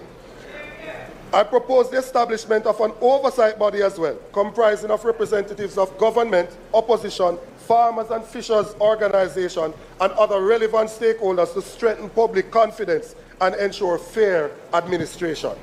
Madam Speaker, the issue before us is not whether resources can be found. The issue is whether we are prepared to build permanent systems that ensure those resources reach the people who need them the most when they need them the most. This is not simply an agricultural priority. It is a national responsibility and one that should unite us across party lines. Madam Speaker, disaster recovery is essential, but recovery alone cannot be our strategy. We must place equal emphasis on reducing vulnerability before disaster strikes. Climate change is no longer a future concern. It is a present reality. Farmers are facing longer droughts, more intense hurricanes, irregular rainfall, flooding, heat stress, and increased pest pressures. Fishers are confronting changing marine conditions and increasingly dangerous seas. The question is whether we are doing enough to help them adapt. Serious resilience program must include expanded irrigation, water harvesting system, protected agriculture, drought-resistant crops, improved drainage, hurricane-resistant infrastructure, coastal protection, and modern early warning systems. So, this part of the speech I may highlight because I really want to hear from the people. Listening to Dr. Dayton Campbell's suggestion about that fund. Let me know your thoughts in the comment section, ladies and gentlemen. I personally think it's an excellent one. And the more I think about it, the more I'm liking it. I'm actually loving it. Let me know what you think. Ladies and gentlemen, it's your brother Bolo Tbv, and I want to examine. It says here that public apology from Young Jamaica for misleading attack on Mark Golden. Hey, that's why I love her, you know? Yo, let's hear what she have to say, yeah, man. The following is a release from the People's National Party Media Unit. The People's National Party Youth Organization is calling on Young Jamaica and the Jamaica Labour Party's Communications Task Force to issue an immediate and public apology for the dissemination of a reckless, baseless, and malicious statement concerning opposition leader Mark Golding's 2024 statutory declaration. The PNPYO is deeply disturbed that this misinformation was sent to the media and disseminated to the wider public without even the basic level of research, verification, or due diligence being conducted. The PNPYO further notes that the certification by the Integrity Commission of opposition leader Mark Golding's 2024 statutory declaration was published in the Jamaica Gazette on May 26, 2026, more than a week before Young Jamaica's defamatory press release was issued. The Jamaica Gazette is the official state newspaper and a journal of record for the government of Jamaica and serves as the official medium through which such information is published to the public. Even the most basic level of due diligence would have revealed the facts before Young Jamaica chose to issue its statement. So I did not know that. Before Young Jamaica came out and put out the article, Mark Golding statutory declaration was gazetted. No man, sue them, Mr. Markichi. If they don't come out and publicly apologize, sue the hell out of them. Them out of that. Make an example out of them, Markichi. I know they have a lot on your plate, but I know you can find a top lawyer them where you know if you just deal with the case. No man, them stink man, them out of order man. Let's continue. Public is therefore entitled to ask whether this was simply negligence or a deliberate attempt to tarnish the reputation of the leader of the opposition. We are proud to be led by a leader such as Mark Golding MP, whose statutory declarations have been certified by the Integrity Commission every year since he became a Member of Parliament in 2017, including for the year ending December 31, 2024. The Prime Minister and the Minister with responsibility for information have repeatedly pledged to fight misinformation and correct falsehoods when they arise. This is their opportunity to prove that those commitments are more than talking points. If an apology to the leader of the opposition is not forthcoming, it will speak volumes about how seriously the JLP and its affiliates. Hey, me say, you see you? That's why I should get the big bucks, ladies and gentlemen. Dana Morris Dixon, we're calling you out. Dana Morris Dixon, that pledged to fight misinformation. We are calling you out. Ladies and gentlemen, if you're not following and you're not subscribing, please do so right now.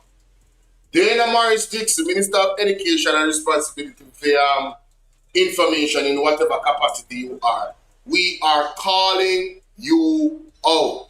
If you guys don't swallow your pride and fix young drunkard arm business and make them come out and loudly apologize to Mark Bolin for spreading mischief and misinformation in regards to his statutory declaration without doing any real research.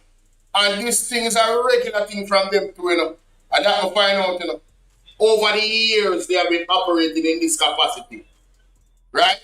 So now, seeing as the JLP want to tell us that they are the standard of information and they are the only ones we should listen to, well, we're not going to let this go, you know. We are not going to let this go. We need to apologize to the integrity board. The man even lose money in a 2024, $30+ million. And what alarms me is that the man is not the Prime Minister. So I don't understand why you guys are so zealously attacking his statutory declaration when he has a track record of being certified, but your leader for the last almost 5 years is not certified at all. And if you should go into the details of the report, it's quite damning. Right? And this is why the People's National Party was asking for his resignation, for him to be removed and do the principle thing. But because you guys don't have any principle, right? And now we know that you don't have any principle based off your actions from then till now, right? We still is going to call on. We're not going to call on you to have some shame, have some dignity, have some self-respect, and apologize to the leader of the opposition. The Right Honourable, the Most Honourable Mark Jefferson Golding, out of order. Let's continue. Truly take transparency, accountability, and honest public discourse.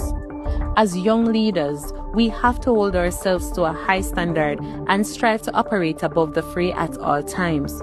It is unfortunate that young Jamaica chooses to engage in this kind of political tomfoolery, while they and the G2K remain largely missing from policy discourse and advocacy on the myriad issues affecting Jamaica's youth. The PNPYO is calling on. Hey, what does the young arm or the young jail people, what them for? They are so quiet when it comes to key policies and legislations and what is actually happening in the country. They seem to be an organization of puppets that only move when the Prime Minister tells them to move and only talk when the Prime Minister tells them to talk. Where's your independent voice? Where is it? Very, very sad. A call of action. Have some dignity about yourself, man. Do better, man. Do better. Let's continue. Young Jamaica to apply the same standards of accountability to its own leadership. While Mr. Golding has been certified annually since 2017, Prime Minister Andrew Holness has remained uncertified since 2021. They need to explain why their Prime Minister's statutory declarations remain uncertified. He needs some milk! The youth of Jamaica deserve better. The country deserves better. An apology and correction of the record are not only warranted, they are necessary. Visit our website at pnp.org.jm or check us out on Facebook at Jamaica PNP. Big shout out. Sorry about that. When it actually got to that part of the music, that's what happened. So big shout out to her on that, and then we play this again for the reaction purposes from the Patreon. Or check us out on Facebook at Jamaica PNP. The following is a release from the People's National Party Media Unit. Mr. Goling has once again demonstrated that accountability is something to be embraced. We are now calling on Young Jamaica to show the Jamaican people that their stated commitment to integrity extends beyond partisan politics, and to demand from the Prime Minister the same transparency they so eagerly sought from the leader of the opposition. Visit our website at PN. That's very, very clear. Now, I want to play this. JLP is a disgrace. Look at this. The JLP senators voted no to help in Hurricane Melissa victims rebuild. Senator Floyd Morris, opposition spokesperson on housing, proposed amendments to NHT bill that would have ring-fenced NHT funds only to rebuild homes destroyed in St. Elizabeth, Westmoreland, Hanover, and St. James. Limited further annual NHT extractions to 2 years ending March 2028 instead of 5 more years to 2031.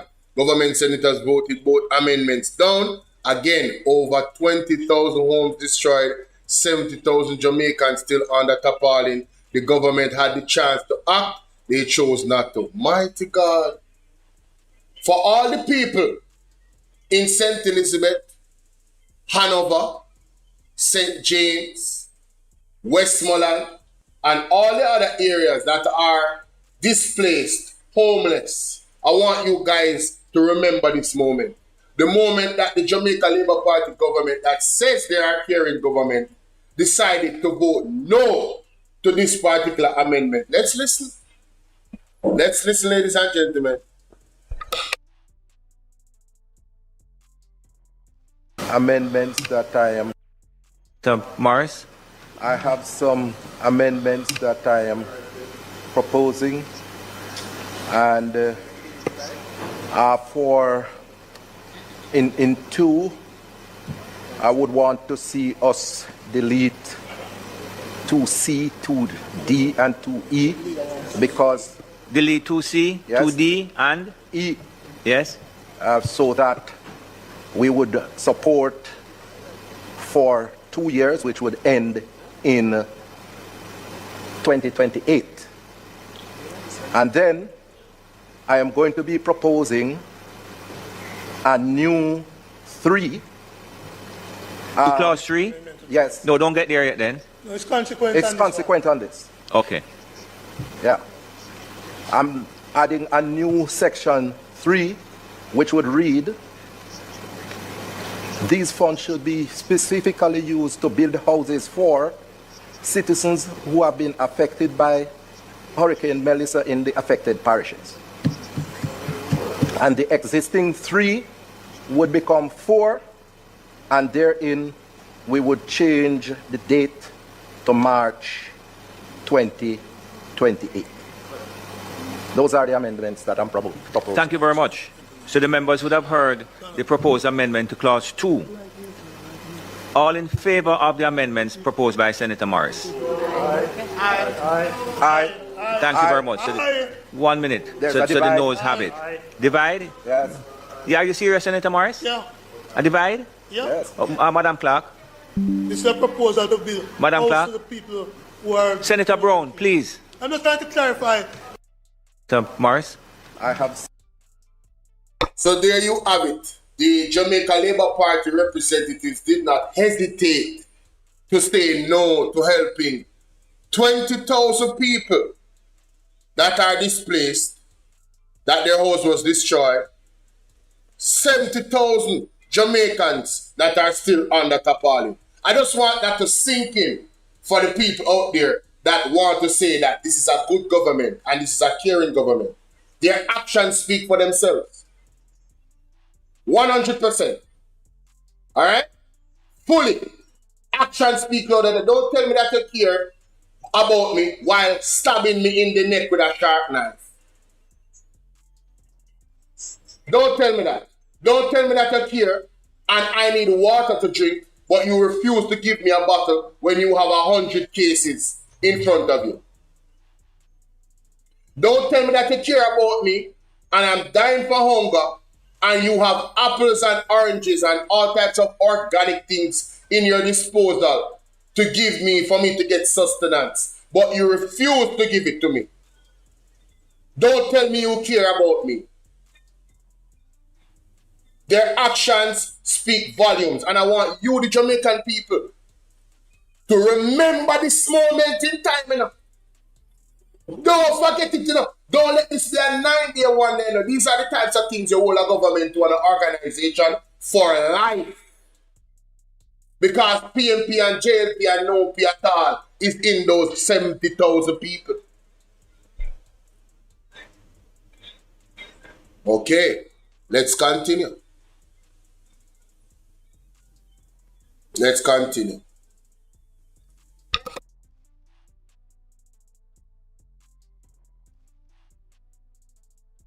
People's National Party Media Unit. I'm calling on the Minister of Finance to explain why the government withdrew $500 million from the Financial Services Commission, which has caused a significant deterioration in its financial position, while the FSC is increasing the fees it charges to insurance companies.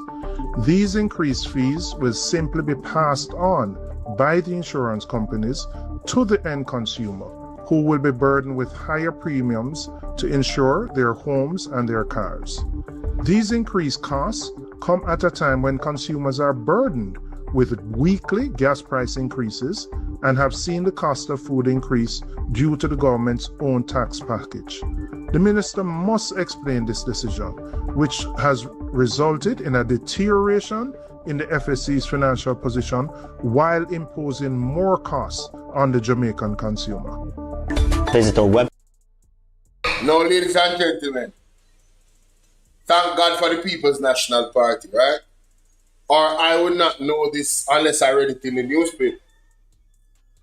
So these people draw down 500 million from FSC, as regulator seeks, and the FSC in turn is seeking to charge the insurance companies more. Obviously, the insurance companies are going to charge their customers more. So you, the regular citizen, you remember when they said no new taxes? Oh, they are finding ways to bleed you guys of money. The government is finding ways of bleeding you, the regular citizens' money. Meanwhile, their family members that own and very wealthy is going to benefit from NARA significantly. Oh, we're going to get involved. We're going to get into that. Let me know what you guys think in the comment section, ladies and gentlemen. That's the next topic. We're going to get into that. That's what we're going to get into. Mighty God. You know, like I share this video, ladies and gentlemen. Right? I am getting to understand that corruption has been normalized under the Jamaica Labour Party, and they take pride in hiding corruption. So anybody that have sense, like a blogger, like myself, we have sense, and we try to educate the people, them take offense to us as bloggers. Knowing well, within themselves that what we are doing is not wrong, But it is the hallmark and the mantra of the Jamaica Labour Party to keep the truth withheld from the people of this country. And so Jamaica, I don't know anywhere else in this world or any other jurisdiction, any country, that a minister could be under such scrutiny, right? And he's made to remain where he is. I don't understand. There's certainly no jurisdiction, no other country where such things can happen and he or she remained at that ministry. We're not asking to fire them as a member of parliament, but the responsible thing to do is to relieve that person from all position and ministries that was assigned to him. And when I look and I see that Christopher Tufton, the health minister, for whatever is happening in his personal life, no one cares. But when you are a public sector worker and you're handling matters and monies concerning the public, then you are up for scrutiny.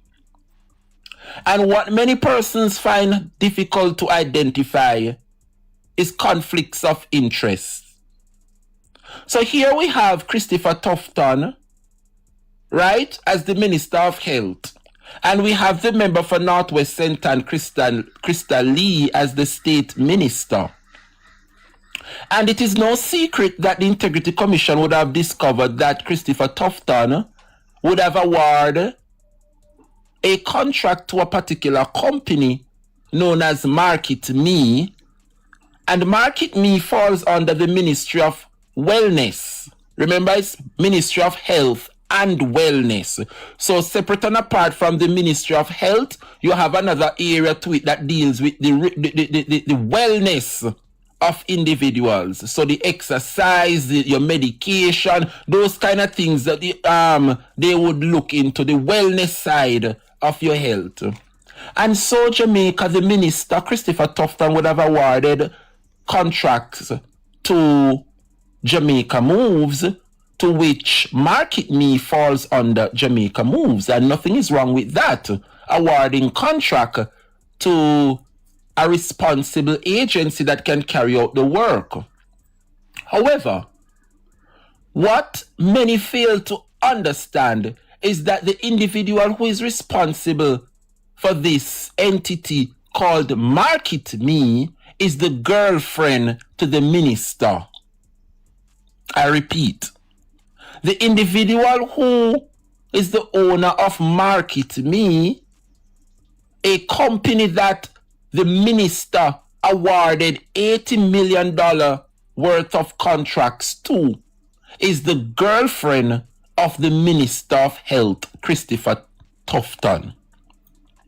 And this is where many persons drop the ball, because they don't stop to educate themselves and ask what is happening here. Many persons say, oh, so what? He award the contract to somebody, the worker do. We see them do whatever.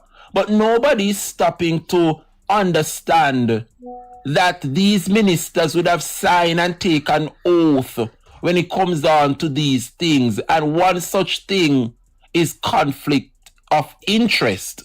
Whereas you as a minister, you cannot award contracts to individuals that are your family. Worst in this scenario, this lady is the girlfriend to the Minister of Health, and you award $80 million contract to this individual, right? And while Christopher Tufton came out and acknowledged that he did something that was wrong, which is a breach, it is a conflict of interest, but we don't see anything happen or anything went further. Why? Because the Jamaica Labour Party is in power and this is how they govern. So instead of educating the people of this country, identify a wrongdoing and call out the individual and take necessary actions, instead of the government identifying a problem and fix the problem, what they do is to continue in the mess and put out public stunt and public PR stunt to make it seem as though no corruption, despite an agency we are paying millions to do their job, discover the wrongdoing. The individual remain and they sees nothing wrong with that. Now, Jamaica, I wake up this morning and saw Krista Lee stretching and have a man all over her, setting her body in various positions. And I delved deeper into the video and I realized that there were other individuals there, such as Kerencia Morrison. I said to myself, say, oh, Kerencia reach here so. Babs, you know, have nothing for gear for doing at the Ministry of Culture and Gender Entertainment. How Kerencia Morrison gone over the Ministry of Health? Well, Jamaica, me see the man twist up them and put them in all kind of position and them exercise. Little did I know, Jamaica, that it seems as though the investigation that the Integrity Commission have done and would have caused significant damage to the Jamaica Labour Party, but them turn a blind eye at the Ministry of Health. It seems as though they would have dismantled Market Me. So it seems like things didn't look good, and it is clear because the blind and the deaf and the dumb could see, say, how can you award $80 million worth of contracts to your girlfriend and you don't consider that as a conflict of interest? And so it would have caused significant damage to the Jamaica Labour Party. However, the leader of the Labour Party did nothing. The individual is still there. So instead of removing Christopher Tufton from the ministry, what they did was to remove, I am only assuming, I don't know, but it seems as though they have dismantled Market Me, and they have now formulated a new wellness aspect. Yeah? And the Creative Factory is calling it what? Fit Stops. Yes, see it here, Fit Stops. That is what they refer to it as. So it was launched. The Creative Factory has partnered with the Ministry of Health and Wellness to launch Fit Stops, which is a new community-based focus initiative designed to increase access to fitness and wellness resources across Jamaica. This is what Jamaica Moves was set out to achieve. This is what Market Me set out to achieve. But this is what we realize with the government today. They continue to recycle things. We see it with the Ministry of Public Works, where the Spark program became the REACH program, and then the REACH program move on to the GO program, and then the GO program recycle into the One Road Authority. All of them have to do with road, you know. So here we have the same kind of playbook. They're repeating, this time over at the Ministry of Health. And so Jamaica, it seems as though, yes, it seems as though Market Me has collapsed. And so they came up now with a new entity and call it Fit Stops. But I want to ask myself the question, and the listeners. Who is the director and the founder of this new entity called Fit Stop? Huh? Jamaica Moves and Market Me. Has Market Me collapsed because of the embarrassment that was meted out to them thanks to the Integrity Commission? I don't know, I'm only asking. Who owns majority shares in this new company called Fit Stops? I think that this should be public knowledge. When you're spending taxpayers' money and you formulate a new company and you come to the public, I think everything should be there in place online where persons can look up what is Fit Stop, what is it all about, and we can see who is the founder, who is the director, who is chairing. We need this information available. Whenever you're spending public money, these information should be readily available. And I wonder who, who owns majority shares in this new company. We need some transparency, because I believe that this is Market Me 2.0 playing over all over again. I don't know. I don't know. Could it be that the member for West Rural St. Andrew, Juliet Cuthbert-Flynn, remember, she is very athletic. She was once in the Ministry of Health. I don't know what happened, why she and Christopher Tufton couldn't get along, but Tufton kicked her out of the Ministry of Health and she done a national security. Now, We don't know who is behind, and this is the problem that the Labour Party often creates. They allow persons to speculate, and when you speculate and ask them the question and it blew up out of proportion now, then blame PNP and blame this and blame that.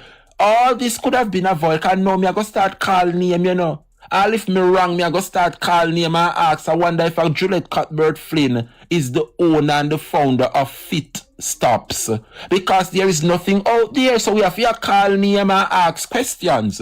So until them query these things and set them house in order, then we can know what is happening. So we need to know whether or not this is Market Me reincarnation coming back all around, so that Christopher Tufton can continue to award $1 million contract to individual within his family and close individuals in the Jamaica Labour Party. We need to know. We need to have transparency in this country. It's not a good look. It is not a good look. And so we are asking the State Minister, Crystal Lee, to come out and explain what is happening here. Yes, we need to know what has become of Market Me. Did they dissolve Market Me? Is it any more around? We don't know.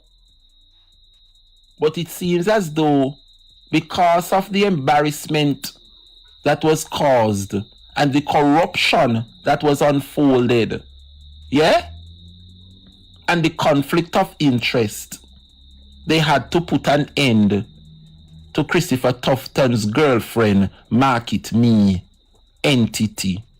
Well, here we have Fit Stops, that is what it is called, and we need some answers. Who has the majority shares in this company? Is it Juliet Cuthbert Flynn? I don't know. But we are asking, and until the information is made available, we will continue to ask the questions. Right, Jamaica? Yes, man. We have to discover and expose what is happening in the country so that Jamaicans can be aware. Because the Labour Party takes pride in keeping the people dunce in this country. So when we see conflict of interest, the awarding of contracts to them friends and family, it is a breach. It is a breach and it is wrong. And so we are calling them out on it, Jamaica. But we know it is the hallmark of the Labour Party to keep people dunce. So when they see these things, it's like nothing. But we say no to that, Jamaica. And we will continue to expose and bring individuals to the books. And speaking of keeping the nation dunce, the member for Southwest St. Anne, the member of Parliament for Southwest St. Anne, the Honourable Xavier Main, who is the State Minister within the Ministry of Finance. I don't even know why the hell you coming out. This man has been the representative for the constituency of Southwest St. Anne for 3 terms.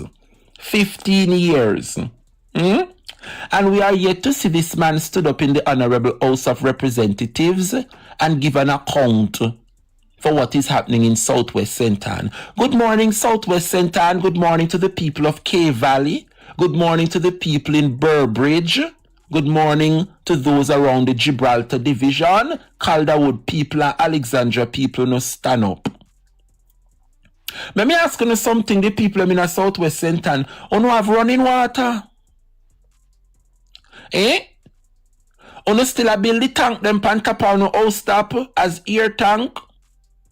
I don't know, I'm asking. Who no have water run through? No, make a sip me ginger tea before it cold. Well on the people.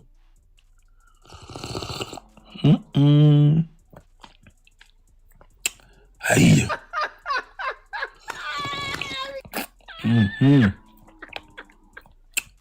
That is funny, honey. That's funny. The ginger tea nice, you see, people. I don't know when the ginger tea busting off in my head, me just attack up the things them. Dead. No, Cookie, come here, my friend. I need to know what has Xavier Main done for the people of Southwest St. Anne. Separate and apart from the heap of capture land them where take place around a Russia, around a Armadale, and wherever the people them from nowhere are left are coming to Southwest. This is what Labour Party does best, you know. Create garrisons and allow the heap of informal settlement to take place and then create some stronghold in the country. Xavier Main, I want to ask you this morning, what development have you brought to the people of Southwest St. Anne? Now, me want to ask the Member of Parliament. You are the State Minister in the Finance Ministry. What development have you brought to Southwest St. Anne for the 15 years you have been in Southwest St. Anne? There is the Arbuthnot Gallimore High School. You don't know how that high school was built. You have the Charlton Primary School. You don't know how it was built. You have the Alexandria Community Hospital. You don't know how it was built. The post office, the infant school, the 4 Chinese supermarket were in the town. You don't know how none of those development came to Southwest St. Anne. I am asking you this morning, respectfully, what development have you brought to Southwest St. Anne? I want to ask, are you aware, Jamaica, that Southwest St. Anne are one of the many constituencies that is a stronghold for the Labour Party? And in 2026, persons are still bathing in bath pans and drums. People are still carrying water because there's no running water in Southwest St. Anne. This is a stronghold for the Jamaica Labour Party. And you mean to tell me that the State Minister and the Ministry of Health, one of the top ministries he is presiding over, and the development is lacking? I want anybody to tell me that they leave high school with them CXCs and you can say, thank God the minister or the MP brought development to Southwest St. Anne so they can survive and get a job. Are you aware that majority of persons in Southwest St. Anne, Xavier Main constituency, have to leave Southwest St. Anne to get a job? Ask anybody on the North Coast, Ochi, Trelawney, the various hotels between that elegant corridor for tourism. Majority of those persons working are coming from the hills of Southwest St. Anne. There is absolutely no work, no job, nothing this man has brought to Southwest St. Anne so that persons can remain in Southwest St. Anne and don't have to leave to go pay rent or to go live elsewhere across Jamaica because there is nothing. Ask anybody, from Southwest St. Anne, what job have this man brought to Southwest St. Anne? Other than Steve Hill and Morris Hill, dirty truck them with a car dirt. Tell me now, you send a picnic to school to go get an education, and that is the job cut out for them when they left school, to come haul dirt, and go dig potato and plant yama and cabbage. I'm asking seriously, what is it that Xavier Main? Only no hear what they going over there in a party. Only no hear what the NARA set out to do in parity. Andrew Holness want to go move off the people them off of their land in a parity. For those of us who don't know parity, if you should Google or go on YouTube and type it in, it is one of the most beautiful seafront prime land where poor people, parents dead and left, give them, the fisherman them just jumping at them boat and go sea, and them. It is a beautiful prime land. You understand? So what the Jamaica Labour Party sets out to do is to relocate the people them and move them from half of them land, you know, and carry them way up in a chuku, go put them. And when you look, nothing is wrong with that, but move them and relocate them because you know say a safety and sometimes the sea come up and whatever. Move them and leave the land, yes. So that's Jamaicans who want to go down there, go set up business and can't have the land to do that. But you are not going to move the people them from down a parity and carry them where woy. So you can take the people them land and redevelop it and put one another Bound Brook or one another Marant be a town center and transform the people in prime land and go no friend. Eh? This is what you call it, brat? Gentrification. This is not a relocation for true. They want to take away the people them lands in St. Let me tell you, no people down at St. Elizabeth. Uno fi be hard years. Do not give up on a land in the name of safety and in the name of this and development. Don't do it. Make them build up round. I don't know if you don't see one video on social media, YouTube, you know, which part. I don't remember if it is in China or Russia. But the government want to make one highway. And the way in which they want to construct the highway would have to go right through one man property and he have to go relocate and move in little house. The man saying, oh, and great granny give him, in granny come back, come get it and him come get it and he want if him picking them out. So the man have in legacy pan it, you know. But the government want to remove him. And based on the laws, right? It is up to the owner for the land to sell it. But if the owner decides that he's not selling land, there is nothing the government can. You don't know what the government do in Russia. Don't remember if it is Russia or China. You know what they do? They make one rotted highway and put the man go right round the man and the man house in the middle of the highway. You know, see like when you go around one roundabout, and you see the center of the roundabout have plants. So I saw the man house in the roundabout middle, you know, and the road, the highway make right round the man. And the man in the middle of the roundabout on the highway, the man not selling land. Yeah? I have a friend down there in Curacao. And when I was living in St. Kitts, and to all those who make it seems like say St. Kitts, this and that, me no worry yourself, I soon politics over St. Kitts, I soon go back over there. And I will be going to help me party campaign. Yeah? One Dr. Terence Drew.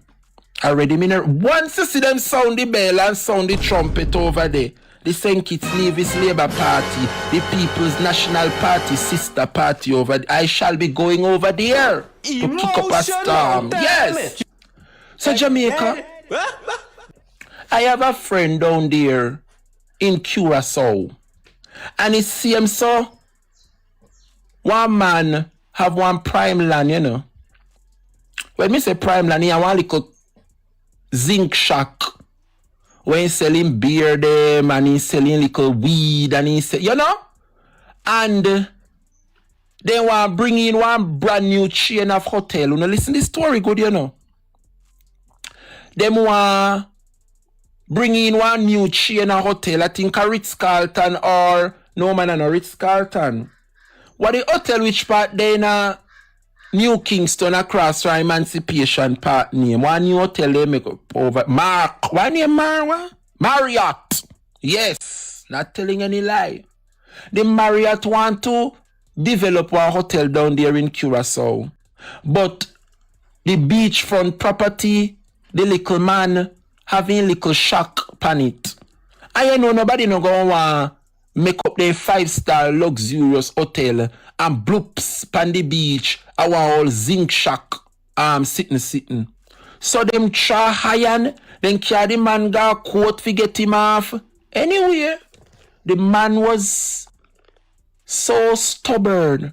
The man saying nah selling land and he nah give it up and no care how much money them a come give him, he nah move. And the hotel have to downsize. So if they did want to make 1,000 room, they have to make 800. Jamaica, the plan went on and the hotel bill and guests start come at the hotel. Have how much bars are sinting. Jamaica, you know say the tourists them which had come and stay at the hotel. Every evening, I kid you not, 5 o'clock when everybody I look for see bar swinging at the hotel. I bet you not tell me where the people them go. The tourists them left out of the 5-star hotel and go beside the hotel, which at the man having little zinc shack and a little tattoo and he ice a chilling beer them and music. A post you see people. The amount of people surround the man zinc shack and they play music and having a fun time. Had that tourist left first world country if come see. So I am asking the people down there in St. Elizabeth down a Parati. Ono might soon land and look away now. A beachfront property that it is priceless. And you know sell it. Build up on a little tattoo. Pan it, on a little zinc shack, on a little bar, and stay upon the land. Don't make the government push you off because the government are going to take it and transform it and put prime bar and restaurant pan it and have no sabotage them. Yes, sabotage them. Make on a little zinc shack stay which party day. Tourists love them something there until God help you can build up one firm structure. Do not allow the government to intervene and take one land on a parity. Because as I said, Jamaica is the same man then come fi run him off of the land and pay him feet. And the man stood in ground and said no. And today the man business is a prominent business today. Right now in the on YouTube, the people them will come to stay at the 5-star hotel.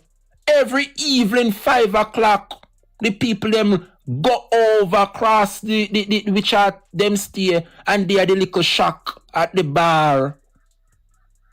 And if the man had given up in prime land, look at where he would be today.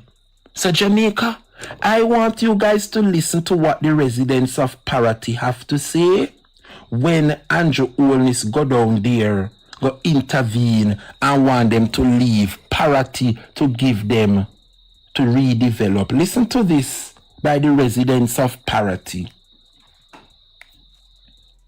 Them carry things and them no left nothing for Parati people them. They gone all about and run up and down. No we there so. We give thanks to God because we are doing what we have to do.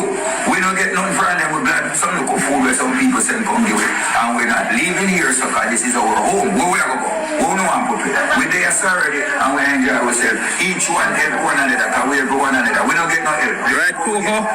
Yes, right. So we give God thanks for that. Yeah. Nobody knows here where God saved. Nobody have no right over. We have no right. So if anybody have anything to say, yeah, come to we make we say. Yeah. After we help our water to get food to eat and drink and put up a place and live forever and give God thanks. We are in this system for the whole of us.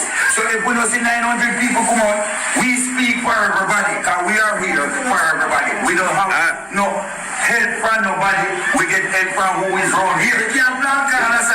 We live off the world. Not tell me what did Andrew Holness talk to you guys? Did Andrew Holness come have a meeting? Prime Minister have the right to say we want to say fire around the world. But you have your own right to talk what we want to talk. We are here, living fine, needed help, food and water and ability and strength. Well, and the people, what the man said a while ago, the man asked him if Andrew Holness come here, come have a war. What the man said Andrew Holness free to say what he wants because of him running world. Well, and the people me never hear good at all. I never hear good at all. Them carry things and them no left nothing for Parati people them. They gone all about and run up and down. No we we there, so we give thanks to God, because we are doing what we have to do.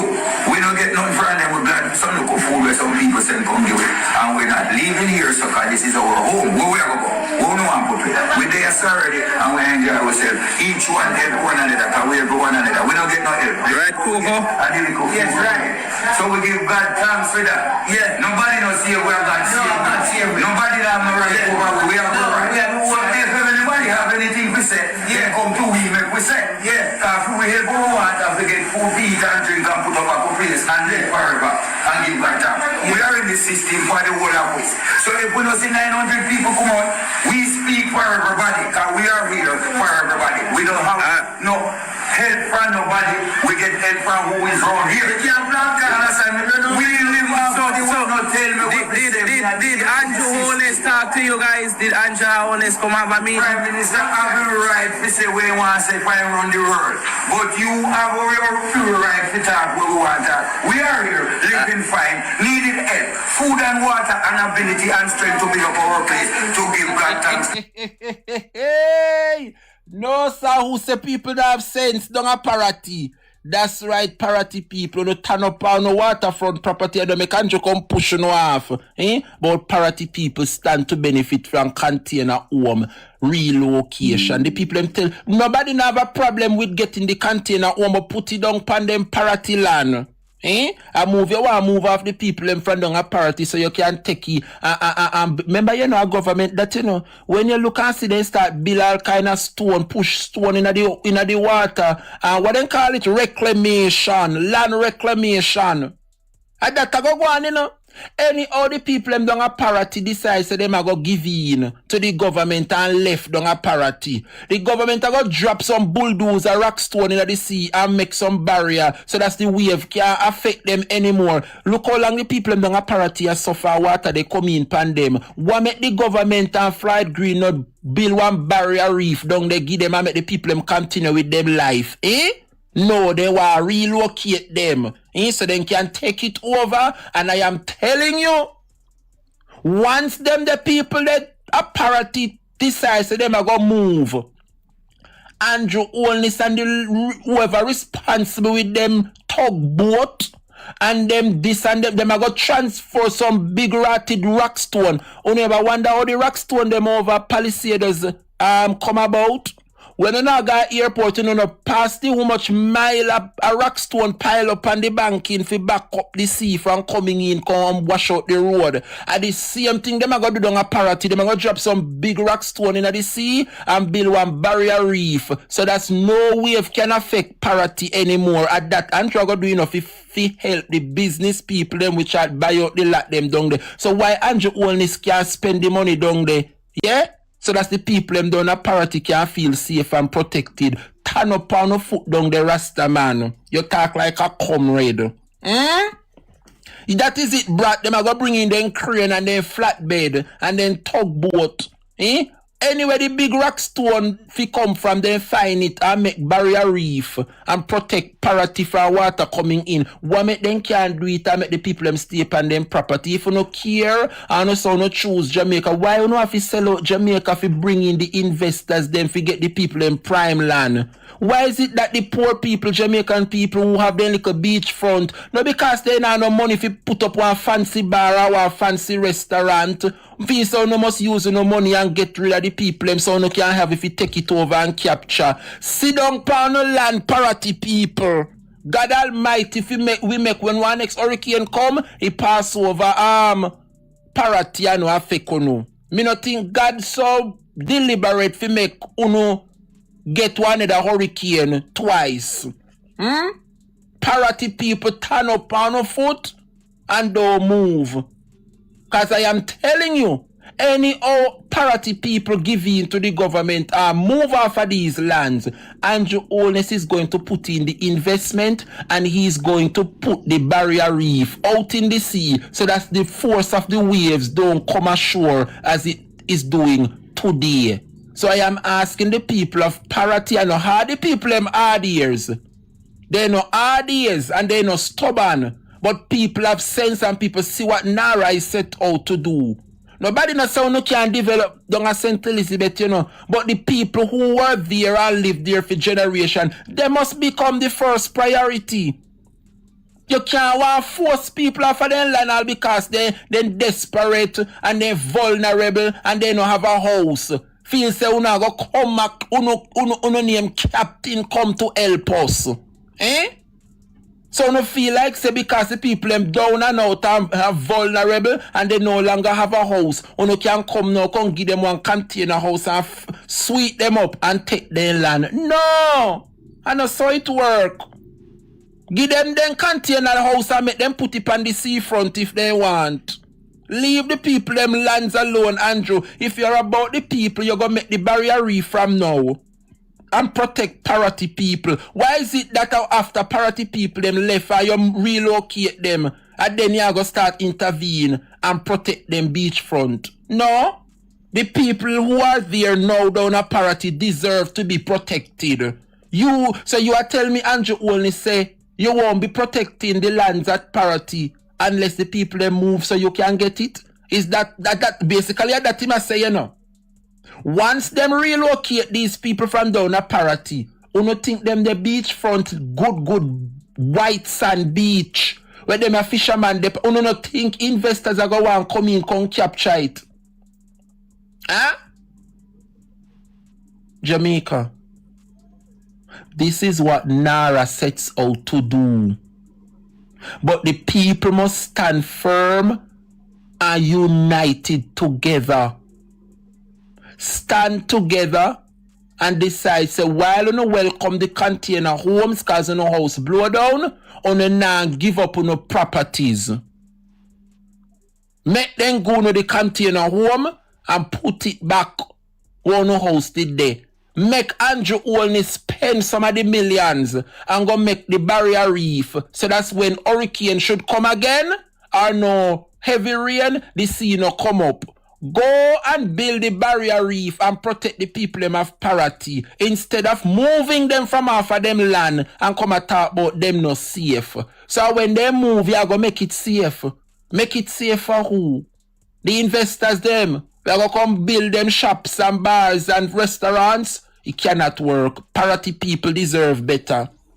Parity people deserve better.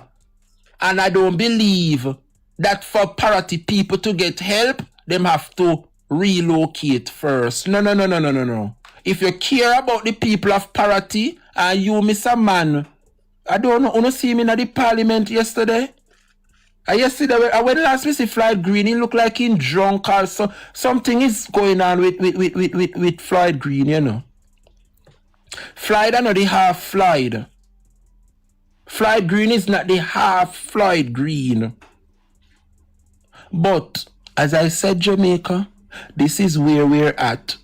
And NARA, when it's set to intervene, will overrule the people them. But the people can stand together and they can take the matter to court.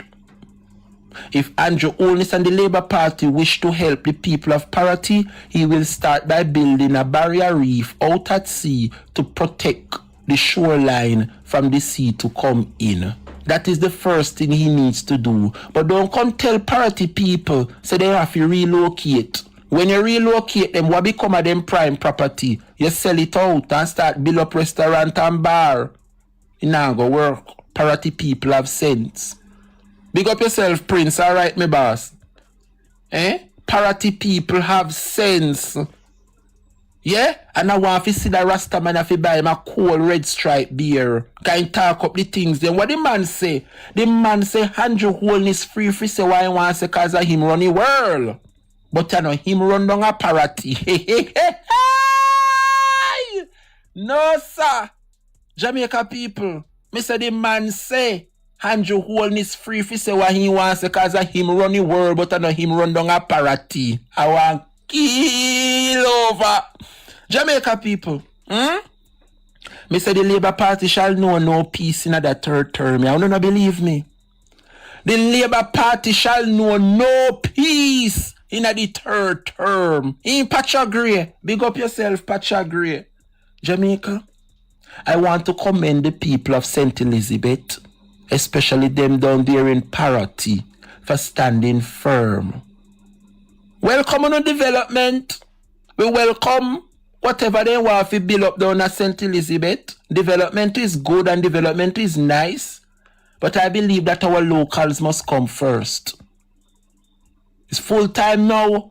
Government give local people opportunity to expand and get little generational wealth. So when them parents dead and gone, the picnic can have one business. Why is it that a rich people alone must come create generational wealth and buy out prime land, and when them dead and gone, the wealth stay in their family?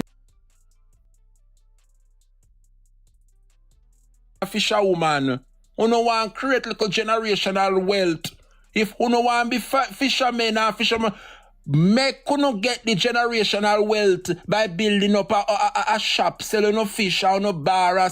Make you picnic come branch off and get the bar and restaurant. You make you living as fishermen and fisherwomen that you love. Leave a little legacy for no picnic. Don't sell out to no prime land to no government so that they can come make investors take over on the land and develop it in a restaurant and bar and spa and this and that while you live on hillside. Cannot work. If you care about the people, go and go build a barrier reef out in the sea to break the force of the waves. We come in, we are threatening the shoreline. That me know then. If you not do it out of policy, does the big old rock stone them, or no can go drop the rock stone them down a Parity. Pile up in the sea and build one artificial reef out there. Yeah, me no engineer, but me know see that's how it start. Go and go build one barrier reef out there down a Parity, so that the wave can no longer come ashore. I fool no take Parity people, for Parity people are no idiot. Don't give up on the land, Parity. Big up yourself, Pachagre. Thank you, sir. Parity people don't give up on the land. And I leave it right there, so. I leave it right there, so. Jamaica. I have about 2 more matters I want to discuss before I wrap up the program. Jamaica people no come here. Only no ear say the Auditor General drop one report in the Parliament. Nobody not hear about the report where the Auditor General drop and reveal about the Minister of Water, Matthew Samuda. Only not hear about it. Me backside don't know come here. Jamaica people, I want to make every single ministry where they audit have corruption in it. Jamaica people, only no ear said the Auditor General flag Matthew Samuda ministry. Me backside, don't know come here, you can sit down. Come here, you can sit down a little bit with me people. Jamaica. The Auditor General report come say Matthew Samuda collect how much $1 billion for the budget for run the Ministry of Water. And with all of the projects them which Matthew Samuda allocate the money for, Matthew do the project them, you know. And when Matthew do the project them, and the money left off, say for example, if you lay one pipe from Yaso to this, so cost them $10 million, Matthew lay the pipe, and the pipe cost $6 million, you know. So Matthew no put it on the record, say $4 million left, you know. No record now sure, but receipt down there say 10 million was allocated and 6 million spent. No balance on the deficit show say 4 million left off, you know. Me backside, the Auditor General go down, they go store it up. Yes! The Auditor General flag weaknesses in how the NWC spend on infrastructure. Yes! He dropped a while ago, Jamaica. I mean, know how the blogger them not get it yet. Eh? Auditor General flag the NWC and how it spend billions, how it manage the billions it spends on the country's water infrastructure. A performance audit from Pamela Monroe Ellis found that the commission repeatedly spend less than it budgeted and breached the law on financial reporting. You hear that? Jamaica, me no good on in the report, me say Matthew Samuda. For me see you, me say you're corruption, and that's why Andrew was hell-bent in getting out Marsha Smith for put you down there. Because through Marsha Smith come from a lineage where corruption is not a part of them philosophy. Only decide to vote and get rid of Marsha Smith in a naughty cent and put in you because you are one of them which know how to creep. Like a the Andrew Olney. Jamaica don't realize what they take place in the ministry them. Every single ministry which are there audit corruption down there, you know. Every single ministry mash up under the Jamaica Labour Party. This a report come out and you say it is damaging. Actually, me not go through yet to pick it through. And since me up on the live, me see come in my email and me browse through the hot topic and the headline. Jamaica, Matthew Samuda found one thing. Matthew Samuda found one thing. So Matthew Samuda they received the billions we spend and upgrade the system. And Matthew Wallan pan the money. Matthew keep back the money and not tell nobody. So no financial report not done, you know. And that the Integrity Commission and the Auditor General say, you know, the Auditor General said there has been no financial report. Matthew Samuda not do no financial report. So you tell the finance minister say you want $10 million and this is just an example. A billions in get. Matthew tell the finance minister say him want $10 billion to do the water project here. How the minister give him the $10 billion, you know, and Matthew only spend $6 billion out of it. Where the $4 billion they Matthew? You need to put a check and balance. You say $4 billion remain, and you have put it yes or you have put it back. No farmer financial report was done. However, the bill is there, say only $6 billion spent out of the $10 billion. What kind of something this are going in the country? What kind of thing this are going in the country? Matthew Samuda spent less than was budgeted for, and there is no financial report to show the balance of funding. Them are no corruption. Unaccounted for Patuski. $10 billion you get to do the water project and you only spend $6 billion because the record show. One receipt show say the project, yeah? Let's say them a do a water project in a Calderwood.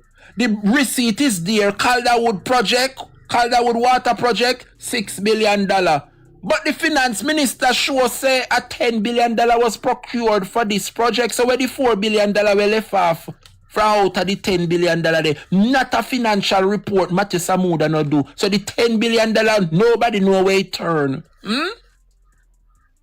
A responsible leader, having unearthed all these findings were made published, a leader would say, come here, Matthew. This is what the report is saying, and I will not be a part of a government where I cannot explain what happened to taxpayers' dollars. So here was my son. Go and go find out what happened to the balance of the money, you know, and let me know so me can put you back in a position. That is what a leader would do, you know. When a minister make a government looks bad, the leader for that government have to really in that minister, you know. Especially if the report look away.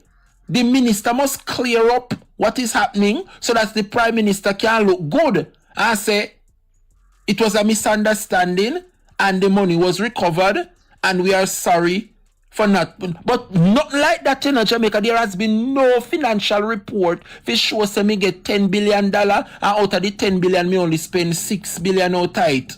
Right? So me balance $4 billion. So see the $4 billion we left off. You know, there has been no financial report. That is what the Auditor General has been saying, you know. Illegal me own. What you say tie? tie gear, tie head. And listen up, Jamaica. This is serious, you know. The Auditor General just sent one report down a Parliament and it table. Remember today Wednesday, you know. Remember Parliament I go keep 2 o'clock, you know. Yeah, so they never hear. Yes, Jamaica people are hold Juliet to account. She are missing too often from Parliament as the Speaker. So she have to play catch up now. So Parliament no longer only keep Tuesday alone, you know. You have to keep Tuesday and Wednesday now because people are report Andrew and Juliet only say they're missing too often. So they have to play catch up. So Parliament are keep on Wednesday now. Yes. Well, Jamaica. Madam Lady for North Central St. Catherine will be speaking.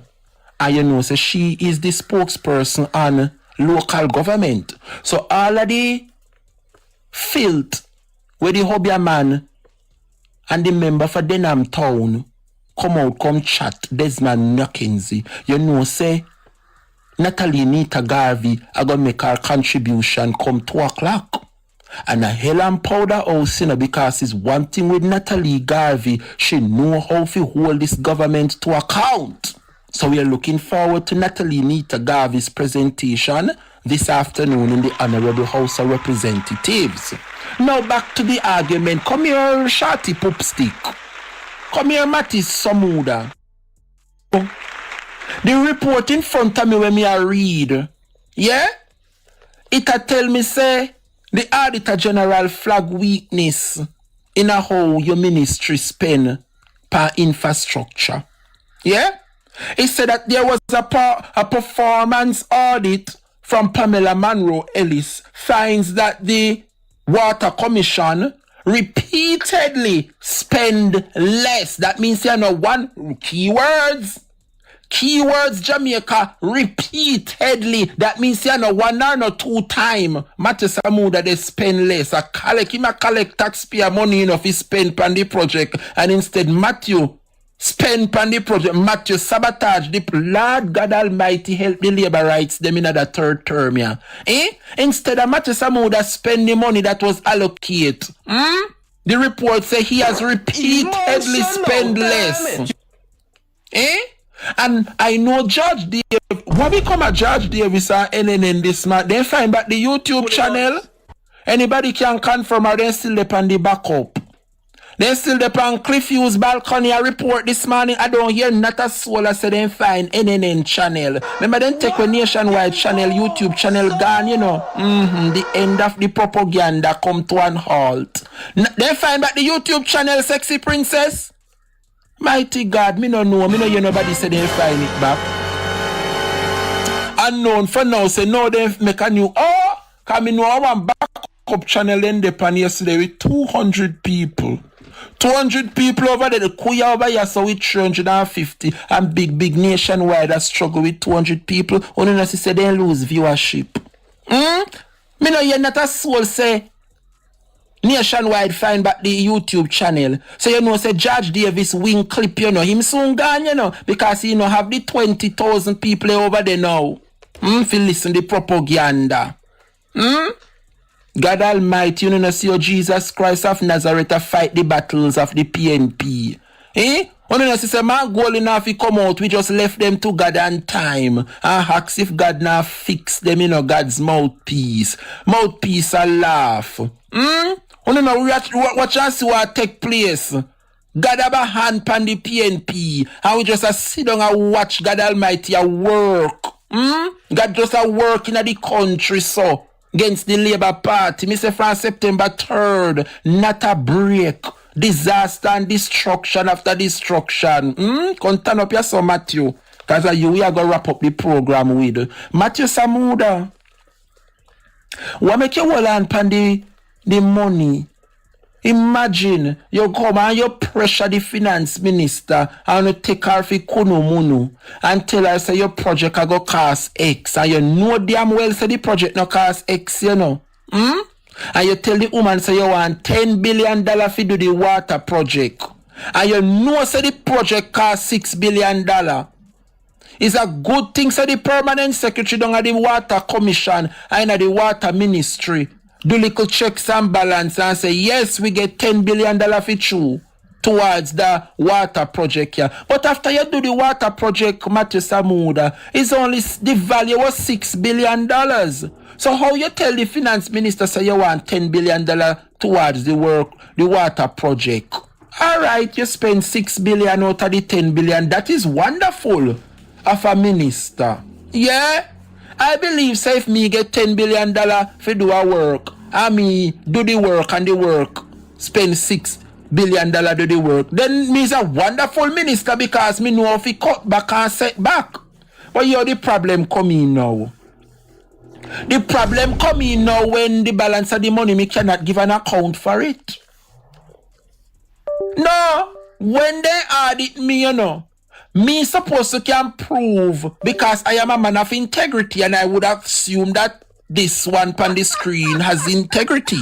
So the right thing to do if me collect $10 billion, me spend $6 billion out of it, me must can give an account for the balance of the money unspent. Oh my God, that is funny.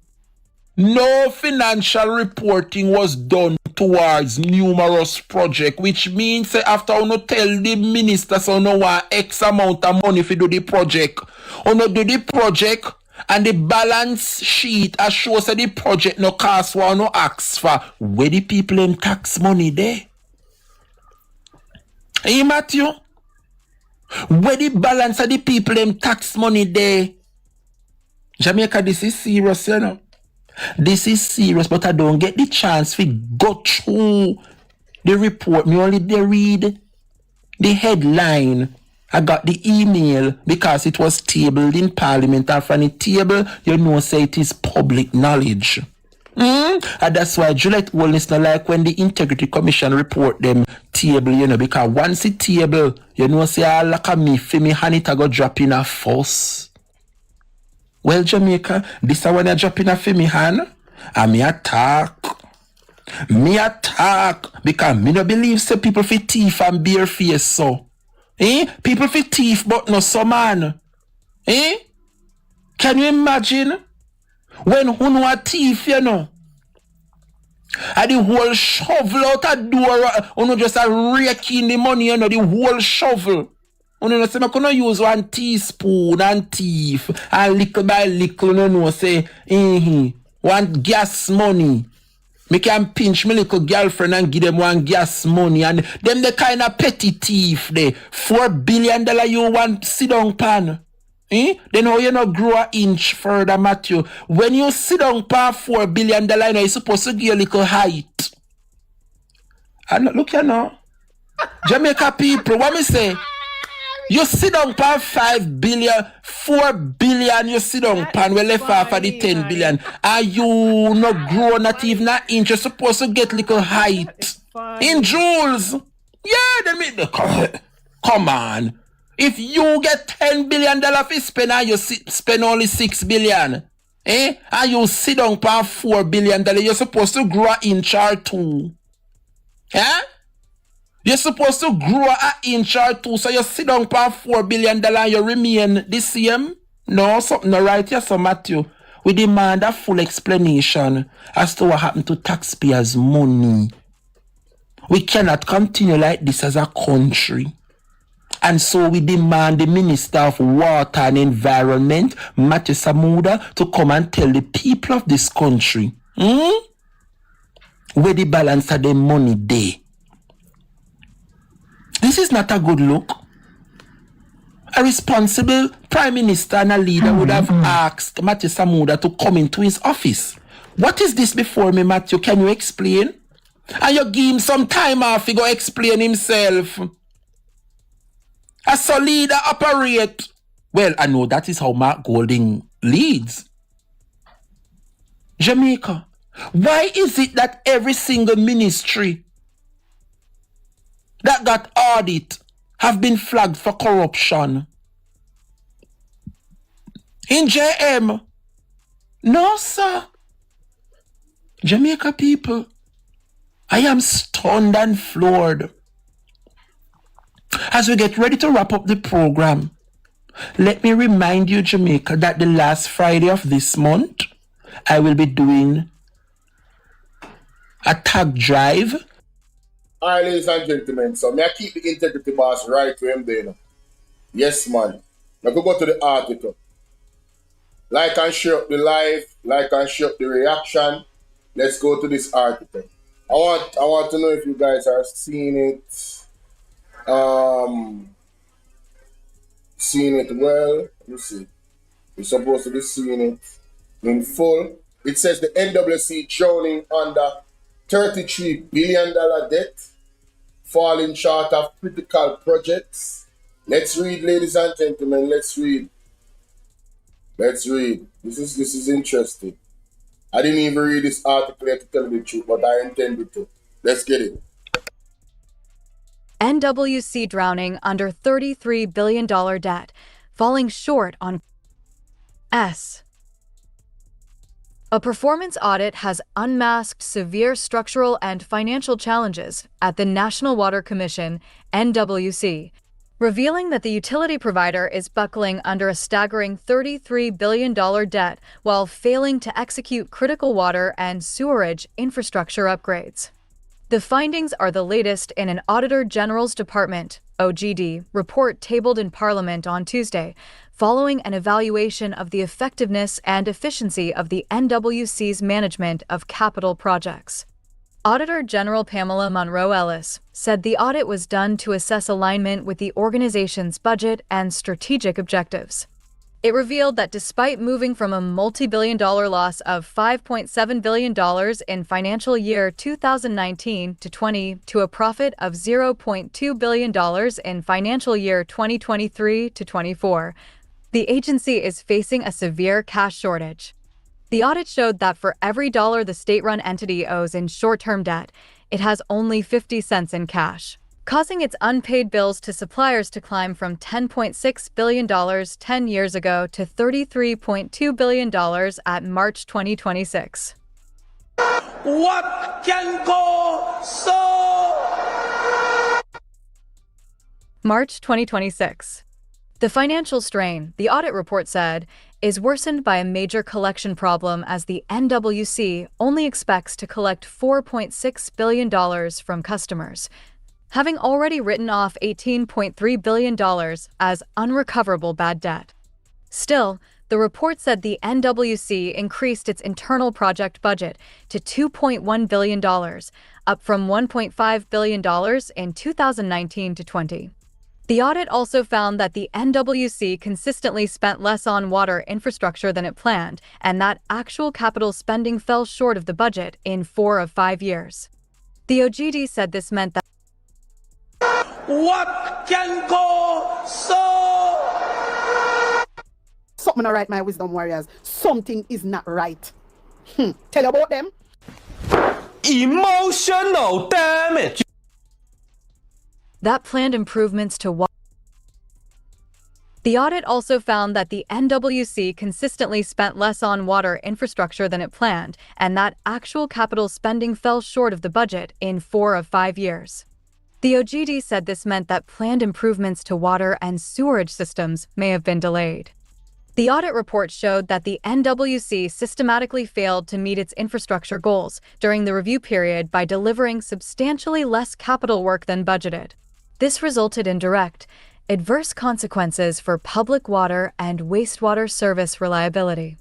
Further, it said that although the utility's total capital budget grew from $7.2 billion in the 2019 to 20 financial year to a peak of $12.1 billion in 2020 to 21 before steadily declining, the spending was severely underexecuted in every year except 2019 to 20. The failure stemmed from a lack of budget credibility, the report said, as the NWC's capital plans were unanchored from realistic revenue, expenditure, and financing forecasts, forcing the agency to routinely defer or scale back critical infrastructure upgrades at the expense of the public. The consequence falls on service delivery.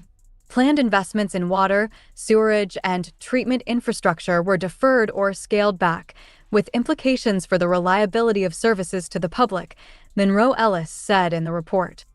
Further, the 60-page audit report noted that 58%, 29 of 50, of audited contracts ran late, with delays of 3 months to 2.5 years. The delays were due mainly to contractor underperformance, the NWC entering into works contracts without first securing the requisite pipelines, unresolved land access issues, slow approval of variation orders, delayed fund disbursements, and legal challenges. We expected NWC to apply strong project and contract management, including adequate project planning and effective oversight, to ensure capital projects were delivered on time, within budget, and with value for money, said Monroe Ellis. However, case study reviews for 5 contracts revealed delays up to 29 months tied to the NWC's failure to enforce contractual remedies and provide timely responses to contractor claims. These issues negatively impacted the timely and effective completion of critical water supply improvement initiatives, highlighting the urgent need for improved contract management practices and stronger oversight mechanisms, she said. The OGD report said management undermined the credibility of its capital budget and crippled board oversight by submitting incomplete and inconsistent financial reports between 2019-20 and 2023-24. It said monthly project expenditure updates provided to the board excluded material and equipment supply contracts, capturing only works contracts instead. Furthermore, the NWC breached its statutory duties under the Public Bodies Management and Accountability (PBMA) Act, the report said, by failing to include mandatory explanations for cost variances and time delays in its quarterly reports to the Portfolio Ministry. Wait, what? Hold up. It said monthly project expenditure updates provided to the board excluded material and equipment supply contracts. That means they didn't put them in there. The monthly expenditure updates, it excluded material and equipment supply contracts, capturing only works contracts instead. Furthermore, the NWC breaches statutory duties under the Public Bodies Management and Accountability Act, the report said, by failing to include mandatory explanation for cost variance and time delays in its quarterly reports to the Portfolio Ministry. No, listen, I don't understand how this happens. The law is the law. What is preventing the NWC?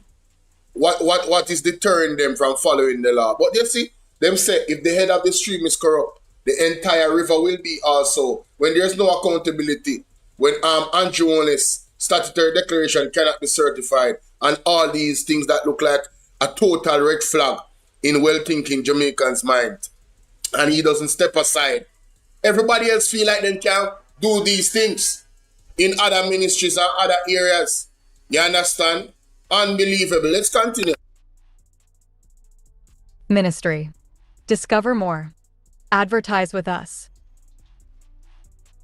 This reporting breakdown left both management and oversight bodies without the comprehensive data required to allocate resources effectively, ultimately weakening accountability and stalling project delivery, it said. Added to that, the report said the NWC did not get value for money when it spent $3.6 million, $568.2 million, on a financial management system that did not work effectively and had modules that remained partly ineffective due to ongoing system problems. NWC reported that it experienced significant implementation impediments, which resulted in incomplete financial records, persistent reconciliation issues, and inability to fully utilize all modules, including procurement, inventory management, and accounts payable. In December 2025, NWC engaged a new contractor at a cost of $198,000, $31 million, to address ongoing system deficiencies, the document outlined. The NWC did not meet critical targets for revenue growth and operational efficiency for financial years 2019 to 20 to 2024 to 25, except for revenue growth target for FY 2022-23 in breach of the PBMA Act, the Monroe Ellis report said.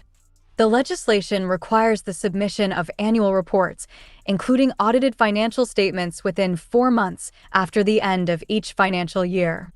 This noncompliance undermines transparency and accountability and may adversely affect stakeholder confidence and regulatory oversight, said the OGD. For 6 consecutive years between the 2019-20 and 2024-25 financial periods, The audit report said the NWC did not meet critical targets for revenue growth and operational efficiency. It said in keeping with the PBMA Act, the NWC established KPLs in alignment with its strategic objectives. However, the NWC did not meet KPI targets for operational efficiency, including energy efficiency and non-revenue water, over the review period. Further, apart from FI 2022-23, the NWC did not meet KPI targets for revenue growth during the review period. Although NWC had set targets to increase access to potable water to 74% and sewerage services to 20% of the population by financial year 2023-24, the Commission did not measure and report on these KPI outcomes. Without sufficient performance tracking, progress towards these targets could not be measured, said Monroe Ellis. Her report said subsequently, in November 2025, the NWC reported on the KPIs for access to potable water, 75.4% against a new 79% target, and sewerage services, 29.9% against a new 25% target, for financial year 2024-25 in its business performance and analysis report. Monroe Ellis has recommended that the NWC immediately establish a robust, formal prioritization framework using a weighted scoring model to select capital projects objectively.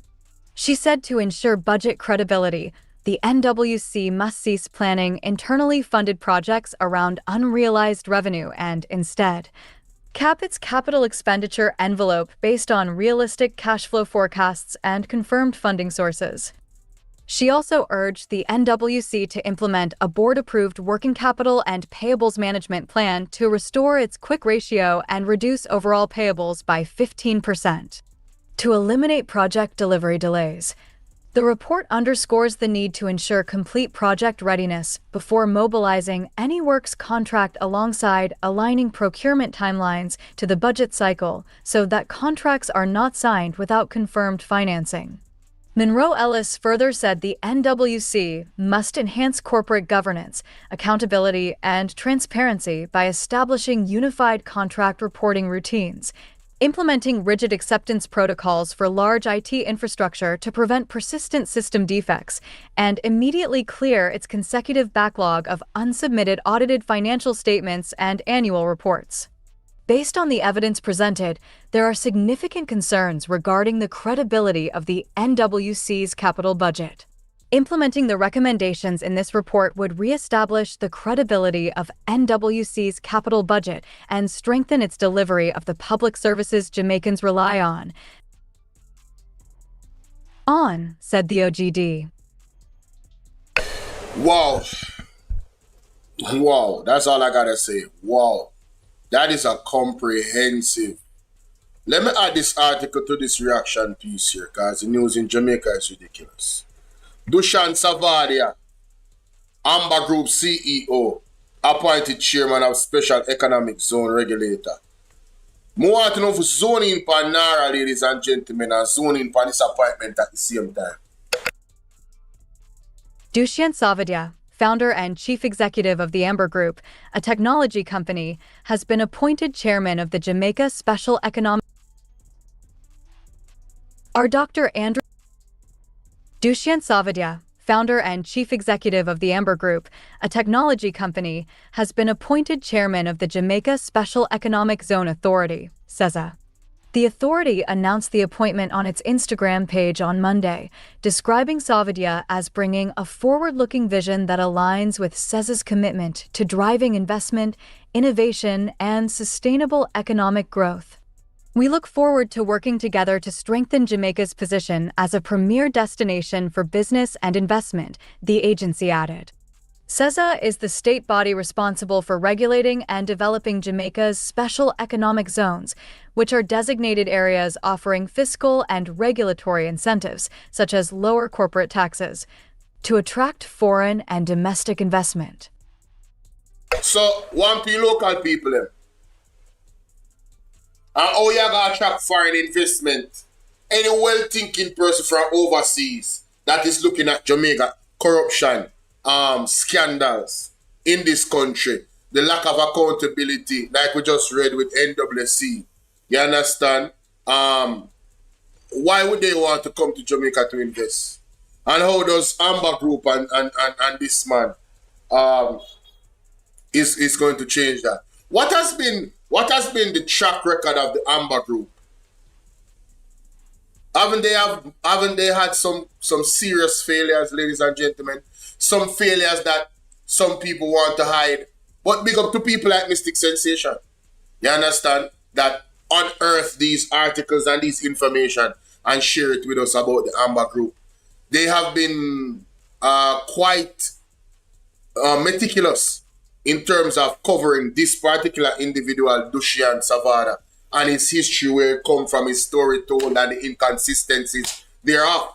But here he is, a close friend, a man that was poor in India and came to the Caribbean, and then once he knocked head with Andrew Holness, billionaire, right? But the same Andrew Holness don't know how to grow our economy by more than 1.8% at any given time in his history as the leader of the Jamaica Labour Party and the Prime Minister. No time he has done that. And he has grown his own wealth. Oh, by the way, the same wealth that he does not know how to explain. Uncertified. And then we have NARA in the mix of all of this. And this person is going to be the CEO, appointed chairman, the chairman of a special economic zone regulator.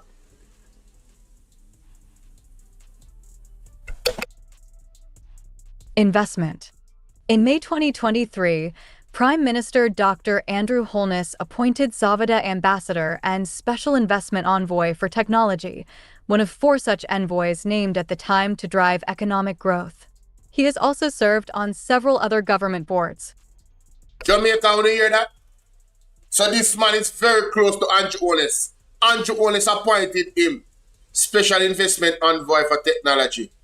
Oh, by the way, there was a breach. There has been some breaches in our technology as well. I'm going to go to that article. Let's continue. Boards. Savada founded the Amber Group in Jamaica in 2015. Amber Connect, one of its first companies, provides AI-powered vehicle tracking, security, and fleet management solutions. His company also has a relation whip with the state's training agency, the Heart/NSDA Trust.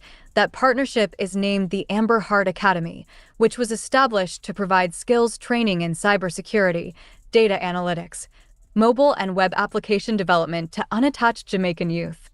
The CESA falls under the portfolio of the Aubin Hill-led Ministry of Industry, Investment, and Commerce. In February 2021, the Amber Group faced scrutiny after it emerged that the JamCovid website it developed for the government to manage pandemic-related travel had exposed some travelers' personal information. The company said it immediately and successfully addressed the security issue. Follow the Gleaner on X, formerly Twitter, and Instagram at Jamaica. So Jamaica, this is we're not telling a lie upon them. There was a big breach in the JamCovid website. This company, this money and the company has only had some colossal failures. I haven't really seen. That was a superb breach. That was a colossal failure. You understand?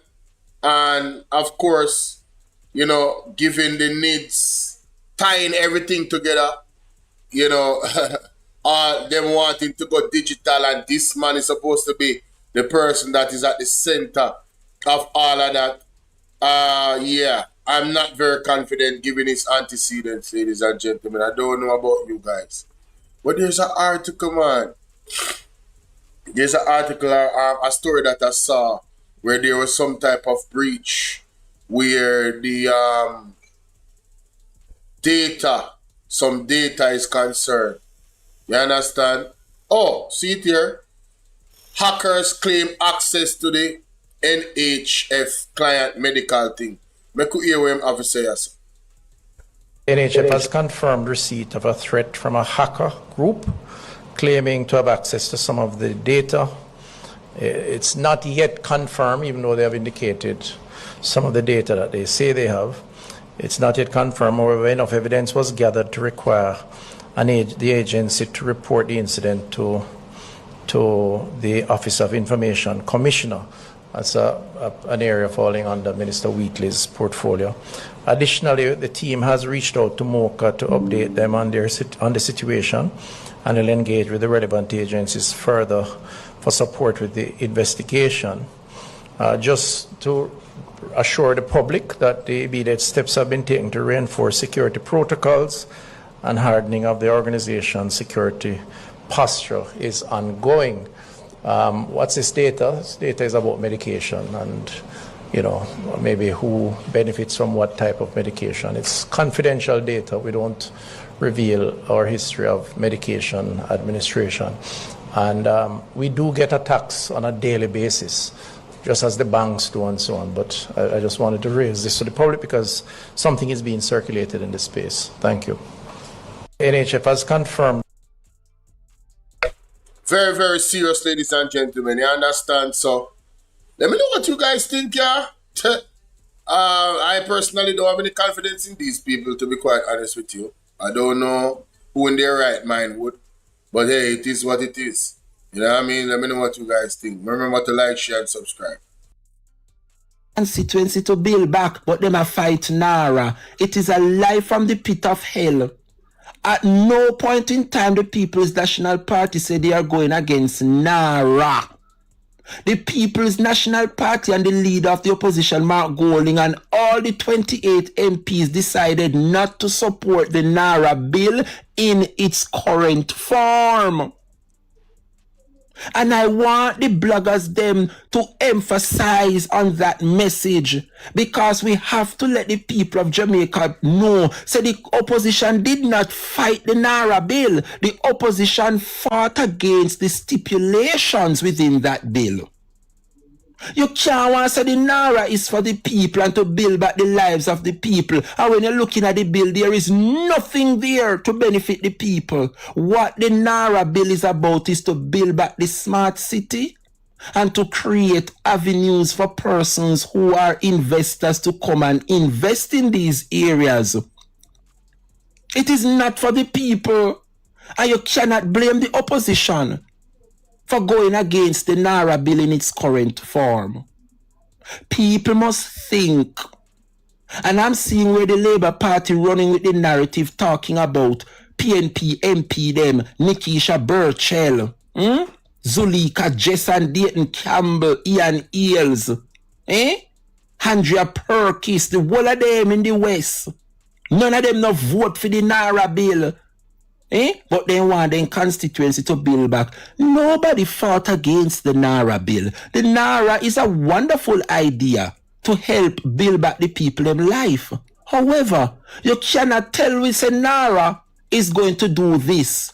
But when everybody read through the NARA bill, it goes totally against what it set out to do. The opposition is there to advocate for the people and to hold the government to an account. So if the government said they are going to do this, the opposition is there to ensure that the government do exactly what they say they are going to do. How is it that you are going to take the funds that people from overseas and the international community, over $2 trillion then get to build back Western Jamaica? You want to tell me so I'd rather build back courthouse than build back people house if I even want one room? You want to tell me so no couldn't give them one room and tell them if you go make life?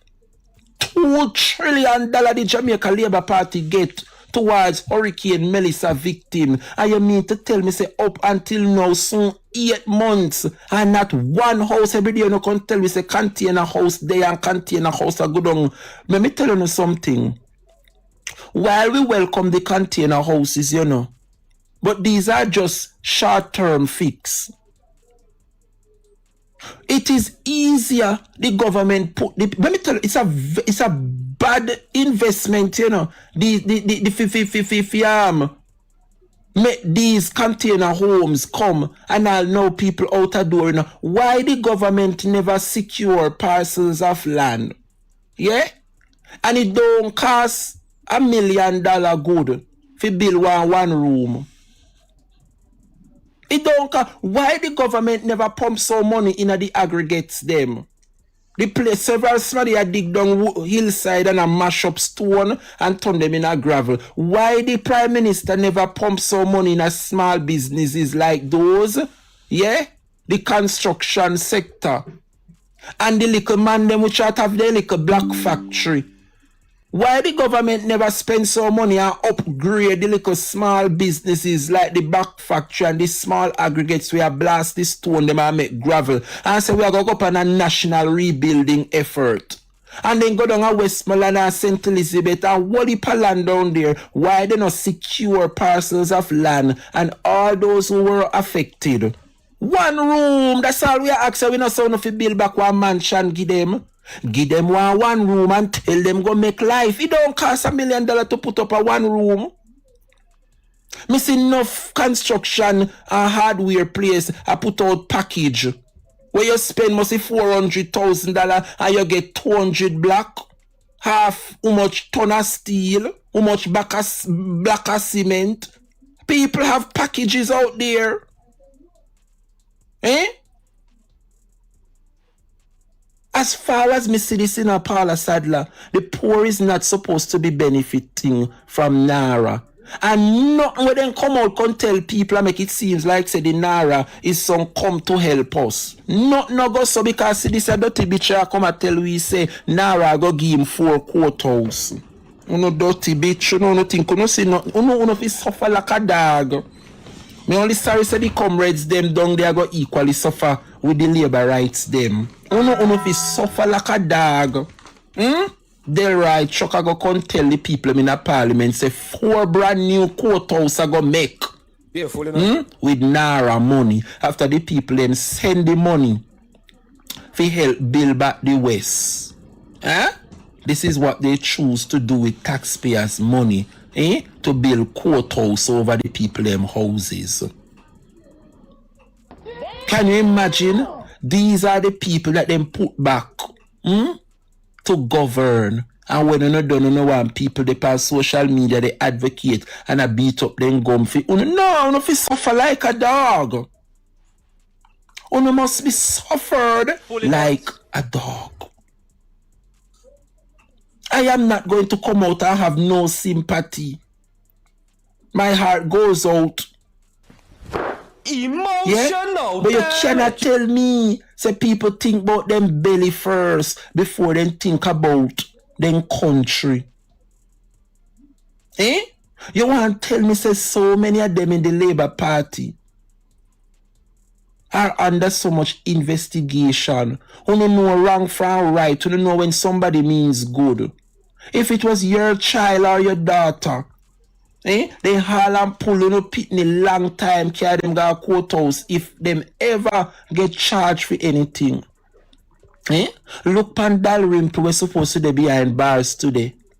Dalrymple pay her money and she's now sitting in parliament representing people, a common criminal.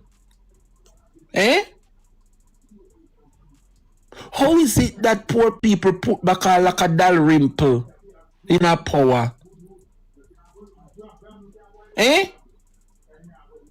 Look at Donovan Williams. Look all what Rosie come say about Donovan. You think Rosie not no sense? You think Rosie would come out come accuse a member of parliament within her team like that and she don't know what she attack say? After Jamaican people are not idiot. Look all what is happening with Horace Chang. Look all that is happening with Daryl Vaz. Andrew Wheatley, Bobby Montague. All of these criminal elements were brought back into the house to represent people. And you, Bobby, are they wait until some more investigation take place. And when they make us see if I can find Bobby Montague. Bobby Montague. And when they come here. And they wait until some more investigation complete. Because me I hear some things in a St. Mary. Alright, Escobar, son adieu me darling. I dey hear some things in a St. Mary since you become minister land title. I never hear of a minister of land title yet.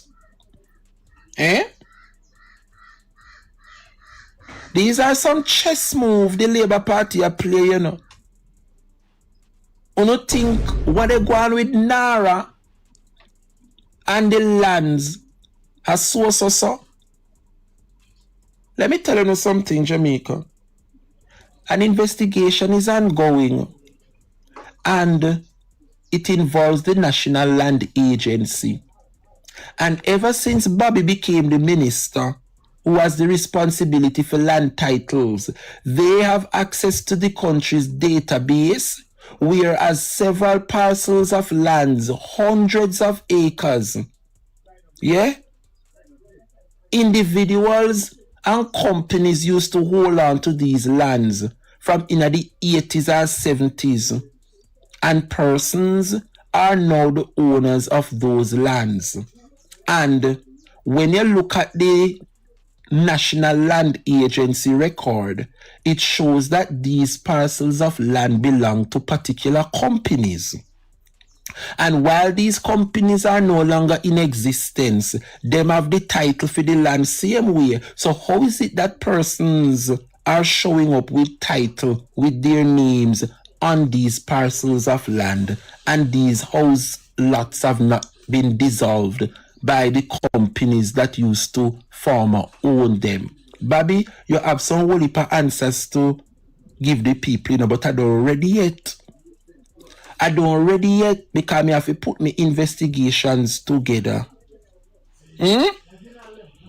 I have to put my investigation and my evidence them together, because everybody know what make Andrew Holness send you figure down a National Land Agency figure being eyes and his ears.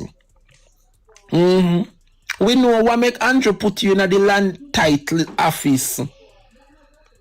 And we are watching you keenly. Can no found no live a foreign no go come home come see house power no land. And somehow no which had gone a foreign gone pred bed and no look back. When you know decide if you come back, you go see one whole village power no land. You no think a joke? Oh? You no think a joke? You no stay there. Jamaica people.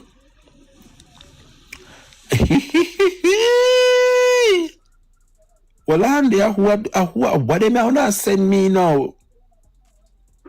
Jamaica, they say they find record. What kind of record they may know? Hey, you know, easy on the internet, you know. Jamaica people. I want make them do them a people who are foreign, so. They may labor. Kuya. What is it they say? Jamaica people. It look like they dig up some people criminal record. Why me couldn't they send me them or something, you know?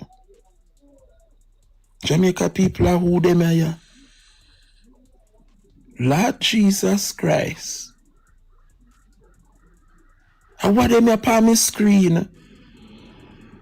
These are the names of who have been charged with sex crimes and living in close proximity to the local. Jesus Christ Almighty, what this upon me? And me the display. No, me have to go check them as something first before me display them as something, yeah.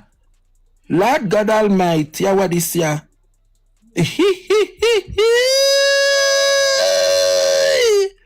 Who said me them as something here? No, sir, me have to go sit on one side first before me bust them as something here. No, sir, no catch me half guard like a this, and no give me body come down.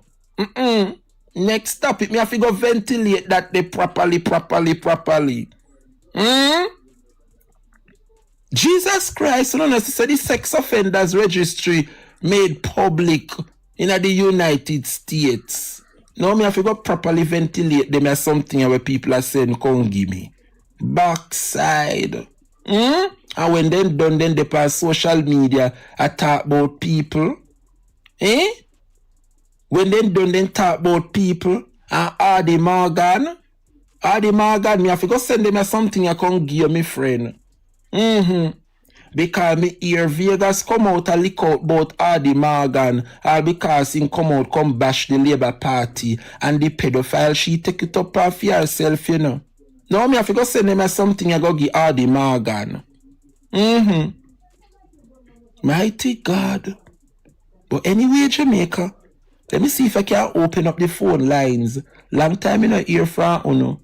12:30, I'm opening up the phone lines so you guys can share what is on your mind. So, kindly send in those requests, any burning matter, to come forward and say the things them that needs to be said. Don't have convinced, get understanding. Your Bible no lie. It tell you that you must seek whatever you want to seek and get whatever you want to get, but in all you're getting, get understanding. And I am now convinced that what a lot of Jamaicans don't have is understanding.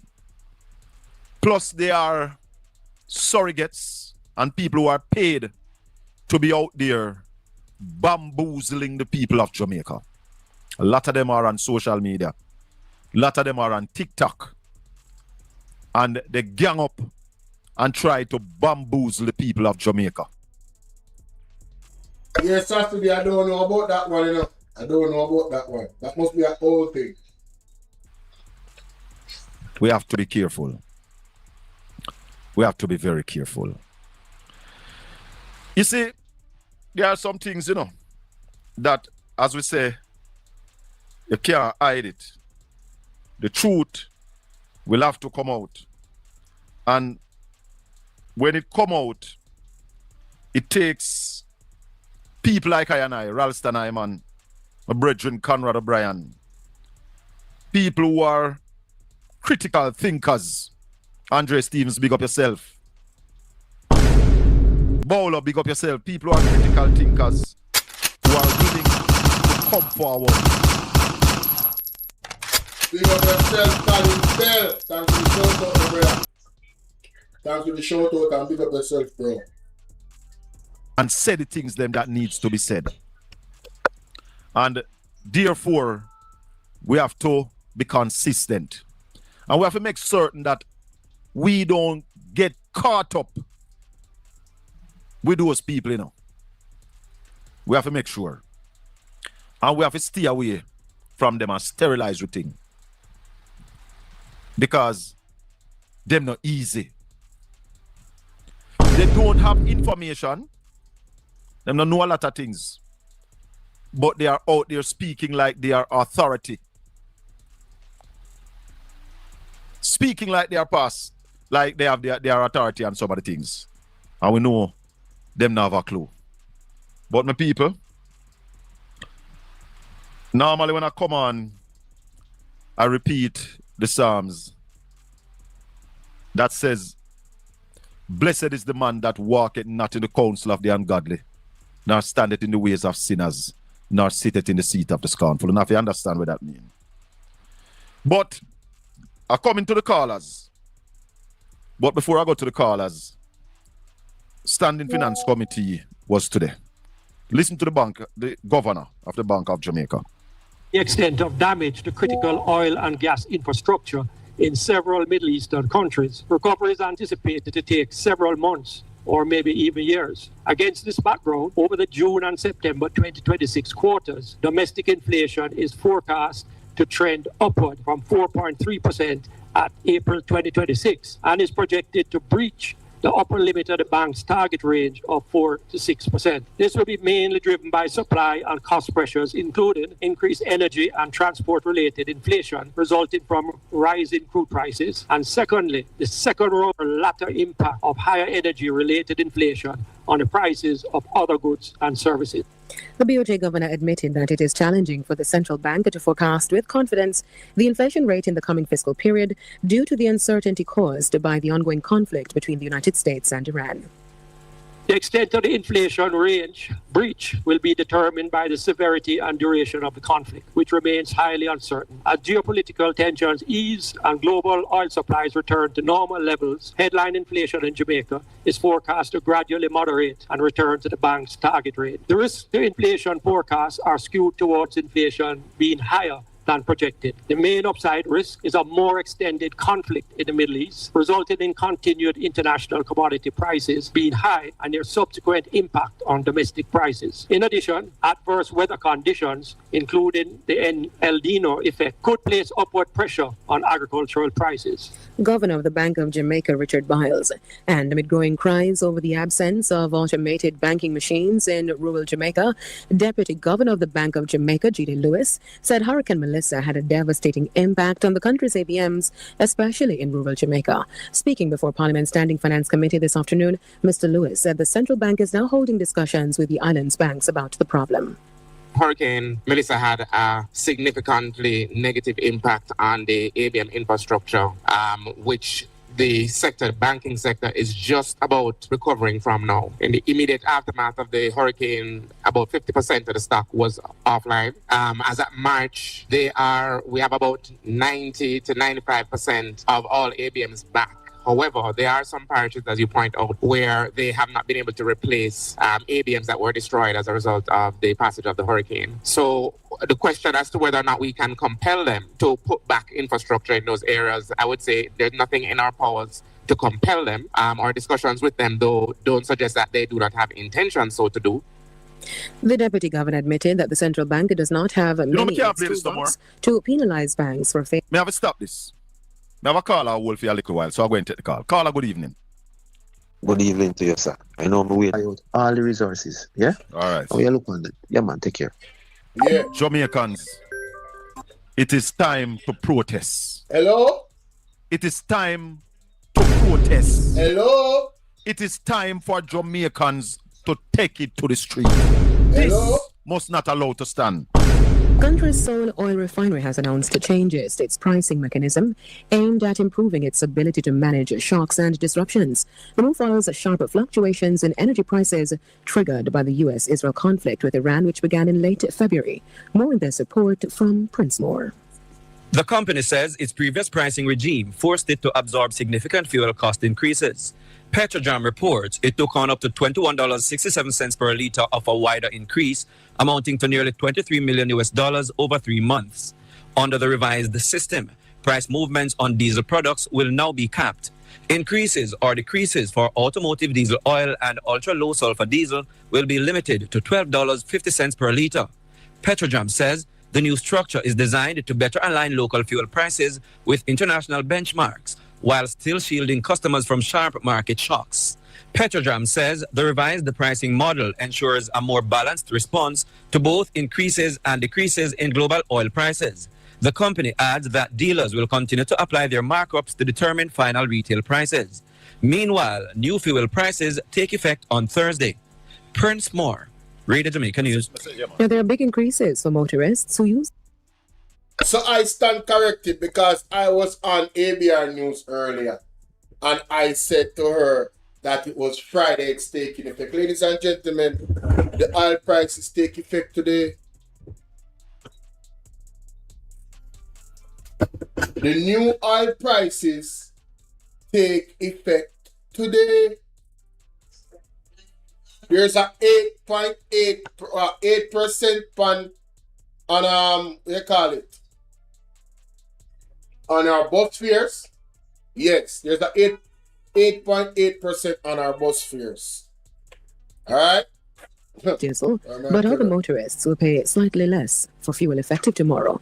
Automotive diesel will see a significant $10.50 being added to its price, while $10.50. Jamaica, $10.50. I could play that again. To use diesel, but other motorists will pay slightly less for fuel effective tomorrow. Automotive diesel will see a significant $10.50 being added to its price, while ultra-low sulfur diesel will also be increased by $12.50. Each litre. So, $10.50 and $12.50 are added to the gas prices. We just want to know if you remember that, you know. I mean, I make sure so I put it on the screen for you because it kinda serious. I don't know if you don't know, but it kinda serious. We need to understand what that actually mean to the pockets. So $10,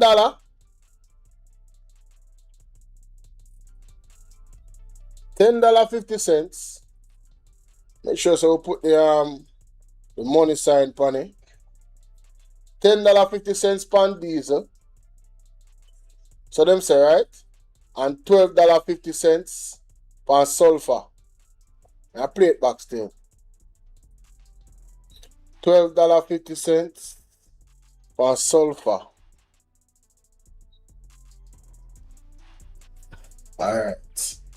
Let me play it again. On Thursday, Prince Moore, Radio Jamaica News. Now, there are big increases for motorists who use diesel, but other motorists will pay slightly less for fuel effective tomorrow. Automotive diesel will see a significant $10.50 being added to its price, while ultra-low sulfur diesel will also be increased by 12. Also, ultra-low sulfur diesel at $12.50. Alright, so ultra-low sulfur diesel, Jamaica News. Now, there are big increases for motorists who use diesel, but other motorists will pay slightly less for fuel effective tomorrow. Automotive diesel will see a significant $10.50 being added to its price, while ultra-low sulfur diesel will also be increased by $12.50. Each litre of gasoline and 90 will fall by 25 cents. However, kerosene will see a price increase of $4.50. The cost of propane will fall by 56 cents and butane will go down by 98 cents. Each petrol station will make these adjustments to their prices, which include a markup on the ex-refinery rate offered by Petrogen. Will continue to apply their markups to determine final retail prices. Meanwhile, new fuel prices take effect on Thursday. Prince Moore, Radio Jamaica News. Now, there are big increases for motorists who use diesel, but other motorists will pay slightly less for fuel effective tomorrow.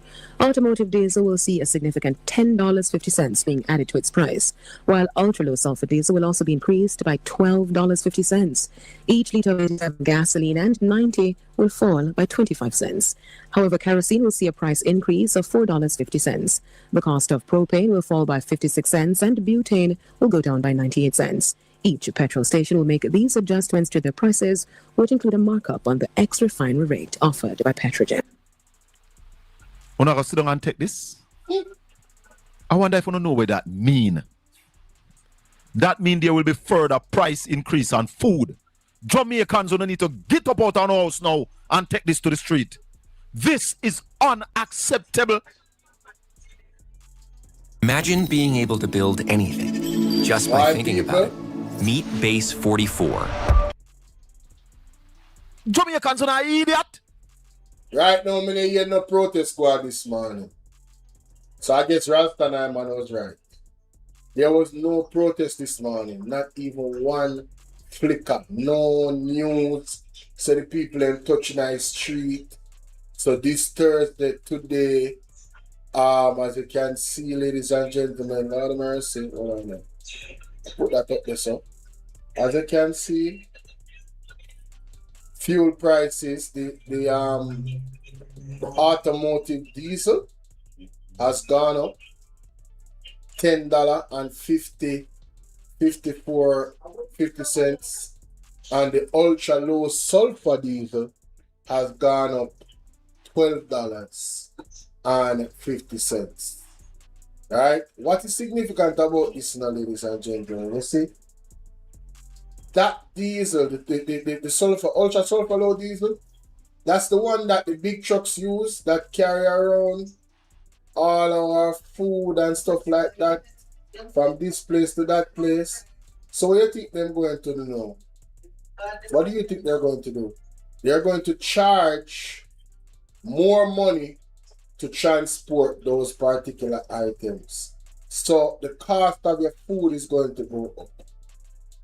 So I don't know if people is paying attention or understand. Say, and this is the reality. This is the reality.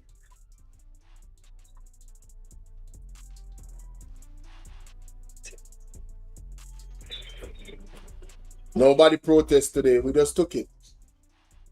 Nobody took it to the streets. There wasn't any alarm, nothing. You guys just took it. In any other democracy, I'm telling you, I'm not asking you, the people would be in the street this morning. It would not be business as usual, ladies and gentlemen. I promise you. Yo, if them ever try this in America, you don't know what time it is. If them ever try this in England, you don't know what time it is.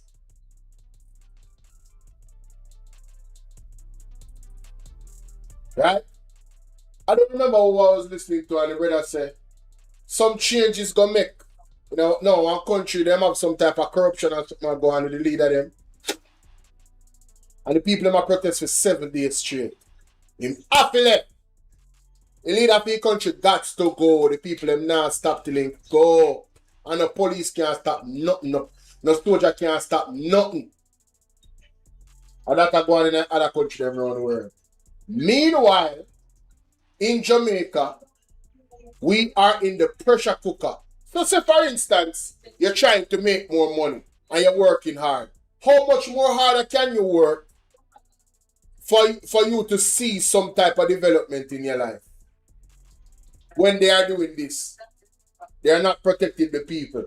And then people want to tell me that, oh, but, you know, it's happening all around the world. That is a lie. You know what other countries around the world is doing? Protecting their citizens from the oil shock prices as much as they can. Them now leg up pressure upon them. The first pressure when Andrew wants leg up on the people in Jamaica is taking his full pay. Let us start there. After I'm taking full pay, Hurricane Melissa come. May I show you how the government are cursing up. Them take 7 months to spend 1.8% of billions of dollars that was sent. Or $1.4 billion. 2% for help the people and the victim them. 2%. 1.8%, not even 2%. Then them come in with a tax plan in them budget to tax the hell out of us. Meanwhile, at that point, the war already began. So we were in a crisis where Hurricane Melissa is concerned. And then the man say, you know what? Sure, man. We don't have enough pressure upon the man. Here we are going to do now. We are going to go no more taxes on the backside. Meanwhile, the PMP was telling them, brethren, you can't do that to the people. Here are some other options to get the $18 billion. They ignored it. They said, this is the only way. The only way is to suffer me and you.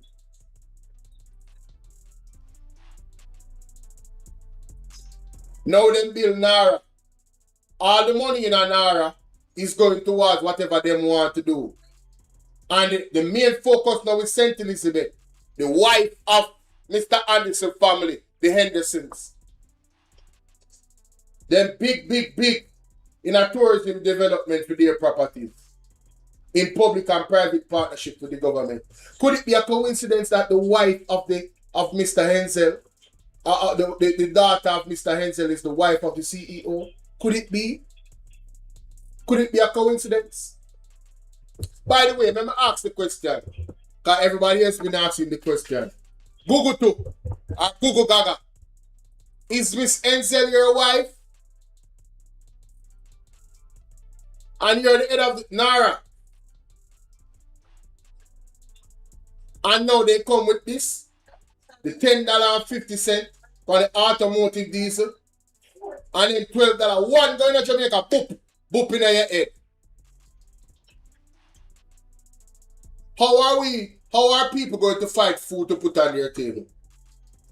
They were already struggling. The persons that were already in hell after Hurricane Melissa, they are in an already impossible situation. The persons that are actually trying to survive with the little that they have and stand on their own 2 feet. The government is literally breaking their foot. So what are you going to do? You're going to sit down and take abuse from the government.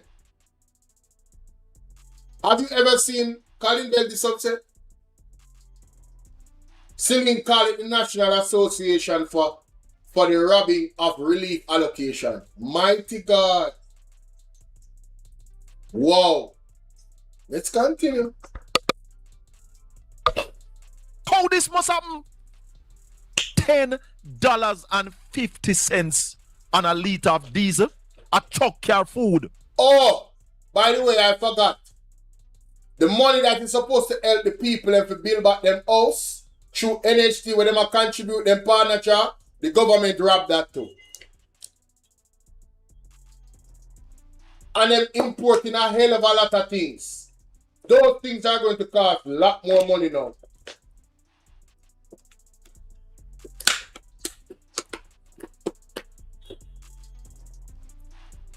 Oh, by the way, you know, the USA is in our waters, just hovering around the United States.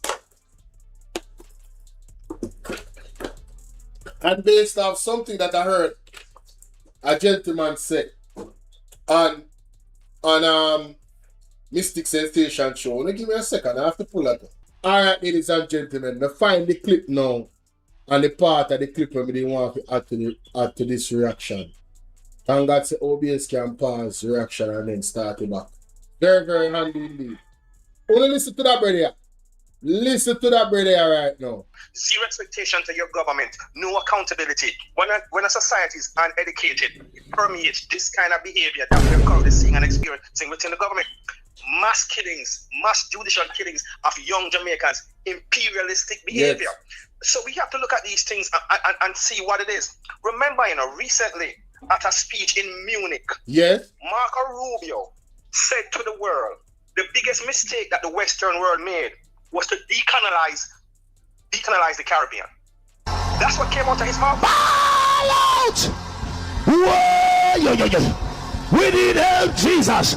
Jamaica need help. Shift the parliament. Shift the election. Shift everything. Remove them out there. Take out the cockroach. Take out the thief. Take out the criminal them. Take out the thief them. Take out the murderer them. Take out the gang leader them out of parliament. Take them out from Portland. Take them out. I hear Portland. Me I go to Portland. Why me I travel to Portland? Take out somebody, man or woman. Said to the world, the biggest speech in look at these things and see what it is. Remember, you know, recently at a speech in Munich, Marco Rubio said to the world, the biggest mistake that the Western world made was to decolonize the Caribbean. What can go so? Jamaica, I cannot confirm or deny if that was said. Marco Rubio in Munich. You have to go look for it. Give me a second. Low expectation, zero expectation to your government, no accountability. When a society is uneducated, it permeates this kind of behavior that we're currently seeing and experiencing within the government. Mass killings, mass judicial killings of young Jamaicans, imperialistic behavior. So we have to look at these things and see what it is. Remember, you know, recently at a speech in Munich, Marco Rubio said to the world, the biggest mistake that the Western world made was to decolonize the Caribbean.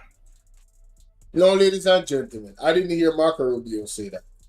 I didn't find that, but let's listen to what I found. And the title of this video is Marco Rubio delivers pro-colonial speech at Munich security. So listen for yourselves and tell me what you get from this. For 5 centuries before the end of the Second World War, the West had been expanding. Its missionaries, its pilgrims, its soldiers, its explorers pouring out from its shores to cross. For 5 centuries before the end of the Second World War, the West had been expanding. Its missionaries, its pilgrims, its soldiers, its explorers pouring out from its shores to cross oceans, settle new continents, build vast empires extending out across the globe. But in 1945, for the first time since the age of Columbus, it was contracting. Europe. Columbus? You mean Columbus? That evil individual? Columbus? Let's continue. Europe was in ruins. Half of it lived behind an iron curtain, and the rest looked like it would soon follow. The great Western empires had entered into terminal decline, accelerated by godless communist revolutions and by anti-colonial uprisings that would transform the world. Anti-colonial uprisings? Bro. Anti-colonial uprisings. So he pro-colonial? He want to colonize? Is this what they're doing in the Caribbean? So Jamaica is supposed to fall in line with colonialism, and we supposed to be what, slaves again? Oh hell no! Let's continue. This can't be what I'm hearing. And drape the red hammer and sickle across vast swaths of the map in the years to come. Against that backdrop, then as now, many came to believe that the West's age of dominance had come to an end, and that our future was destined to be a faint and feeble echo of our past. But together, our predecessors recognized that decline was a choice, and it was a choice they refused to make. Okay. This is what we did together once before. And this is what President Trump and the United States want to do again now. They want to do what again exactly? Together with you. And this is why we do not want our allies to be weak, because that makes us weaker. We want allies who can defend themselves so that no adversary will ever be tempted to test our collective strength. This is why we do not want our allies to be shackled by guilt and shame. We want allies who are proud of their culture and of their heritage, who understand that we are heirs to the same great and noble civilization, and who together with us are willing and able to defend it. What civilization? Columbus? Bro, what is going on right now, bro? Hold up. What? And this is why we do not want allies to rationalize the broken status quo rather than reckon with what is necessary to fix it. The broken status quo? So you talking about the broken colonial status quo? Oh, hell no, bruh. No, sir. No, sir. No, sir. No, sir. No, no, no, no, no. What can go? No. Miss me with the bullshit. Miss me with the bullshit. I'm legally blind. You can't see it. Hey, who is this? Hey, yo. Hey, like and share this video, man. This is about to get interesting. What? The broken status quo. Am I reading this right? For we in America have no interest in being polite and orderly caretakers of the West's managed decline. Oh, so he's blaming the lack of togetherness of the forefathers for the decline of the West. So now they want to put down their iron foot into the West to make sure that it was as strong. What made it strong, they wanted to make it strong again. And in his opinion, at that point between their forefathers and that point, there was a strength there. But now they're not strong anymore.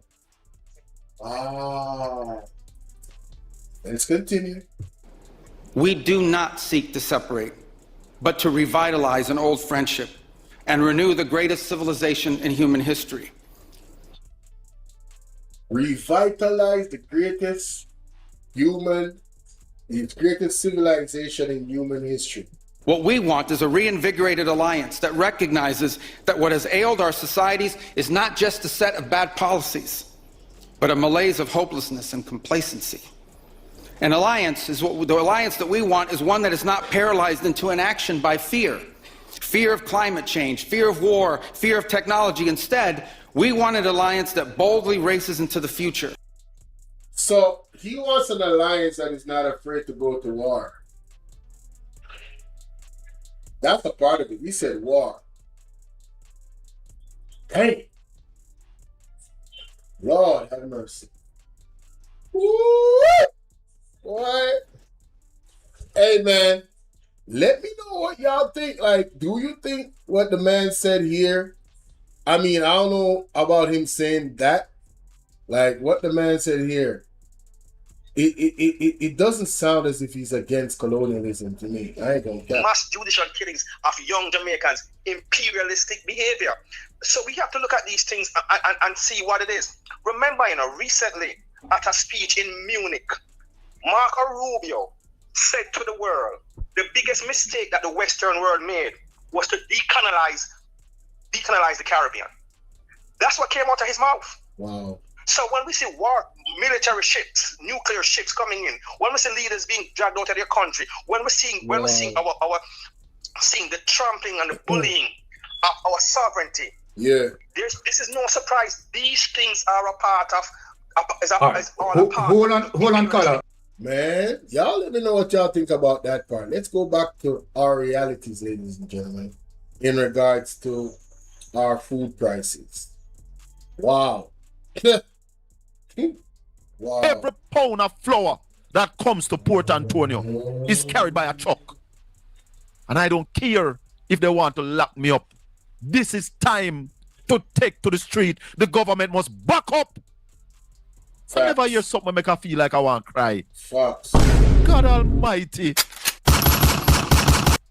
Let's not even talk about low sulfur. We're going at $12.50. What? Let's not even go there. The truck where carry banana from Rio Grande Valley got Kingston, a diesel it use. Every truck where you see on the road, a diesel them use. So let me ask you something now. The coaster man never run from Port Antonio to Kingston. I go raise bus fare. Backside. $10 per liter. God almighty. You know safe. Jesus, you know me not bleeding him in vain. You know safe. Jamaica, wanna make me know wanna think here. Big up, Granville. Yeah. Boy, listen. One Mr. Lonesome, hey, me I tell you say, me have to rate it, hey, me rate it general, you know? Yo, me say man upon the neck, ladies and gentlemen, we could go another one here. Make we go another one here. Heavy, we are going at this one here because they need to stop violate the Queen of the South. Them a shit. Them out of there, man. Yeah? You put up something on about island that, look here. Propaganda, look watch what out. them put up now, look on our mouth. You don't see. You can't hide nothing. Real nothing. If you get beat up and bruised up and bust up and that kind of thing. This is what them put up. Exclusive interview with Nikisha Birchall, ladies and gentlemen. I'm so happy to go over this. The Queen. Full to you know. And scavenge us on the that. I can hear you. Yes, Queen. Hi, can you hear me? I can hear you a little better now. Hey, how you doing? I am doing good. I'm tired, and I think I have a cold or some allergy that's going on. But because my driver was telling me that he could hear you very well just now, I was the only one not hearing. But I think my ear is probably a little bit stop up. Okay. Whoa, what's that? I just built a budgeting app in Base 44. Guys. People like to the man. Queen so tell me something. How was your weekend? What you doing? Where you was at weekend and your work? Because I see you doing a lot of work and giving them a lot of problem in Parliament, you know. But you need them with a tremble. Yes, man. Yeah. Well, actually, this weekend was no different from the other weekends, just hectic. On Friday, we were with Lucia Madden and the Home Shelter Jamaica team that they volunteered. They donated 10 homes to us in South St. James, 10 modular homes, as container homes. So we were with them, with the Jamaica Observer, a lot of other media entities, CVM TV, and we were touring some of those homes as we delivered them to the families in South St. James who got them. And after that took us the whole day. On Saturday, I had 2 funerals and a community meeting. On Sunday, I had 3 funerals and a community meeting in Cottage Road in Kensington, where JMMB has adopted that community, and I don't want to talk too much about that because they're doing big things for them with respect to shelter in that community. And then I left St. James to St. Anne's Bay, where I was one of the guest speakers at Wayne Tate's St. Anne's Bay Divisional Conference. So I didn't get into Kingston until pretty late Sunday night, which is usually the case. And then Monday it was just, from officers meeting to executive for the PNP late into the night. Tuesday was Parliament, as you would have seen. Yesterday was Parliament. And this morning I'm already on my way to South St. James, where I'm meeting with one of our principals at one of our high schools. And then after which we're having office day in the Maroontown division with myself and Councillor Anthony Swaby. And then tomorrow I'm flying out. I'm going to Connecticut, where I've been invited by a charity group called Impact.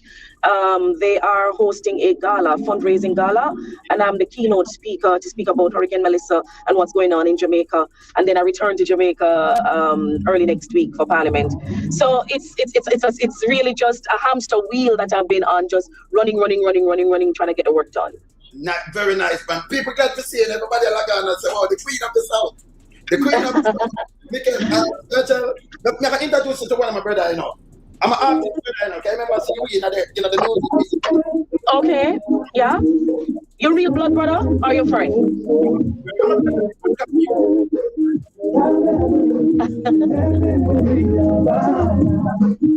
I don't know, I'm not hearing you anymore. Oh, that's your brother. Hi, morning. How are you? This is one of the veteran artists. He's a veteran. What's his name? I didn't hear. What is his name? This Michael Buckley. He's one of the veterans from the 80s. So we are him. Oh, pick up yourself. Yeah, man. You see him? Big up Michael. Big up, respect. Thank you for your contribution to the music and to the culture. Yeah, man. That's Nikisha version, but I give them the problem in a house of parliament. She will talk to the court and double of them, man. She never happened, no. She's the Queen of the South. So she... She's MP with them trying to this. I talk about the bottom breast. But she always was, it's how some man out of order. Me talk about a big, me styling, me name Boma Davis. That nasty with the face with my dad. And this one like that. So I feel this day. You understand, brother? Yes. So I can make the interview with her because she's the Queen of the South in St. James. Right? Yes. Wayne, I want to pick you up though, and not just you, but all the other Jamaicans who use social media positively to develop their country and to help Jamaica grow. I want to encourage responsible commentary. I want to encourage responsible and fair and truthful commentary, because the truth, sometimes I hear some things about myself. I have to ask myself if it's true or not, and you mentioned things about body and stuff. I am happy that Jamaicans are discerning, that we are mature enough to be able to sift through the noise and to recognize fake when we see it. I hope that with what is going on in social media now, people can realize that there are persons amongst us who are using social media irresponsibly. They are using it and they're tainting people's reputations. They are attacking people, their lives. And that is not the responsible way to use social media. Technology is a gift, but if we abuse it, we will not be doing ourselves and our nation any favors. I am good for a fight. I am up for any fight, any day, anywhere, but it needs to be a fair fight, It needs to be a fight of wit. It needs to be a fight of words. It needs to be a fight of ideas. I'm not into the personality fights. And stuff like that. But I hope Jamaica is taking note of those who are using unethical means of communicating. And you can see that it is coordinated. When you have the truth on your side, you don't need to coordinate, nothing at all.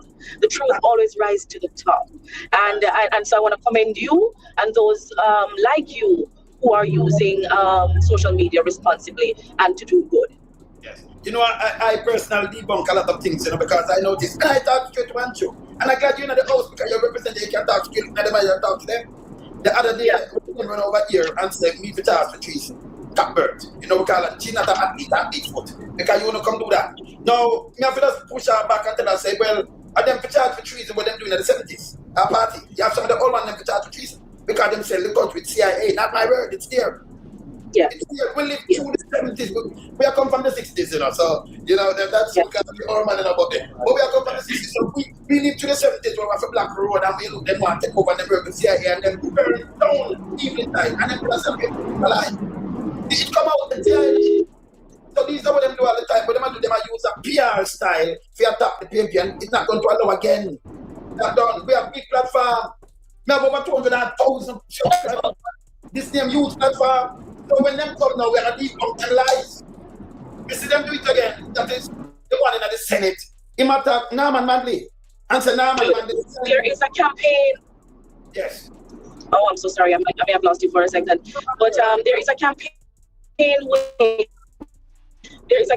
against good and evil in this country.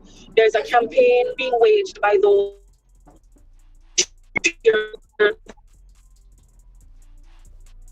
Yes. Yeah, you know, yes, you see, blind spot. So people that mess when you see the truth. They are uncomfortable. Yes. Yes. Am I back now? Yeah, yes, I'm hearing you. Can you hear me?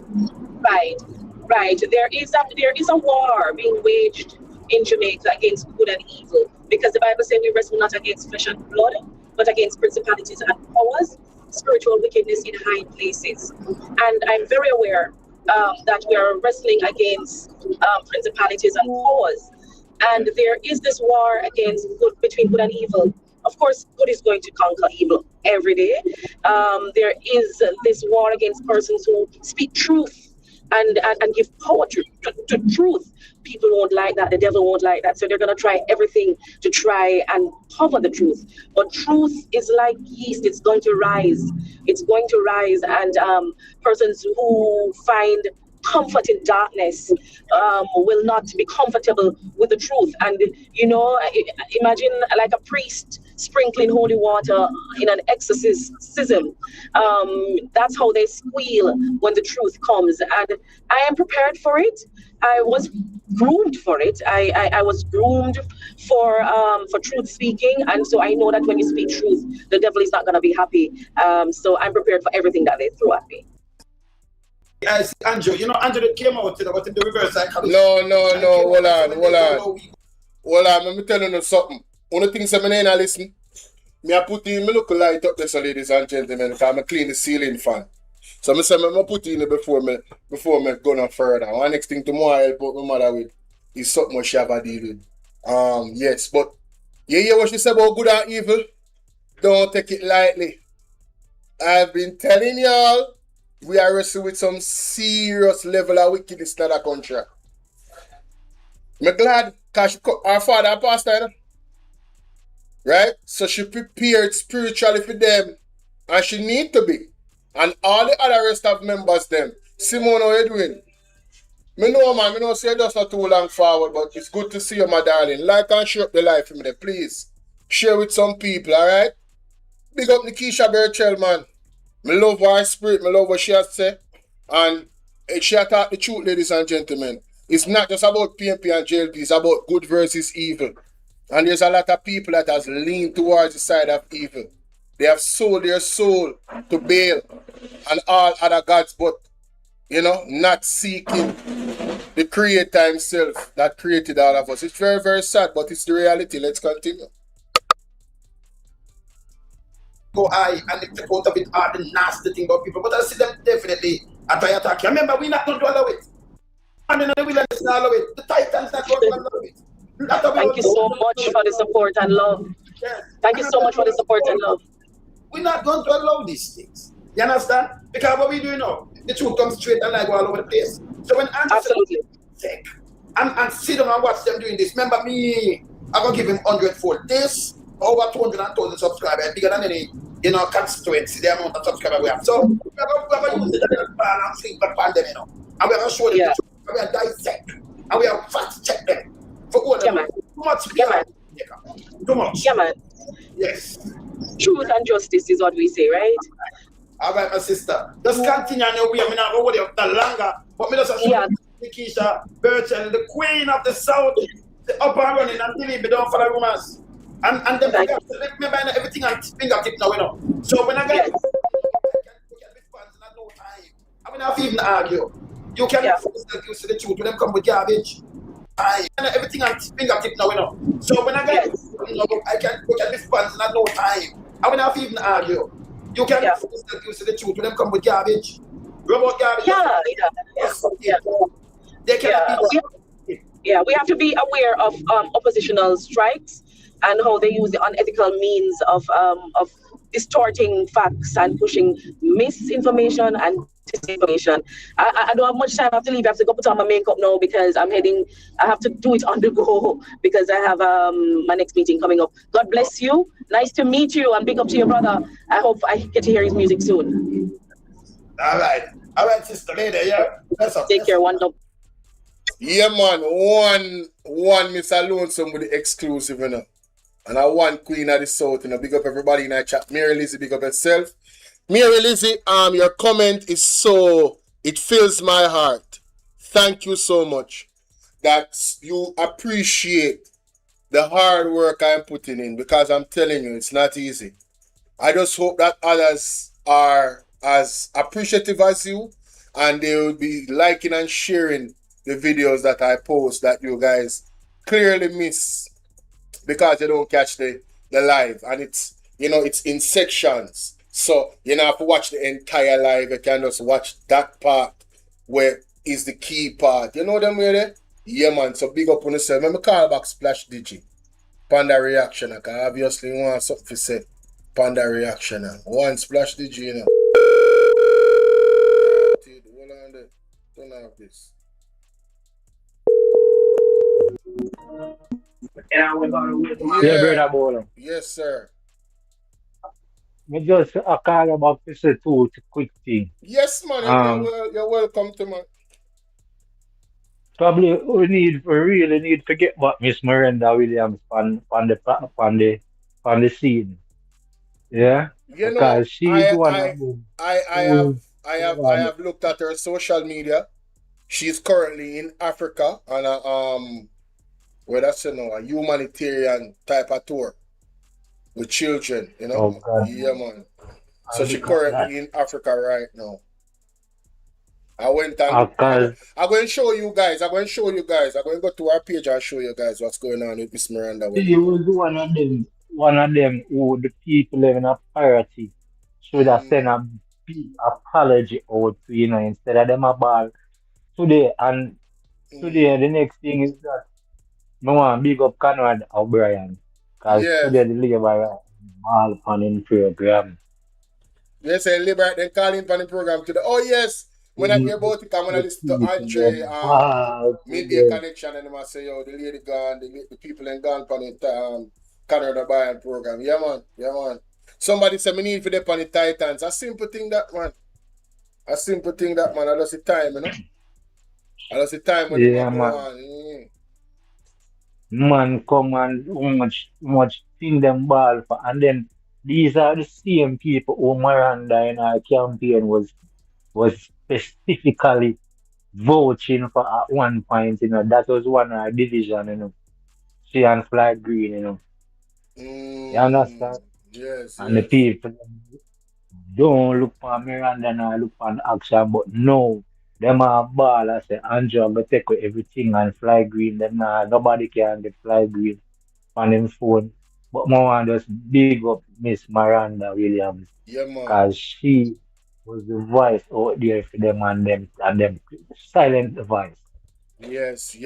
But you know, like I said, I'm going to go on our social media right now and show you guys, because she's the same person, you know. She is the same person. I kid you not. The lady is who she is. Where you see, Panic Campaign, she's the same person. She's the same sweet, loving soul that you saw.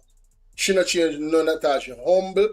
She's a real socialist, a real comrade.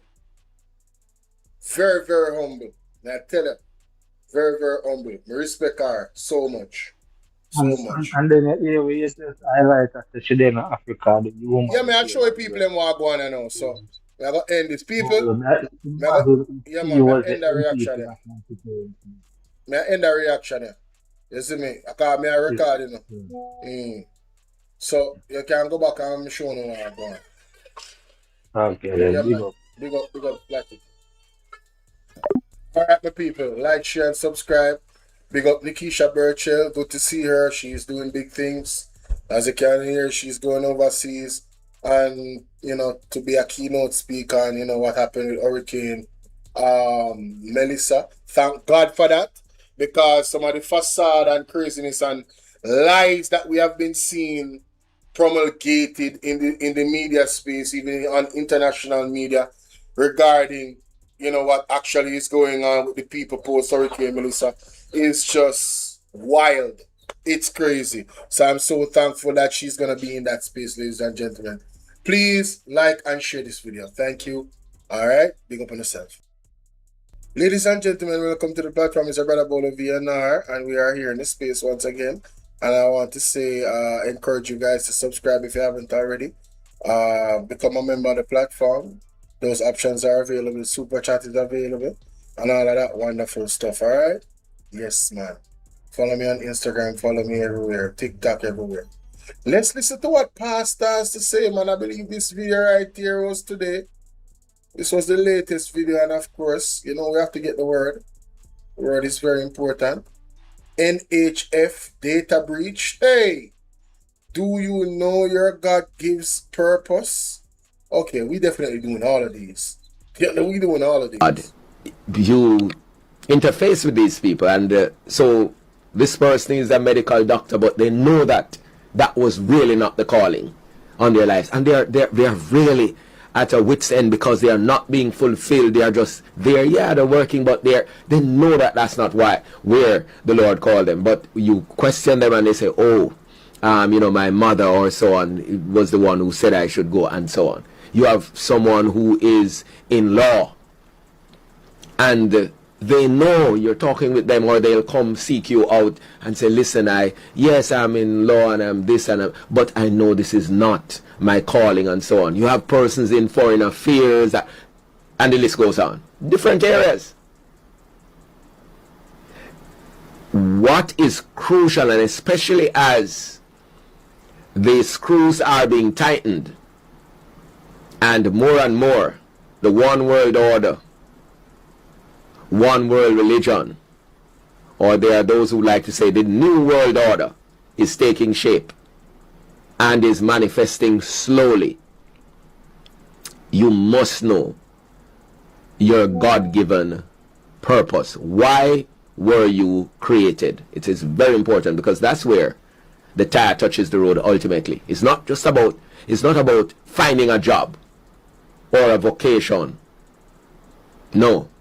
It begins first and foremost with, who are you? Why did God make you? Yes. What is your purpose? That's where it begins. God, Hey, I can tell you personally, I've been asking that question. I've been coming to the point where I'm like, yo, whatever it is that God wants me to do in this space, that's what I want to find. You understand? I want to know what that is, because you know God have a mission for every single one of us and a purpose here on earth. Hey, do I go on? Definitely. Hey, big up on yourself, you know, manners and respect, you know. You are going now. I'm going to end the live now. I'm going to come back 11 o'clock. Zin? The live already set. And then we are go on the next marathon again. Zin? The word is love. Look more.